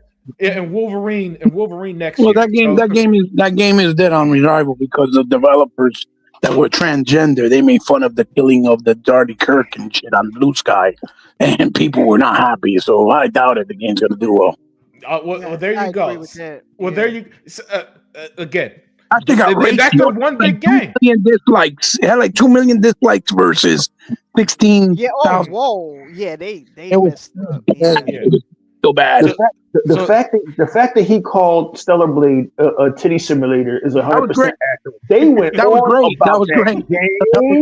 About how it's a quality game and how you see this is what happens when a game doesn't have a black woman in it. I saw these comments and I'm not making this up. When it doesn't have DEI diversity, this is what. So basically, you want gamers to be 12-year-old little boys. That's what you want. That's what you want. You want them to oogle at. I mean, she doesn't know what the game is, dear, but it had jiggle physics. Yeah, that was the big thing. I saw that the butt jiggles and the breast jiggles and look when it hits Xbox in a year for $40, then I'll buy it, right? If I'm how could anybody? But my point isn't the hate on the big titties. Nah, I'm a guy. I love me. My point is that they didn't buy it. My point is that they didn't buy it. Vontae said live for more than 1 hour. That's a real shock. Yeah, man. We're 4 hours deep, man. We're 4 hours deep today, but we are about to wrap it up in a little bit because it's been a long ass show. When that game hits Xbox, they're gonna they're gonna cut her tits off and give her a mohawk. No, they're not going to do that, but that is funny. This 4 hours. This is just Sega Forever's intros. That's the intro. 4 hours. I have to bully Sega Forever to end his shows. Yeah. Sega Forever just has to his show forever. Yeah, but let me start wrapping it up, man. Oh, right. I was talking about the good with Xbox, right? And I got the distracted there. But yeah, Xbox. Listen. I ain't going anywhere. First of all, I got way too many games on Xbox, so it'll be foolish of me to all of a sudden E-Rock with all these games to all of a sudden jump to Nintendo and start over just to play just because Mario's exclusive. That just sounds silly to me, right? Was that Hebot? Because it sounds retarded because that's the argument they try to use for PlayStation. Like they'll say, "Oh yeah, I'll start my library all over when I get a PlayStation because I'm getting all these exclusives." But the logic don't work with Xbox. Like they don't get no exclusive, and yet you don't have things like Redfall, Starfield, South of Midnight. But even if you know what I'm saying? They act like there's no. But even taking away those games, let's be real. Let's be 100% real. Exclusives are like maybe at most 3% of your library. The rest are third-party games. Right. And this is for every single platform. So this is why the exclusive debate doesn't mean much to me, Hebot. Not because they don't matter, not because they don't, not because they don't give, but because at the end of the day, when you're buying a game, chances are you're not buying an exclusive. Oh, don't get me wrong. there are people who did buy a PlayStation for God of War, but the numbers are showing me. Matter of fact, I put it on screen earlier. The numbers show me most of y'all buying it for Call of Duty. Yep. All right, Mhm. and Fortnite and Minecraft. You know what I'm saying? Yeah. So y'all aren't fooling me. Y'all aren't fooling Unlimited that you got all these bangers games. Is a game really a banger if you don't play it? You know what I'm saying? It's like that saying. It does if a tree falls in the woods and nobody's around, does it make a sound? Right? That's how it is with these games. If you listen, the reason why I could hype up Ravenlock is because I bought it and played it. I bought, the reason why it too. Yeah, the reason why E-Rock could hype up South of Midnight because he played it. The reason why Sega Man could hype up No Strings Attached or No Strings Rose, whatever it's called, because he bought it. He bought. You know, the reason why he could hype up whatever shooter he's playing this week because he bought it, right? But the reason why I could talk shit about Wukong is because I'm playing it, and you can't fool me. Yeah, exactly. Right, but the average gamer, listen, I look at the numbers all the time. I'm a numbers guy, people. I care more about what the facts are saying, not your opinion. And I don't mean that. And I'm not talking to the panel. I'm talking about in general. Oh yeah. Yeah. So if you come in here and tell me, oh, all these bangers, well, you aren't buying the bangers. So no. So what that tells me that no, God of War is actually not that important.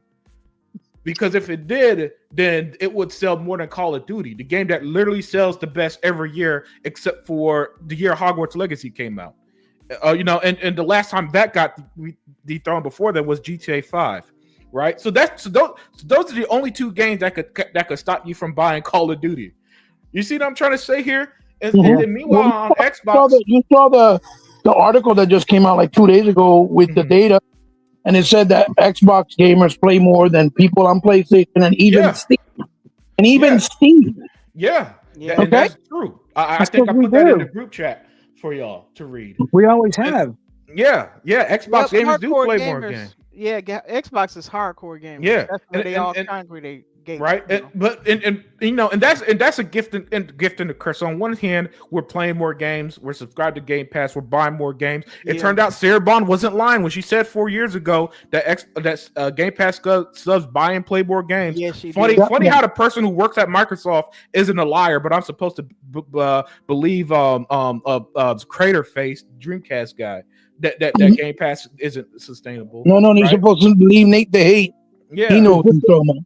The difference between PlayStation gamers and Xbox gamers is that Xbox gamers say, what game am I going to rent next on Game Pass? But PlayStation gamers say, what game am I going to buy next on PlayStation? Well, according to Unlimited's numbers, that's bullshit. You're fucking lying. All you guys do is lie. And I'm not mad at you. You gotta pump up your fucking console of choice. But don't lie. Don't lie. You can't lie anymore when the best-selling game on PlayStation right now is a fucking Xbox game. Right. How do you explain that? How do you explain that after all those years of hating Xbox?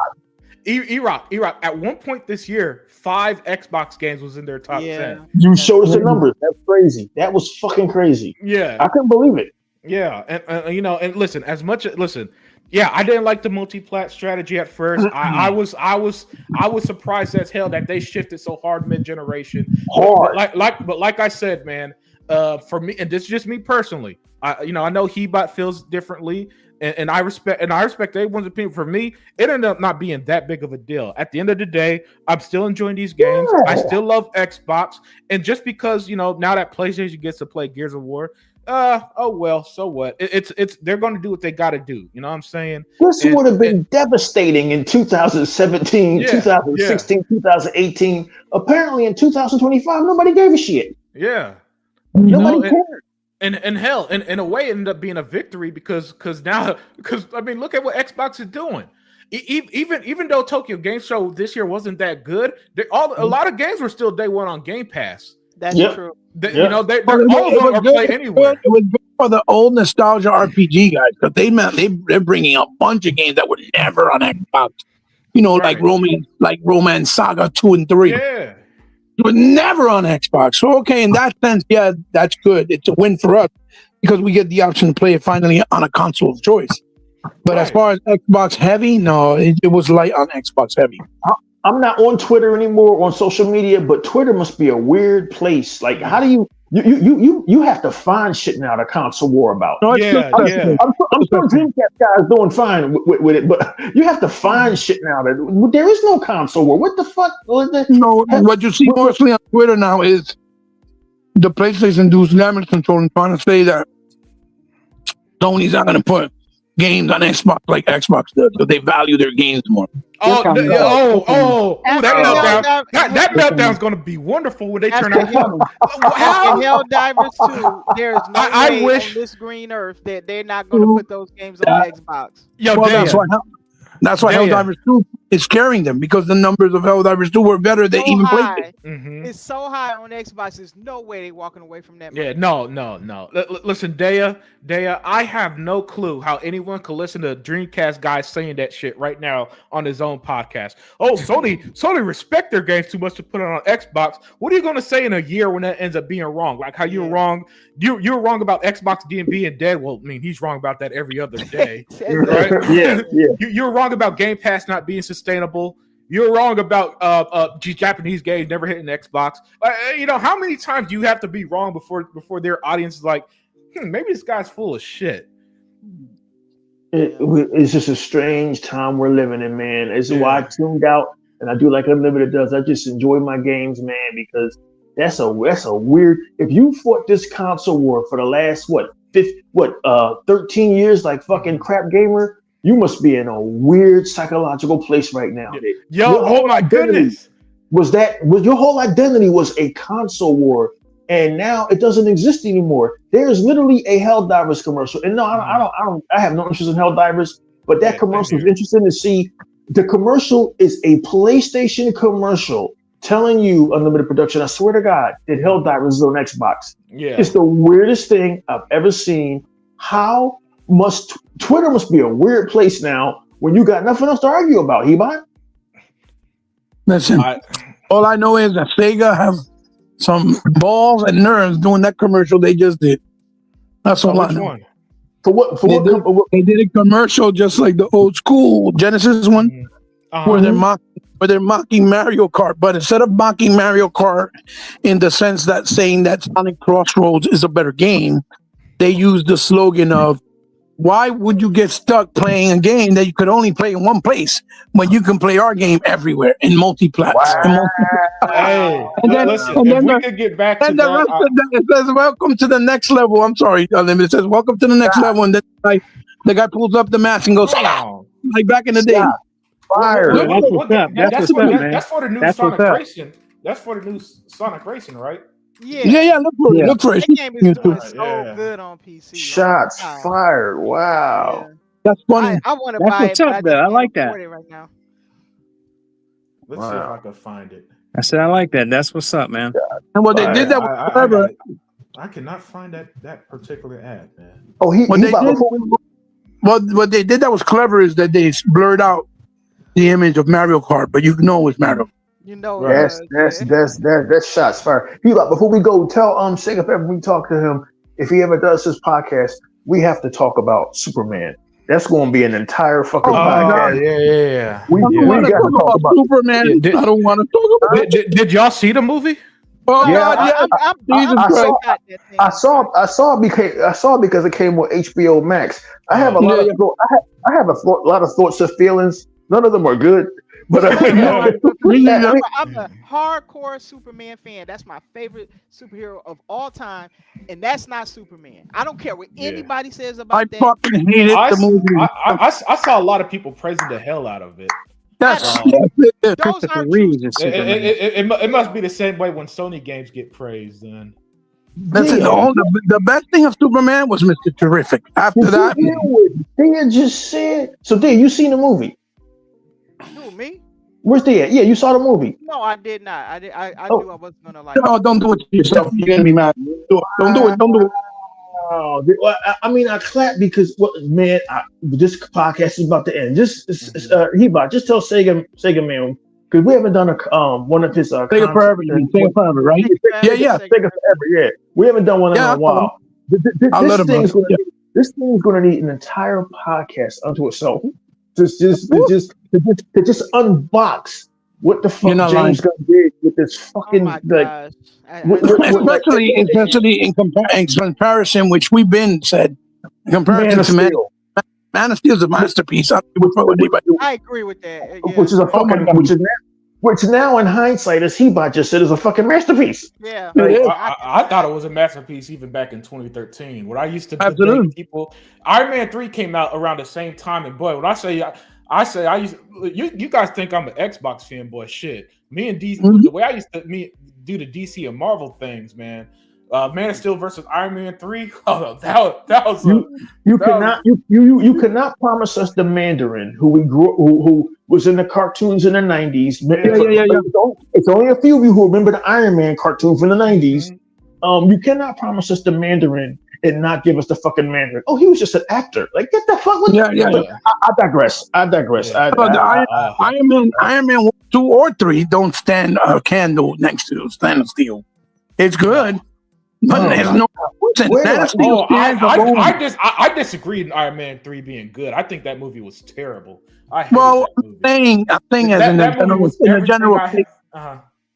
I'm saying as a general statement, all three combined still don't match what Man of Steel brought to the table. Oh yeah, I think Man of Steel is one of the greatest comic book movies. These are my five, and I know that it's veering off from the thing, but real quick. No. We can talk about it. It's 4 Steel, hours right? At this point. Man of Steel, The Dark Knight Rises, right? The second one, right? Dark Knight. Fucking Punisher Warzone. Dread with Carl. I would throw in the Captain America series because I think they did a phenomenal job with that. Well, I like Winter Soldier. Winter Soldier. Winter Soldier was awesome. All of it because that was the first. Talking about my favorite, right? My favorite 5 or 6 would be Punisher Warzone, Dread with Carl Urban, Dread. Blade, that's fantastic. Blade, and what's the other one? Shit. Fuck. Excuse me. I said Man of Steel first. I forgot the name of the other one. Man of Steel. Yeah. Batman vs Superman. Oh, you get the point. You get the gist of it. Yeah. I think Man of Steel is probably in the top 100, the top 5. We've heard for years now. We've heard for years now that Batman vs Superman was supposed to be such a terrible movie, which we know it wasn't. We've heard for years now that they've introduced too many characters. We've heard for years that it was too all over the place. Now, hindsight in 2020, I always knew the movie was great, but hindsight being 2020, it was tight, it was concise, it focused on 2 or 3 central characters, it stuck to the story, the CGI looked good, and it did not get bogged down with too many details. James Gunn decided to give us a movie that features pocket universes, the fucking Justice Gang, a fucking kaiju, fucking Clark Kent's parents are country bumpkins. I watched your bitch. I'll go get him for you. Fucking Superman is a bitchy Clark Kent. Ditzy Clark Kent. Loser. You're a loser. Fuck it. I mean, we could be here all day talking. All I'm gonna say is part of that Supergirl. He just made some. Oh yeah, thanks for watching my dog. Later, bitch. He just made some a retarded ass Crypto, because Crypto don't act like that either. Oh my god, that's so much shit. We just made choices that James Gunn is actually good when he's doing animation or like Guardians of the Galaxy, and that's when all his or Peacemaker, and that's when all his manic crazy shit. His manic crazy shit doesn't work for a character like Superman, who's supposed to be stoic and heroic, and never has to tell you that I'm here to do good. I'm here to do good. I'm a good guy. E-Rock, I'm gonna say one thing. The movie was too much of a reaction to the Snyder criticisms. Yeah, and I did not like. So it went out its way to tell you. It went out its way to tell you what Superman is about. So you saw it in a minute. Yeah, I saw it. I'm a DC fan. I'm a DC fan. I'm a toxic DC fan, so I'll even watch shit that I might just shit on. First of all, show and don't tell. Unlimited. He saves a fucking squirrel. I'm not making shit up. I'm watching this. I'm like, what What am I? So I did like some of it. Yeah. So here's one thing that drove me crazy, and maybe this is me, but I hated that the town got evacuated and nobody died at the end, and that was 100% a response to Man of Steel. Yes, absolutely. Which I still defend to this day. There's no way that an alien with the power to destroy worlds is not going to cause damage. But anybody's not going to get hurt with the type of powers that. Yeah, but they went out their way to have an evacuation system and all this shit. I'm like, that's cool. If again, he's been 3 years, so I could buy that Metropolis has adopted to a big villain. But what I don't buy is that every single person got out. Come on, movie. Like, okay, let me ask you one question, and then you tell me if I'm wrong. How in the world did Lex, right, did not, without saying too much for those who maybe didn't watch it, but how in the world did Lex did not understand that in order for him to find some dirt on Superman or to make him look bad, all he had to do was use what he had in the other character that was fighting with him without saying too much, because it was an interpretation to set him up. All he had to do was make him look like him and set him up, and then would have thought it was Superman that did something wrong, instead of doing all that work that he went through just to go into the Fortress of Solitude to see if he found some dirt, which that was the most biggest disrespect and slap in the face ever, trying to act like his parents were douchebag, telling him to come to a planet Earth and leave with all the women in the world and get them all pregnant and take over the actual. That was kind of. Before you guys continue, I have to go. So I'm sorry, dude. Yeah. I know we're on our Sega Forever stuff, so leave if you need to. So I wanted to make sure I did my outro real quick before I leave. Thank you everybody for having me. This has been a fascinating conversation. Everybody brought something to the table, and this is why I like being with you guys. And thank you to the chat for joining us for this long too. You guys are really good. Thank you so much for being here with us. And I'll see you guys next time. All right. You have a good night. Take care, dear. All right. Take care. I shouldn't have got on that subject. I'm sorry, guys. We should have saved that for.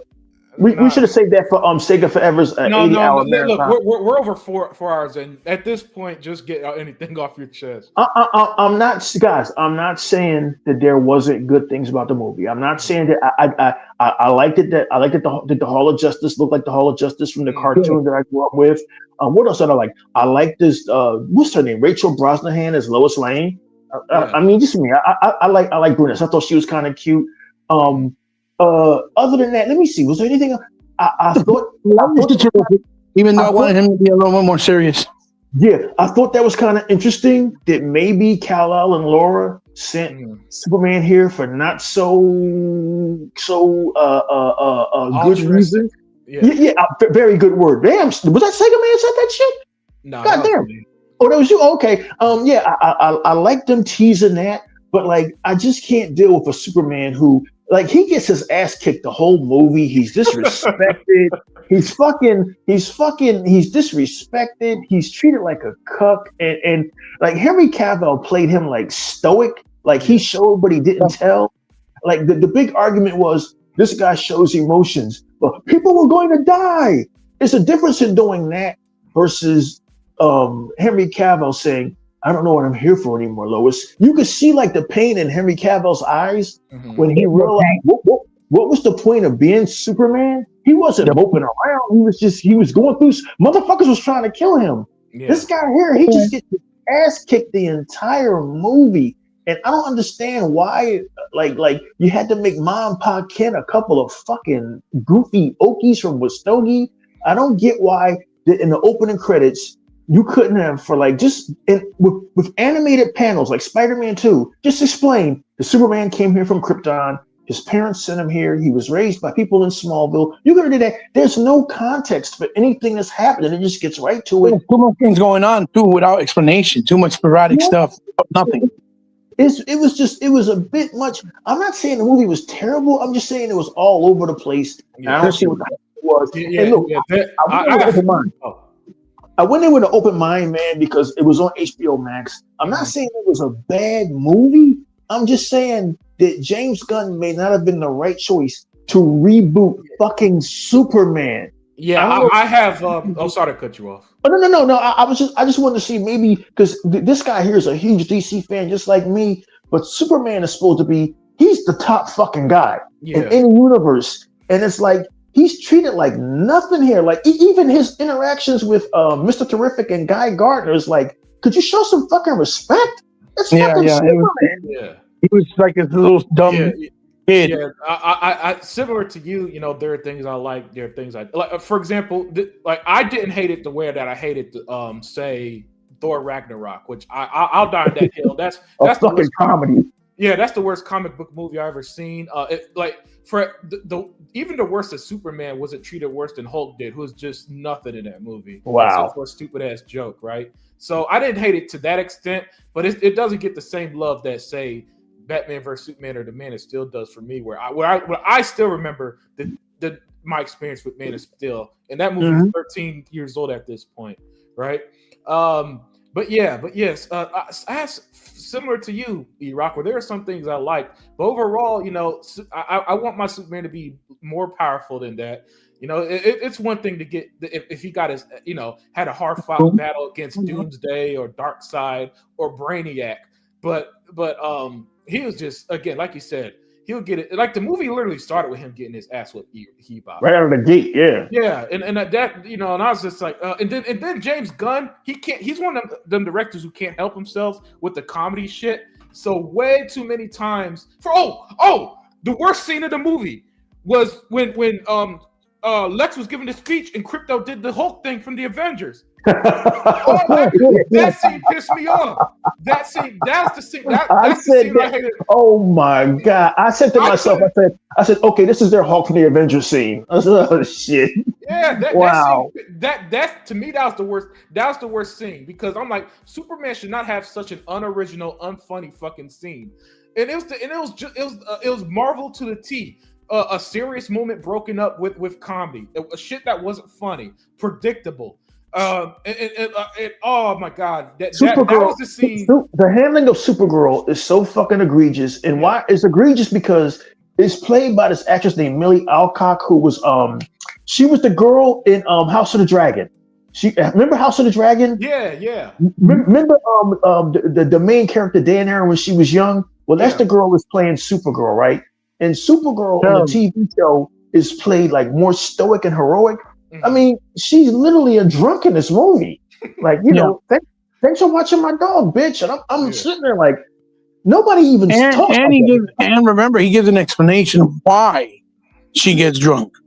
Yeah, because she can't get drunk on Earth, so she has to go off world where there's a red sun or some dumb shit. And she I'm like, nobody needs to know that. Why is she drunk to begin with? Like, get the fuck out. He did that because he got that from a comic, and that was one of those. Ooh, you comic fans will get that reference. Oh, okay. Yeah, because there's a comic called Woman of Tomorrow. Now in the story, she's not drunk like that, but it's the same thing. She literally, it's her 21st birthday. She goes to a planet with a red sun to get drunk. Now the story is actually really good and a lot more serious, but that's how it starts. Then it turns out to be like more of a space adventure than her being drunk. But that's what that was. It was extremely loosely based on it. For example, she doesn't call anybody a bitch when she's drunk in the comic or nothing like that. But that's what that line was. It was for the super nerdy comic fans like me who kind of knew. Oh, he likes to put those like male chauvinistic, like kind of like white boy type of jokes. He likes all that stupid shit. I don't know. That doesn't belong in Superman. It was very 2025, and it was everything that He-Bot said a year ago when I was defending Peacemaker, and He-Bot said I didn't fucking like it. And He-Bot was like, James Gunn, he didn't do it in the first Guardians of the Galaxy too much, but like his humor is very juvenile, and it works for Peacemaker. It works for Creatures Commandos, which is great. It don't work for Superman. Lex Luthor couldn't even give us 5 minutes explaining what his motivation was. And I like the guy. I like Nicholas Hoult. He was a beast in the X-Men movies. The new He's done a lot of good things. He's done a lot of good things. Okay. Wasn't he in Funny Games also? In the new version of Funny Games? Of Funny Games. He was in that too, right? Hello? E-Rock? Hello? Hello? Is Mike E-Rock here? Hey, can you hear me, He-Bot? Yeah, I can hear you. Sega Man, you there? Yeah, I'm here. Hey, did you see the movie? Man, we all talking and I didn't see the movie Superman, but it's advertised all over my smart TVs. Oh, okay, yeah. All over it, man. Well, if you watch it, I think you'll understand what we mean anyway. Yeah. The dog doo-doos. Yeah. Yeah, I didn't hate it. I did, like I said, I did hate it to the extent that I hate some of the Marvel movies. Yes. It's not a super. It doesn't. It didn't strike me the way Man of Steel did. Where it's like when I came out that theater, I was just like, "Whoa," you know what I'm saying? Yeah. Man of Steel caught me off guard. It was, you know what? Even even the new Batman with Patrick, whatever his name, Robert Pattinson. Yeah. Even that was pretty epic in my opinion. I thought it was good, and I didn't think it was going to be good at all. Especially when I was thinking of him as Batman. You're right. And then when I saw it, I was like, "Damn, this feels almost like the movie Seven with Batman." Yeah. You know what I mean? Yeah, it was a lot more of a murder mystery or detective. Yeah. And it was respectful of the source material. I'm not James Gunn. I don't know what they were thinking, but I mean that's another time for another podcast. Him and this guy, the guy that's really in charge of DC. Do you think it's James Gunn? The guy that's in charge of DC is this dude named Peter Safran. That takeover was orchestrated by him and fucking David Zaslav. And that movie barely made 600 million. So I don't know where they go from here. I really don't know where they go. So it made about they lost 200 million. Yeah. Whoa, goddamn. It didn't even make the 655 million that Man of Steel made. So how the fuck does that happen? How the fuck you go from Man of Steel to that? That's the biggest issue. Man of Steel in that movie is like, what the fuck? Are you serious? And then I hate all the hypocrites like they do with Xbox on YouTube that are watching the movie now. They're like, holy shit, this movie is fucking amazing. Now you're gonna say that? Like, what the fuck? Yeah. Well, the YouTubers now, all those movie reactors, they now discovered years ago. They discovered that the DCEU was awesome. Most of it. They discovered that the DCU, because they had a few movies they shouldn't have released. Come on, let's be honest. But like the main ones were fucking epic, and now people are finally discovering it. But James Gunn, I don't know why they chose him to do Superman. That movie is just baffling. And the guy, the guy that plays Superman, David Cornsweet, he's really trying. Yeah. He's really trying. He was definitely trying. Yeah. He's really trying. You know where you saw him too in the Twister sequel, quote unquote sequel. That's right. He was in Twister. He was on that. He was in that. He was in Twisters. Yeah, that's right. He's tall. He's like fucking 6'4". Yeah. He's a tall dude. He's definitely a tall dude. Yep. That was a weird fucking movie. There was a lot of shit in it that they said was in it that I didn't think was real, but it was real. Like the monkeys typing up all of the shit about Superman. Like I'm like, wait a minute, that was real? Did you see any of the making of E-Rock? No, I didn't. There was some instances where they show where he was arguing with James Gunn because he did it a specific way. Because remember, he went to theater arts, and he's he's like, this don't feel right. I think I have to do it like this. And James Gunn kept pushing the issue. No, this is gonna be great. It's gonna be great. It's gonna be great because of this. And he didn't feel right. They were showing that behind the scenes. So that tells you a lot. Mm-hmm. Wow. Well, if anything, man, if this probably won't be a lesson for Warner Brothers to learn because they under David Zaslav, they don't learn lessons. But Unlimited Production, ironically, Warner Brothers has had one of their best years ever. I don't know what the fuck is going on. Every movie has launched over 40 million, so they're doing backflips right now. Yeah. But they're about to get bought off. You know that, right? Paramount's trying to buy them. Like, it's an official thing. Oh wow. Yeah. They gave him a straight up bid, all money. Not through courts, not through anything, just a straight bid, money. Straight cash. We know David Zaslav, he's selling. Shit. That shit is sold. That shit is sold. Have to do something. That was a weird fucking movie. That was a weird choice to your first introduction to these heroes, and you pick Guy Gardner and Hawkgirl. I didn't have any problems with Mr. Miracle. I mean, what's his name? Mr. Terrific, the black guy? Yeah. I just wish he was a bit more respectful. Like, you can say whatever you want about Henry Cavill, but it was like motherfuckers in that movie was scared of this nigga, as you should be. Yeah. Then he showed him respect. Yeah. Especially not Guy Gardner. Kevin Federline's character. Forget about it. He was sizing him up the whole movie. Like, yo, dude, get out. He will break your bricks. The real Superman will break your bricks. Get out. Cut it out. even Batman, when he was trying to kill Superman, was kind of respectful to him. Like this, Yeah, this, exactly. weird. This is a weird fucking movie, man. I wouldn't have. He made some very interesting choices that maybe I wouldn't have did, but what's done is done, man. Like Yeah, like you know, I definitely would have went a bit more serious. And just took out some of the jokes during serious that's what drives me crazy about any of these directors. Where during a serious moment they got to throw in that little, they might keep the camera on a little longer because they know that you're going to laugh or some bullshit. He's got to cut that shit out. The things that I actually liked. I liked the casting overall. I did like. yeah, I did like Green Lantern. I'm a Green Lantern fan, so I was going to the fact that the Green Lantern was in a fucking movie. I was happy, right? yeah, So yeah. and they nailed his. You are such biased person, Yeah, you.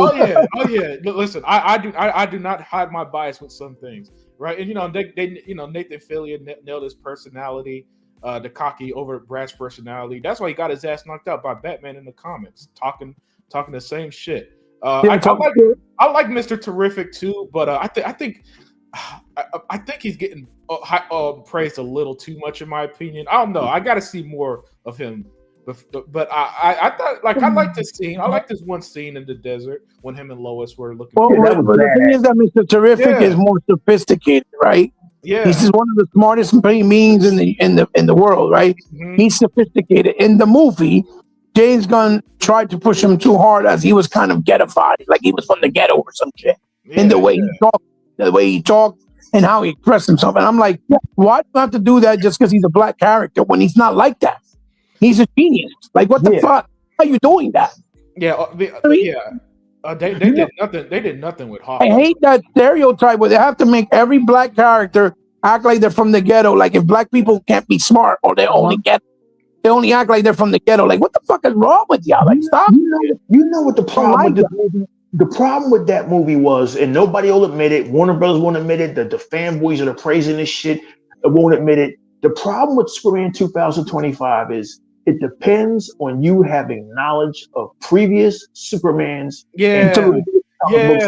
You cannot do that. Yeah. Unlimited.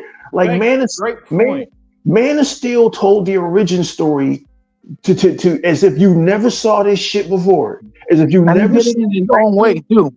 Because he didn't follow it beat for beat, but he did it his own way. Yes.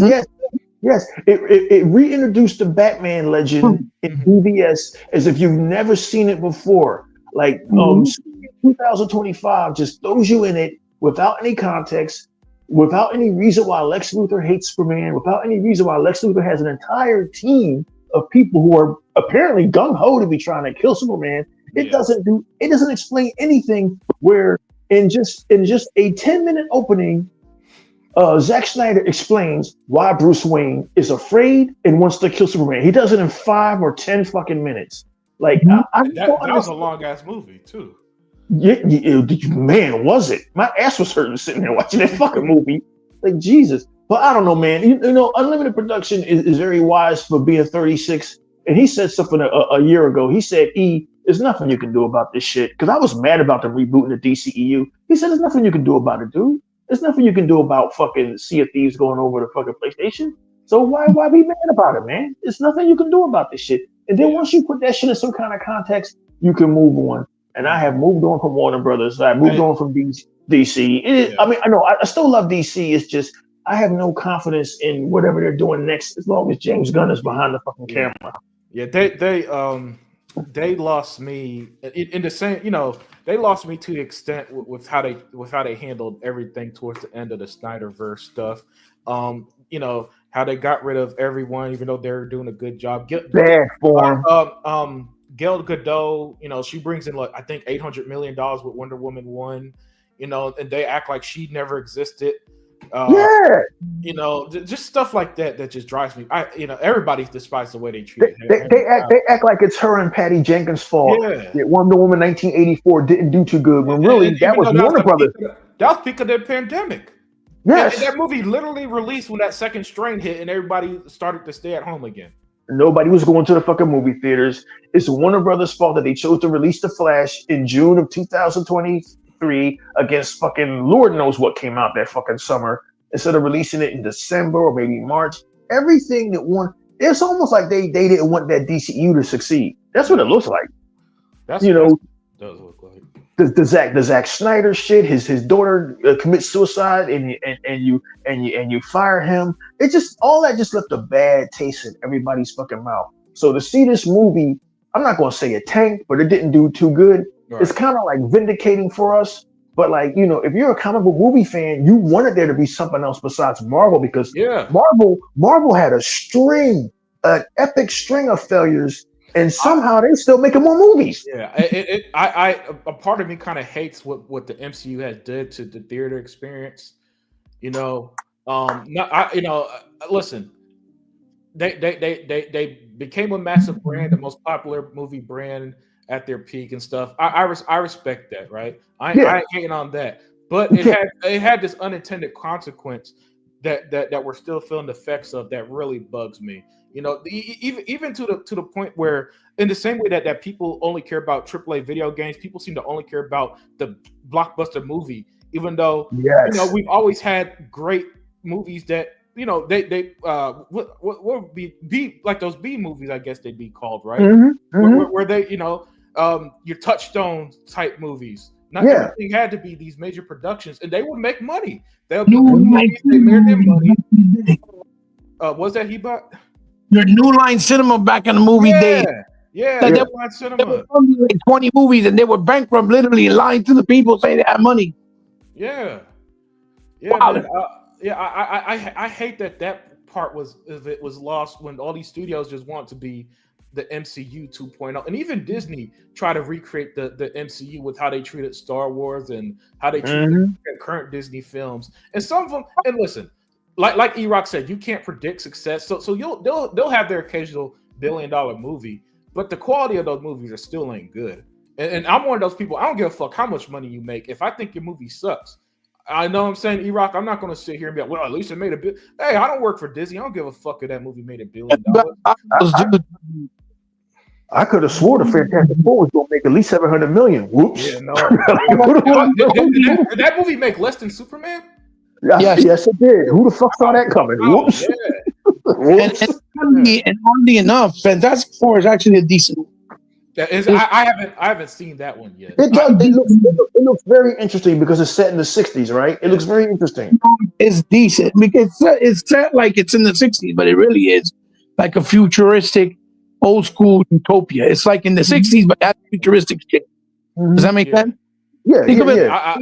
I hear they're in an alternate universe in that movie. And it's because they connected to the fucking Thunderbirds. But the movie itself, out of all the movies they brought out in the last 4 years, I would say, or 5, that is the best movie they have. With the galactic interpretation, with how they acted, the job they did. And I don't like this motherfucker for the life of me. What's his name? Pedro Pascal. I don't like him at all. But he's an actor, and he does a good job in a lot of roles. And he did a really good job as Mr. Fantastic, which I thought he wasn't going to do. I thought he was going to be believable as Mr. Reed Richards. But they killed it. But the whole thing is really, really good. Like, I was surprised. I was really surprised. I'm gonna have to check that out. The last Marvel movie I saw, guys, and I'm a DC fan too. You know that. I don't like shit Marvel. I cherry pick Marvel movies. My favorite Marvel movie, like I said, is Winter Soldier, the Ang Lee Hulk, the obviously the Raimi Spider-Man. That was when Sony was involved. Right. Even though I don't like saying, I even like the Andrew Garfield ones a little bit to a certain extent. Not certain decisions with characters, but the movie itself. And maybe the last one, the Superman one, the Spider-Man one that had all 3 of them. And Spider-Man No Way Home. Yeah, that one, because of the nostalgia, all of them being there. Okay. Because I was about to say, being the guy who's least nostalgic than probably anyone on the planet, I didn't like that. I didn't like that one. I thought that movie was so stupid. I'm just saying with the idea of bringing back the older characters and being the movie, that I thought that was cool. But, once the nostalgia scene in Tom McGuire wore off, I'm like, this movie is actually kind of dumb. And then the Avengers. Like the scene where they first met, not Toby, the other Spider-Man, Andrew Garfield, and the typical stupid Marvel dialogue with them. And I was like, this. They can't help themselves. They can't help themselves. What could have been a real cool moment, they fuck up. Like Tobey Maguire, the fucking goat. He just randomly walks in and shit, like some random guy off the fucking street. Instead of his arrival being fucking epic, like hell, even James Gunn would have gave him an epic arrival. It's just, what's the nostalgia of it basically being Spider-Man 4 or the Amazing Spider-Man 3? Once that nostalgia wears off, you really begin to see how silly this shit is and shit. And it's only because Zendaya, Tom Holland, and that Chinese boy don't take shit seriously. And because they've been taught to not take seriously, as have the movie audience. I've been saying for at least almost 8 years now, the MCU has dumbed down American movie-going audiences to the point where they expect jokes, they expect humor, and unlimited production. He's always saying fucking shit that's on point. He was like, Batman versus Superman and Man of Steel came out at the height of the MCU dick licking. And it was nothing they were going to do unless it was hardcore fans and people that like good cinema. They were going to like those movies. The masses just, they were just Marvel. And you hate seeing a good brand like Xbox or DC up against it. But at least with Xbox's management was at least kind of on the same page. Yeah. Warner Brothers management was all over the fucking place, man. I mean, they got so scared off that I think Batman vs Superman scared them off. Because did that come out? That came around the same Civil War. They were saying it was a horrible movie. Yeah, and people kept saying, and that movie only made $1 billion. Do y'all remember this hot take? Oh, Marvel did Batman vs Superman better than DC did. Yeah, I remember that. I remember all of dumb hot takes, and it's just, oh god, that was just that was just a rough time to be a fucking movie fan. It was because it's ironic that the DCEU was happening at the same time as Xbox One. Yeah, they were both happening at the same time, and it was like both having all that turmoil, negativity for no fucking reason. Yeah. For no fucking reason. People like what's popular and what's hype. That's why it's not even enjoyable seeing Marvel. Oh, sorry. Oh no, you're okay. It's almost enjoyable seeing Marvel have a string of fucking flops. No, it wouldn't be enjoyable if I cared anymore. They just burnt us out on this shit. Unlimited, they burnt us out on this shit, dude. Oh man, they say that they burnt same formula over and over and over again. Now, and since DC was doing something different that they knew deep down was better, they were fucking mad. That's why they were trying to act like it was shit. Especially the Marvel dick lickers. Oh my god. Not only was it too much, not only but like they oversaturated the superhero movie market to where now I think even the biggest MCU fan can't get excited. Like maybe that Robert Downey Jr. as Dr. Doom might bring him back. I don't know. I don't see how it's not making Infinity War and the movie after that money. That's for damn sure. I think my numbers are correct. Since 2008 and 2013, since 2013, really 2016, we were told that DC's Russian. They're rushing things out. I think the DCEU had a total of 14 movies, right? Yeah. The MCU. I know you're not gonna believe this, guys. You can look this up or Google this. The MCU has had 34 or 36 movies. I shit you not, about 36 movies. Only 8 of them were any good. So that means an alarming number, like 20, like fucking 20, 27 of them motherfuckers was garbage. That's a hell of a record to have. That's a hell of 36 fucking movies, and you're wondering now why everybody's burnt out on this shit. Fine. It's we could talk another 5 hours in the topic of DC movies or Marvel. Guys, let's go to bed. Let's wrap it up here. Thank you for joining on this extra long, extra packed, extra size version of the Unlimited Truth. Everybody here was absolutely fantastic. It's great to get the Exiled family back together again. Like I always say, y'all like my brothers, and Dea, she's like our biggest sister in this group, in this gang here, man. So shout out to everybody. Let's make our outros a little quick, guys, because it's been a super long show. But Sega Man, give us your outro, my friend. He went to sleep. Oh, shit. Hey, I ain't mad at you, Sega Man. E-Rock, give us your outro real quick. Hey, guys, listen, it was great to hang out with you guys and talk to you guys. I hope you guys enjoyed this podcast, because there will never be another one of these again. Not this long. No. It was great. It was great to talk about video games and the state of Xbox, man. And hopefully we'll see you guys next time. Yes. Hey, Hebot, your outro, my friend. Same thing, guys. Thank you for joining in and giving us another opportunity to blow your ears out. Definitely, we won't have one this long again, I'm pretty sure. But it was fun either way. It's been a while. It's good to catch up with the guys and the topics going on in hand. I think it's very relaxing and helpful, mentally, even in some ways. But it was good to hear everybody's perspective. And you guys can find me on my channel, which is Ebot, which I've been very, kind of not doing much, but that's because I'm going through a lot of ailments. I'll try to get back on track once I feel better and have more time. Have a good night, you guys, and thank you for joining us on the chat. Yo. Awesome stuff. Everybody, you have a great night. Enjoy your weekend, and we are out. Peace. Peace.